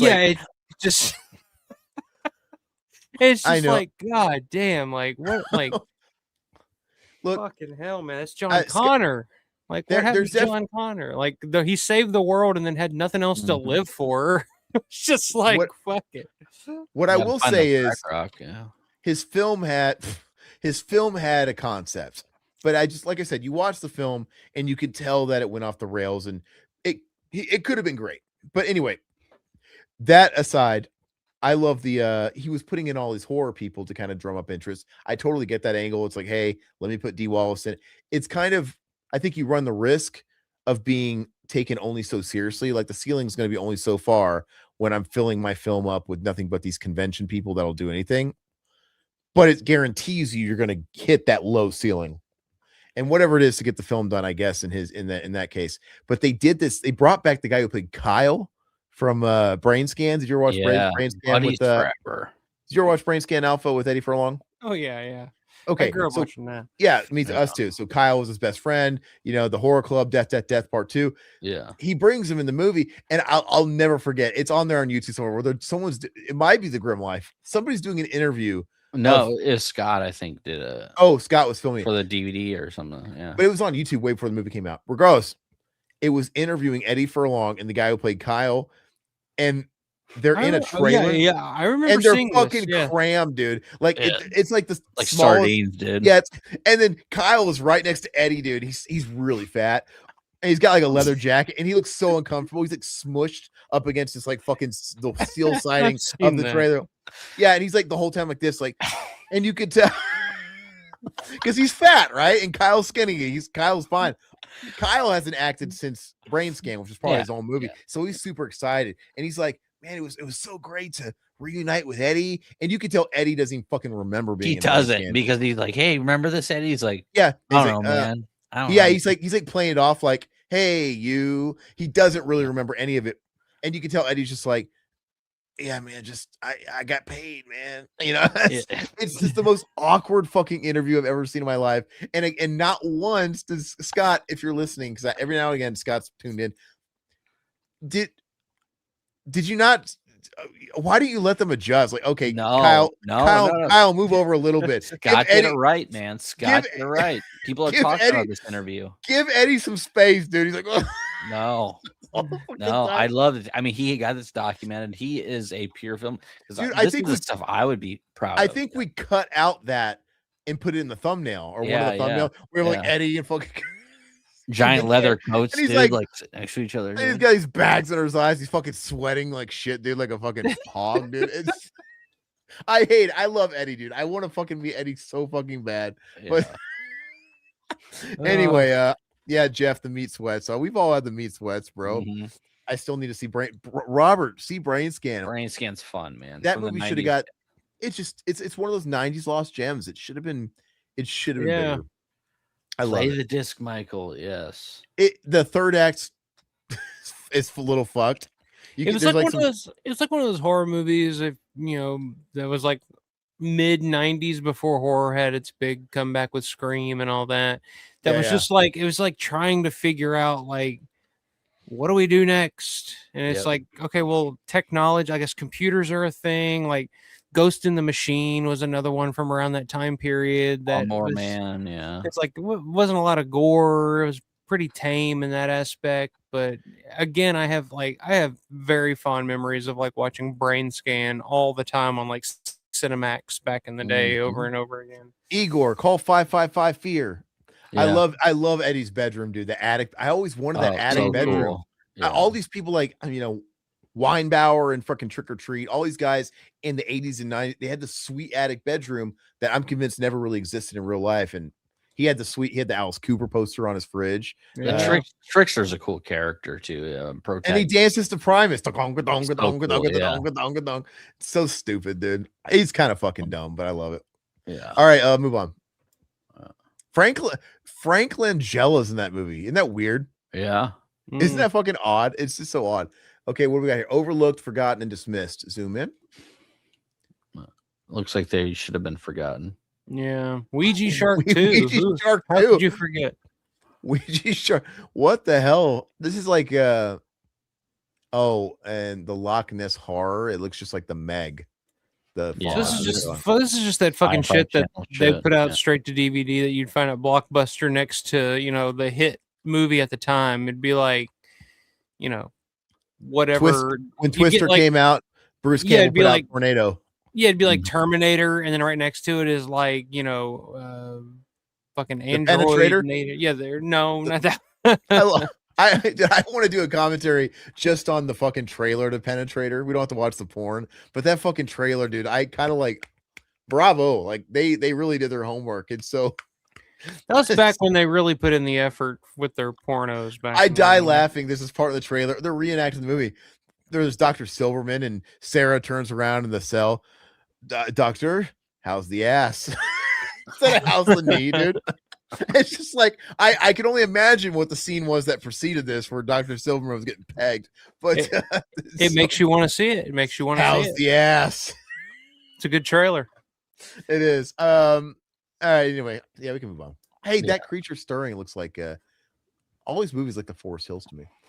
Shortcuts. I like looking at these. I want to see what's, is that a zombie short? Zoom in. Bite-sized frights, small appetites. I love Sarah Jane. Vimeo, Blue Tongue Films channel. Some of the best horror stories are rooted in the coming of age tales. Let the Right One In and Raw. Okay. Bobby, yeah. British stop motion animator Robert Morgan has been creating for over 25 years. Point of view. Bobby, yeah, 23 minutes is kind of long for a short. Point of view, 8 minutes. YouTube, Alter channel. Justin Harding. I'm gonna look it up. Why not? Alter channel. I want to see what kind of. Is it Alter channel? It's probably Alter. Point of view. Point of view. Hey, this stuff is good now because now that Curry Barker's come along, maybe people are going to be paying attention to YouTube, man. So the stuff like this is more important than ever. Oh yeah. Wow. Alter's got almost 4 million subs. I never even fucking heard of these guys. Wow. They got a short. They got tons of shorts on here, dude. They got a short called The Smiling Man that's got 19 million hits. Isn't it crazy how YouTube is that big to where there could be a channel with 4 million subs and you still never heard of them? It's crazy. This is wild. I'm actually going to go down the rabbit hole of these guys. They have so much stuff. Okay. Enough of that. Move on. So I kissed him upside down the cranium. Oh yeah, with the aluminum baseball bat. My name is Mud. Say 19. You beat me to it. All right. Low, lovely, dark, and deep. Is that a porno? What's going on? Might as well be. Yeah, reissued and reanimated. Underworld. I see that Underworld all over the place. What the hell's going on with that? Isn't it like Clive Barker Presents or something? Yeah. Yeah, Clive Barker's Underworld Rise Again. What's the deal with that? Never seen it. Never seen it, man. You can always get that on the fucking Kino sale, like dirt cheap, like literally dirt cheap whenever it's on sale. And I just don't. I think it's gonna be good. What's that top right? Transmutations. Go up. Let me see it. Zoom in. That sounds offensive. Yeah. Transmutations. There you go. Go down. Paul Bearer Press. I like Paul Bearer Press. There's an ad for them. Oh, I do too. They had some sick trick or treat merch at the last con we went to, and I regret not buying something. I hope some of those guys are going to be at Living Dead Weekend. You think, do they usually have vendors like that? Does like Vinegar Syndrome or Paul Bearer Press, or do these guys ever go down to that event like that? Yeah, Vinegar Syndrome has been there. got I a don't store there, remember Paul Bear Press has been there or not. I can't remember. All right. That's like the most of fun for me, man. I love the vendors. It came from Bowen's basement. All right. Last phases. All right. Files from the Black Museum. The hell is that? Collecting dust. There's something sadly relatable in the tale of a single-minded collector whose devotion to his crime collection leads him to. Oh, I thought it was about like nerd collectors. Oh yeah, they Vinegar Syndrome has a store in Pittsburgh. I forgot. Yeah, I keep telling Todd that we could always go because we're going to be in Pittsburgh for like a day. Yeah, I want to go because I hear that for some fucking reason they have the ashes of the guy that designed the Dawn of the Dead poster. Weird. They have it in this like the window up front. Wow. So I'm like, all right, I gotta go see this. So That's wild. I'm gonna try to make a trip to the fucking Vinegar Syndrome store in Pittsburgh this time while I'm there. I imagine I'll go there and not buy anything if they're as expensive and shitty. They as have what they're used worth. shit too. Yeah, I know. Yeah. Yeah, I've seen people walking out of there online with like not Vinegar Syndrome shit. So maybe they sell. Yeah, I want to see their used stuff at least, man. Yeah, I'll go in there. I got a Vinegar Syndrome shirt I like. They sent it to me with an order one time. Some promo. It's actually a really nice shirt. But Blood and Colors. Oh, is this the comic book stuff? I don't have a lot of interest in this. I'm sorry. Ninth Circle. What is this one again? Books? I don't read. We know that. Move on. To be buried in the back. Resurrecting old ghosts. Library damned. Yeah, this is the book part. I'm just not a big reader, guys. So I don't know what to tell you. Fright Gallery is Ides is a great store too. 4 floors of entertainment. Yeah, Eads is pretty amazing spot just to go look around because they got everything. It's literally 4 floors. Like the first floor is 4Ks, Blu-rays, collectibles. Second floor is comics. Third floor is vinyl records. Fourth floor is it's a pretty crazy store. That's cool. That's how a lot of stores and entertainment shops are in Japan. Like you'll get lost to them because every floor is something different. That sounds really cool, man. I'd like to put a bookmark on that because I'd like to go to that. Yeah, I think it's on Penn Avenue, I think, downtown Pittsburgh. I'd recommend checking it out if you're into that stuff for sure. Well, it'd be nice to go to a place like that and not feel like I'm keeping my wife or whoever and just get lost in. All right. I wish I had a good physical media store where I live. It's an incredible store, just very expensive. Yeah, all those places are gonna be super expensive. Yeah. I mean, the thing is sometimes you get the spirit of it. It's like, okay, I'll buy something from this record shop. But even I'm guilty of going to a mom and pop record shop and then Googling how much it goes for on eBay or something like that. I'll say this about Eads. It is a little pricey if you're going by just what it's listed, like what the tag is on the box. Yeah. But they will negotiate. They do negotiate. Like, so I bought a Maniac poster. I think it was $25 on the wall. The guy sold it to me for $10. So just say, hey, is this the best price you can do on this? Like they're willing to negotiate. I love haggling. That sounds good. Weston Sean Boyle says went to college, lived in Pittsburgh for almost 11 years. Wow, I hope the convention's amazing. Miss you so much, and be sure to check out a store called Eads. Yeah, there you go. He's talking about too. Comics, DVDs, memorabilia. Yeah, I think we have to go because we're gonna have to. Because we're gonna have a whole day in Pittsburgh, and we're just trying to think of stuff to go. I mean, obviously, there's probably like. And I'm sure you'll be interested in this. There is a male strip club like right down the road from there too. So you really, what's it called? 2 birds with one stone. I don't remember what it's called, but yeah, it's just something like that. Yeah, it's you can go and get all kinds of various sizes and shapes of wieners shaped in your face. It's a nice time. It's a nice way to spend a Wednesday night. It's called the manhole, dude. The toolbox. Which one was from Wayne's World? The toolbox. The toolbox. Yeah. I think they bring back the brown derby there. There you go. The brown derby. Perfect. Okay, to zoom in. I want to see what the records are. My animal. Go zoom in a little bit. Well, I guess at least I get Blue Oyster Cult. Heard of them. Go down. My animal. Not familiar. What happens after midnight? Exiled Hope. 6 Chamber. God, what is this shit? Go up. We'll talk about Blue Oyster Cult. That's what we have to do. 50th anniversary live, first night. Okay. I've heard of 200 Stab Wounds. They're a thing. Metal Blade Records. I just got, recently I ordered the Slayer Hell Awaits box set from Metal Blade because I love Slayer Hell Awaits. Yeah. But it's got one of those annoying vinyl box sets where it's got like the top loader cover, the top that just comes off like a puzzle box. I like the side loaders. Because the puzzle box one, it never looks flush on your shelf because it's always like kind of popping off. You're one of those guys. It looks fucking. Yeah, it looks terrible, Todd. I got to cram the shelf more than I want to. Presentation. Absolutely. What is this shit? Podcast from Beyond. Let's see what this. We Die First. This is obviously recent. We probably don't have to check to see if they're still around because I would hope they've lasted. But I want to see them. Go to the left. We Die First, popular horror films discussion weekly. I'm gonna check them out. Why not? I want to see what they're all about. Most podcasts don't make it a year, man. So maybe they aren't around. We Die First.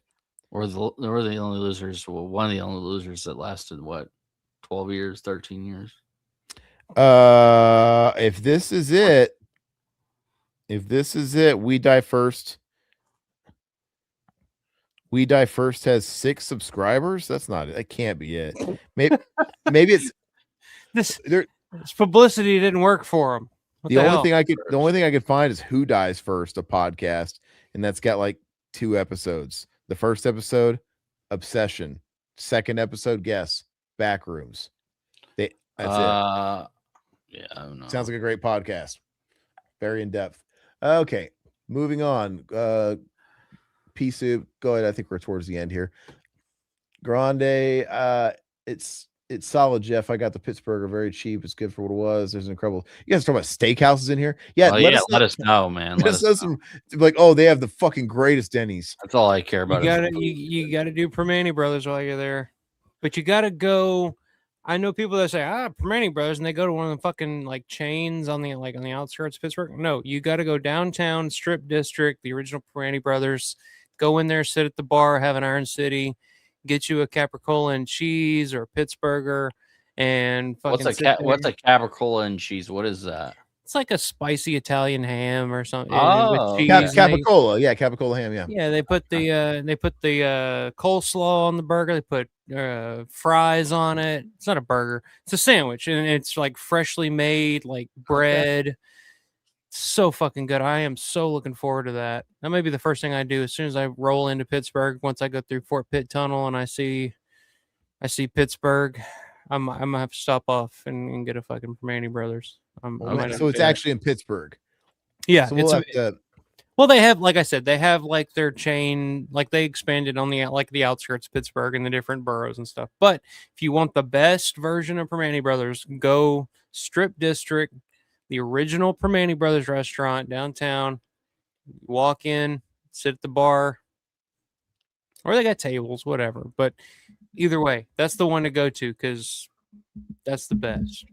I'm hoping some people are going to want to I don't know how it is Living Dead weekend. I keep feeling like it's a different experience than most cons, but the ritual that I have when I go to a con, especially with Todd, whoever we're hanging out with at that particular con, you always got to have that night where you go to like the Waffle House when everything's fucking shut down and you chat. Or does everybody go to bed? When you guys go out there, what do you guys do? Monroeville shuts down at like 9 o'clock. They don't have a Denny's? They have a Denny's, but you do not want to go to the Denny's in Monroeville. Oh. We went to the Denny's in Monroeville about 10 o'clock one night last June. And our waitress was like high as fuck on like pills or something. She, in no slip shoes, mind you, slipped and fell in the middle of the damn restaurant and then staggered her way back into the kitchen. And then we didn't see the bitch again. We sat there for 45 minutes waiting for somebody to just bring us something. We didn't see nobody. Like the cook all of a sudden was screaming and cussing at people and he walked out. No. But fuck Denny's. Sheets. It looks like a gas station, but they do sheets. There you go. Okay. It looks like a gas station, but it's like all night made to order food. Go to Sheets, get you a mozzarella stick cheeseburger with the fucking sauce. You can get it any time of night, freshly made to order. Fries are fantastic. Sheets is the way to go. Avoid Denny's though. That's my. How do we know that chick still works there? You know, there's a big turnover rate for joints like that, and also all these people working the overnights at these places like Waffle House and Denny's. It's like their third job, so it's like, you know, it's kind of the first one to go. That's not my first experience at that Denny's though. We were at Denny's the previous time and the power went off and we had to sit there forever. Well, after waiting an hour for our food because there's like one person working there, the Denny's is not a good it's not a good experience. Just take my word for it. Just take my word for it, please. Where do the guests stay? Do they stay at Pittsburgh or do they stay? There's no way Savini's staying at Residence Inn. There's no way that well, Savini lives in Pittsburgh, so he just goes home. That's right. But for like the guests that fly in, most of them are staying at the Residence Inn. The Residence Inn in Monroeville is probably the nicest hotel there, which is not saying much. It's Monroeville, but it's a pretty nice hotel. Like you would think, like maybe a Nicotero or somebody would just drive the 30 minutes and stay downtown, like airport hotel, like a nice hotel. Yeah, Nicotero doesn't stay at the Residence Inn. That's what I'm thinking. The motorcycle zombies are staying at the Residence Inn, is what I'm guessing. Well, no, guys, well, it's the people from like outside of town that they have to fly in and put up. They're staying at the Residence Inn. So like in October when we were there, like Miguel Nunez from like Return of the Living Dead, he was staying at the Residence Inn. We had breakfast with him. Ian McCullough from Zombie was staying at the Residence Inn. He was down there having breakfast with everybody. So it's like people that have to fly in and put up. But a lot of people that were involved in Dawn of the Dead, a lot of the guys that they live still local, so they just go home. Oh, gosh, yeah. Unless they choose to hang out, at the hotel after them, which a lot of them do. So I would love to have Fruit Loops in a little styrofoam bowl and a little plastic spoon with Miguel Nunez, dude, at the Residence Inn complimentary breakfast for you. Ask Grande. Grande had breakfast with them back in October. Dude, Grande was sitting there having breakfast, and Miguel came and sat down right next to him and was just start talking to Grande about. I would absolutely love to talk to him because he's such an interesting guy, in my opinion, because he started off in horror and he's got a couple of big horror movies under his belt, obviously, and then he had like moments of commercial like activities in Street Fighter. He's like, he had all like he was Joanna Man. That's the biggest one. He actually got a shot at being a leading man in Joanna Man. And it didn't work out for him. That's all right. He took a shot, but he was in movies like Life with Eddie Murphy. He was in movies, but yeah, I want to know, like, what was it like? What was the story of you somebody agreeing to letting you star, not in a degrading way, but it was shocking that he got a starring vehicle and he pulled the golden ticket with that. And I want to know what was going on, like his head, like, oh man, if this movie does well, I'm officially a leading man, but it didn't. And now I'm back to the side guy. It's funny though, because like I remember at the mall, I mean, he was there. This was 2021 when he was there for the first Return of the Living Dead reunion.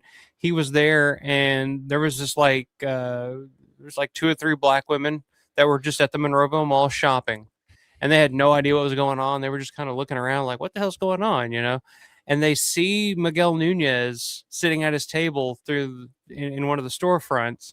And they lose their shit. They're just like, it's fucking Joanna Man. It's Joanna Man. So they go in there and get his autograph for fucking Joanna Man and shit. So like, yeah, there's like, I remember growing up, like people always talked about fucking Joanna Man. So he has like a cult following for like a different subset of people too. It's not just the horror community. But it's just funny. Like they just knew him as Joanna Man. It was hilarious. But it's just his arc has always fascinated me. Yeah. It's interesting, yeah, because I mean he was like mostly 80s, and then he got because Joanna Man was what 2000, early 2000s, so there was like a long period there, and all of a sudden he got this like leading role, and that was it, But he was in support roles in big commercial movies, and like I said, Street Fighter, he was DJ, and he had all the funny lines, like congratulations, General, that's great news. On the contrary, I'm on. Oh, like all his shit's so funny. Like it's a bad movie, but his lines and delivery are so funny. He's naturally a funny guy. And like I said, Life, and he was in a lot of ensemble. Yeah, it's just weird. I just would like to, and I wonder was he a nice? Yeah, the Satan, he wasn't trans. It was the classic she's the man switch up. He had to dress like it actually is. It's very tough because he had to like join the league to be competitive, right? I never saw the movie, but I assume he got kicked out of his league. He couldn't cut it. So like, I'm going to join the female league and I'm going to dominate. Yeah, that'd be a little too close to home these days. But yeah, nice, making fun of how bad was it. Damn enchiladas! Is that what you guys ate for breakfast? He was very cool. Like I remember Sunday when we were packing our bags out to leave, he was sitting outside smoking a cigarette, and he saw us leaving. He was like, "Are y'all leaving already? Where y'all going?" It's just like very personal, very friendly guy. You'd see him throughout the convention, just kind of talking to kids and like entertaining the kids and shit. And I'm just like, yeah, this dude's super cool. The first time I ever saw Miguel Nunez was in the hotel across from the Monroeville Mall. There's a hotel there. It used to be the DoubleTree. It's closed and it's been bought by some other company now. I don't know what they're planning on doing with it. But I'm staying in the hotel, and it's like 6 o'clock in the morning because I'm getting up super early because this is my first trip to Pittsburgh, and I'm going to Evans City. I want to see the cemetery and all that.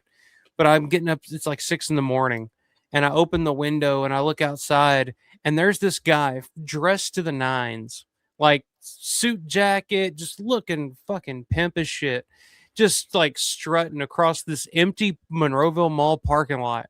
And I'm like, who the fuck is that? Like, what is he on? Yeah, just like headed to the mall, just fucking getting it, man. And I'm looking. I'm like, Chad energy there. I was like, who the hell is that? And I saw he kind of turned around and looked and saw me in the window and kind of gave me the wave. And I gave him the wave back. I was like, oh my God, that's fucking Miguel Nunez. Like, the convention doesn't open for another 3 hours, but he's already headed to the mall. Like, what is going on? Yeah, is he one of those old people that's waiting outside of fucking I don't know what he was doing. For him to open the glass. But he was wide awake and just fucking ready to go. I don't know if he may have fucking stayed up all night doing a little booger sugar. I don't fucking know, but I hope so. Railing the fucking Monroeville whore, dude.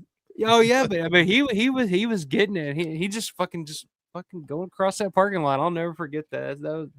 I was just like, I was like in a different world at that point. I was like, Miguel Nunez is just wandering across this empty parking lot to the Monroeville Mall, and he just looked at me and gave me the fucking wave, and I was just like, hey, I'm standing there in my fucking underwear or something, just like looking out, having a cigarette in the window, having a wank, Yeah, I just like walks by. Yeah, I think it'd be fun to meet. I don't know if I could ask the questions I'd want to ask because I'd want to get deep. Like I'm not fucking Diane Sawyer. He probably told me to fuck myself, but I just want to get into his psyche of his career. Go ahead and move on. I think we're at the end of the mag. We'll close up here. Is there anything in the end? Megan, officially licensed connection collection. That's it. All right, guys. So we're gonna wrap it up. This is a lot of fun. And again, Living Dead weekend. So excited. Yes. I'm beside myself. Like I don't even know. I'm like packing early because I feel rusty about going places by myself, and I just feel like I'm overthinking it. But I'm looking forward to seeing Todd, of course. Looking forward to seeing all you guys, Alpha, anybody that's going to be there. Like Jeff, I'm looking forward to hearing some Kiss stories, my man. Yes, I'm a Kiss guy. I want to know. Jeff has met everybody. Jeff has met and taken pictures with the Pope, like you name it. Like so, I want him to take a picture with the Revival House boys. That's what I want.